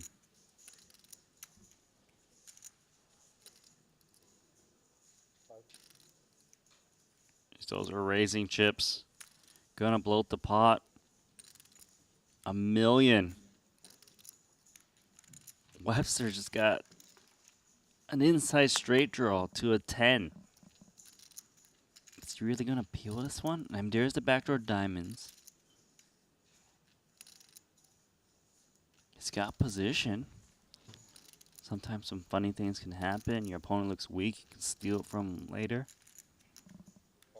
Yeah, and again, just to mention, short deck being a equity denial game, to deny as much equity as possible in the earlier streets when the hand visibility is much clearer and well. Gosh. He hits it. The check raise and calls and hits the Jack 7. Bjorn Lee looking for either 2 black 9s or the king of spades going to this river. 2.4 million out there. 3 outs once is not what you want when there's a trophy and 850,000 euros on the line. It's a bit disguised, this straight. Plus, ranges are wide. He's going to be playing random cards a lot. 2.4 million middle makes you want to fight for it a bit more, too. All in. Wow. And Webster going to peek down. Jack 7. Just gets the click call. 9-1 dog going to the river, Nano, and Webster Lim just 1 card away from winning his first Triton trophy.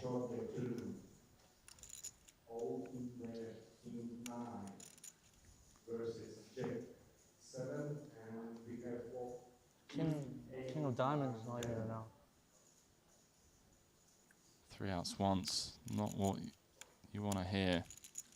And you're the all-in player at risk. That's it, Nano. We have ourselves a new Triton champion, Webster Lim, taking down this event number 8 here at the Gran Via in Madrid. Nice to see. Handshake between the two. He's so happy. He can feel it, right? He's just like, whoa, I can't believe I held. Yeah, it feels like it just hasn't quite settled in for him yet, Yes. right? You know what I mean? Give it a minute or two.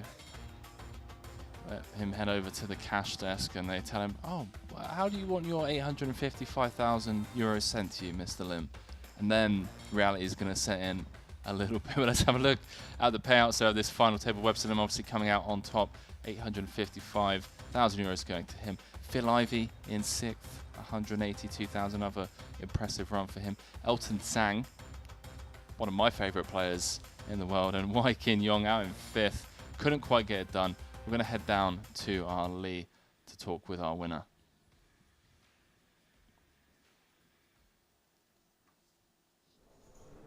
Here we are with the champion in event number 8, none other than Webster Lim, his 6th Triton Cash and his first title. Webster, first and foremost, congratulations. Walk me through that final table. It was seemed like smooth sailing from the onset, but maybe not. I mean, a lot of bad beats come my way, but then like on the 20K, I didn't run so good. And then I think things kind of get even here, I guess. Now, you had mentioned that long deck was your favorite form of poker, but now with this win in short deck and obviously opportunities to keep playing short deck, have you changed your mind yet? I guess short deck is my favorite now. Yeah. Yeah. And you've had an opportunity to play with some of the guys that you mentioned were your idols, the likes of Phil Ivey, the likes of Tom Dwan. What does it feel like knowing that you started poker not that long ago, back in 2013, at a game with your sister's friends, and now less than 10 years later, you're alongside these guys playing for big money? I mean, every time I sit on the table with them, it still feels surreal, you know? Feels like back in the days, like, oh, I watched them in YouTube, and now I'm sitting on them. It's like, dream come true, I guess. Let me know why it is that you keep coming back to these Triton events. Obviously, it's one thing to play high rollers. There are other opportunities elsewhere, but you are always here wherever we go. Yep. I mean, the production is great. The TD, everything is great. The buying is great. I mean, it's just like excellent quality. Yeah. Are you going to hop in the 100K? I might take a break first. Yeah. I'll see how it goes. All right. Well, enjoy the time. Again, Webster Lim, Event 8 champion. Congrats. All right. Thank you.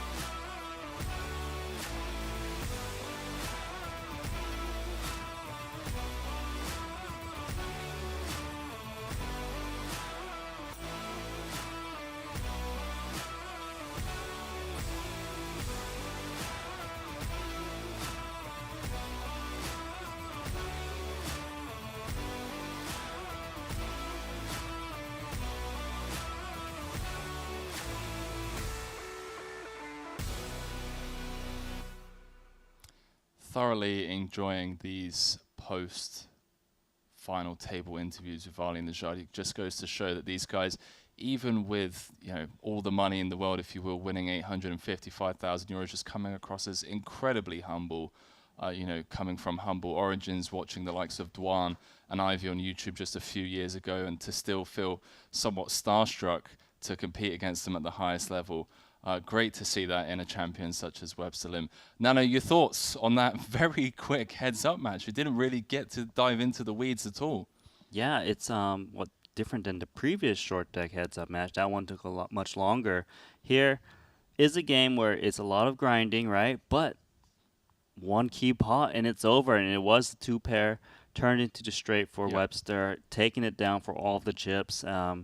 Bjorn Lee is a heads-up expert, and it looked like he was trying to push his edges a bit, maybe bled down a little bit in some spots, but that hand plays itself after the check raise. You call it the little gut shot, you draw to such a strong hand. Someone's got to win. I didn't ever think that Webster was outclassed. I know he's an amazing player, and today he played excellent. Not just like the heads up. I'm talking about the final table. He had a big chip lead, kept putting pressure on. Sure, he hit a couple key river cards to knock out some players, but he played phenomenal. Yeah, I have to tip my hat to Webster Lim as well, because he managed to. He kind of lost grip on the chip lead for a bit from 6 and 5-handed, where he did run into Bjorn Lee's queens, but to manage to kind of still stay composed and come in clutch. Randy, a lot of the fans at home have been calling for some long deck action, and here in Madrid it is time for the main event. It is underway. Just take a quick look over on the app to just give you guys and girls at home an idea of the type of players out there in the top 10. Chris Brewer, Michael Damo leading the way. Surprise, surprise. Kevin Pack, Mikita Badziakowski, Alex Ponakovs, one of the young up-and-coming players in the high roller scene. First time here at a Triton series. In 6th currently, Daniel Dvoris, Patrick Antonius, Timothy Adams, Christoph Vogelsang, and Orpen all rounding out the top 10.